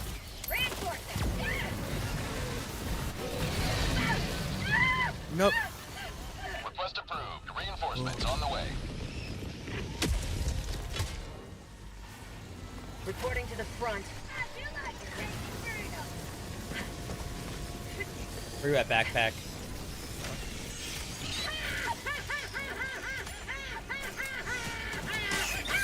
Okay, we've got 12.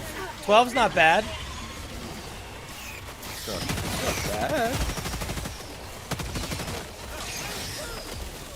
For prosperity!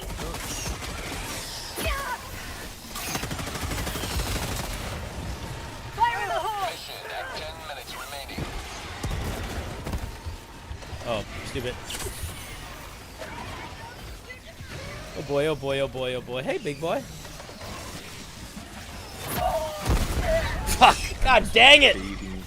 Oh, I'm being so stupid. I'm being so stupid.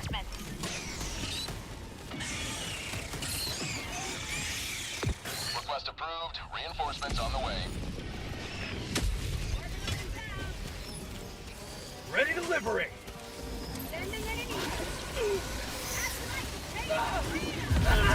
Oh, Bile Titan. I didn't even notice. He got me. He biled me up. Canister's empty. We're fine. We're good. We got 12 people out. Request approved. 12. Reinforcements have been 12 launched. people out. Well, they didn't let me aim at all then. Point me to the enemy. It's just like, no. I don't want you doing any shenanigans. Calling down a support weapon.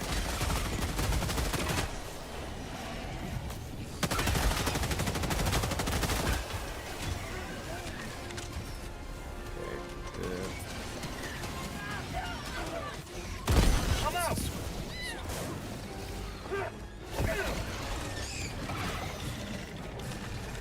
Oh no. Just backflipped into a group of hunters just like hanging out. Yeah, I see them. They're They're coming for me now. I was like dodge rolling, and just like well, that's me done.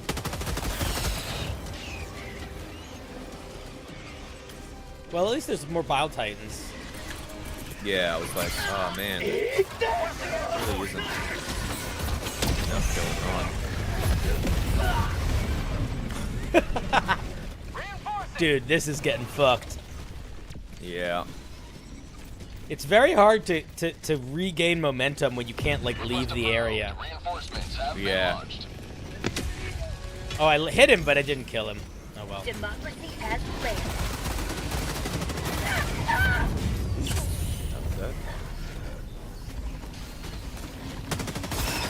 Maybe that's the strategy, to just run out of that area. Maybe. I haven't been following it. Calling in reinforcements! Request approved. Reinforcements on the way. Ready to liberate. Get up, man. Requesting advanced weaponry. Ooh, common sample. Sample.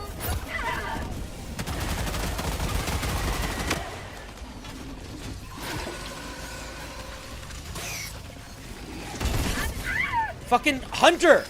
Got in the way of my rocket! Oh my goodness. Oy oy oy. Oy oy oy. Democracy is not gonna. Democracy is having a hard time. We got 3 left. Reinforcement budget running low. Yeah, we know, buddy. Request approved. Deploying reinforcements. All right.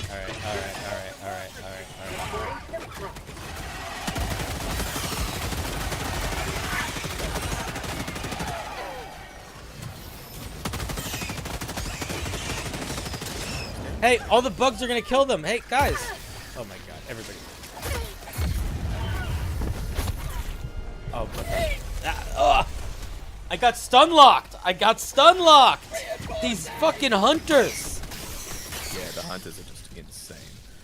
So I think Request approved. Reinforcements have been launched. Got him.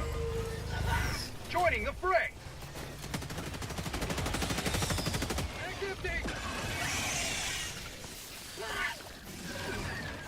well,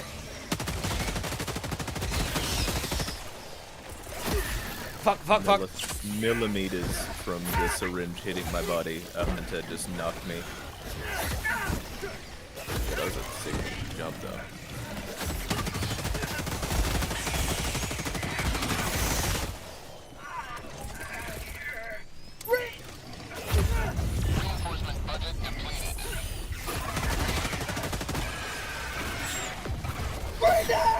I'm throwing all my grenades for Super Earth. Yeah. 5 minutes left. We can't stay this All right, but we might not make this one. I'm outie. I'm outie. Requesting orbital.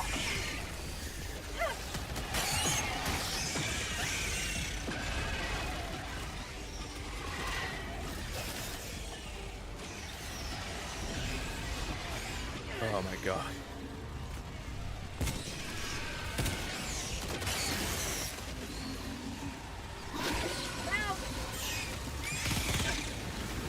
I had. What the fuck happened just then?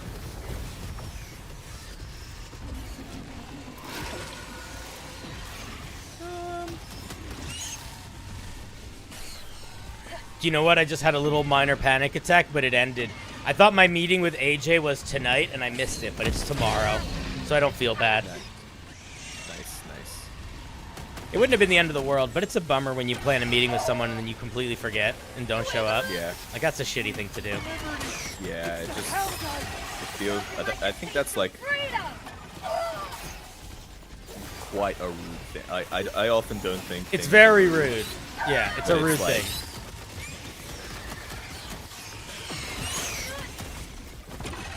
Like I'm shooting him right in his face as he's yeah. jumping at me, and Yeah. it's like, yeah, no. Fuck these I don't know what guys. you're supposed Fuck to do these there. guys. All right, Zach, that might be it for me for the night. It's getting late. No uckers, homie. Good games though. Really good games. Disgraceful conduct. Oh, we did so bad. We did pretty well in the first one, I thought. We did very well in general. We're great, but we're not Yeah. amazing yet. But we're great. No. But we're great. We're getting there, you know? Yeah. Alrighty. Let me exit the game.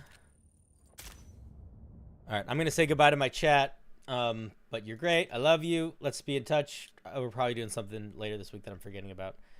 Yeah, alright. Bye, buddy. Bye. Bye. Alright. Chat. Hi.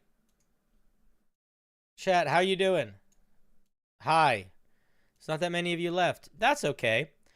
We're going to end stream now, and we're going to raid somebody, I think. Who should we raid?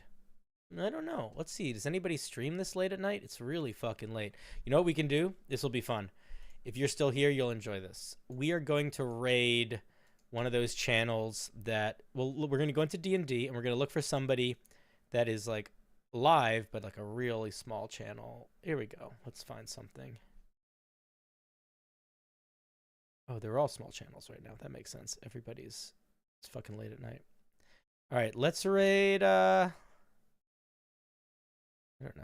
Let's pick one. I'll raid Dice Actors. It's a cool name. All right. Als ich dann über dem Kloster war. Oh, they're German. Yeah, we're gonna raid some Germans. All right. Good night, you guys. We're gonna go raid some Germans. Have a good night. I love you. I'll see you guys tomorrow. Have a good rest of your evening. You're all champions. Can we raid Metamorphic? What's Metamorphic? You don't want to raid Germans? Und dann habe ich in die Sonne geblickt. Your Universal Orlando vacation is going to be an Yeah, we can raid unforgettable Metamorphic. time I don't care. of heroic, villainous, I want to raid the Germans. We're raiding the Germans. We're raiding the Germans. I want to raid the Germans. This place is a right. All right. I love you guys. Bye.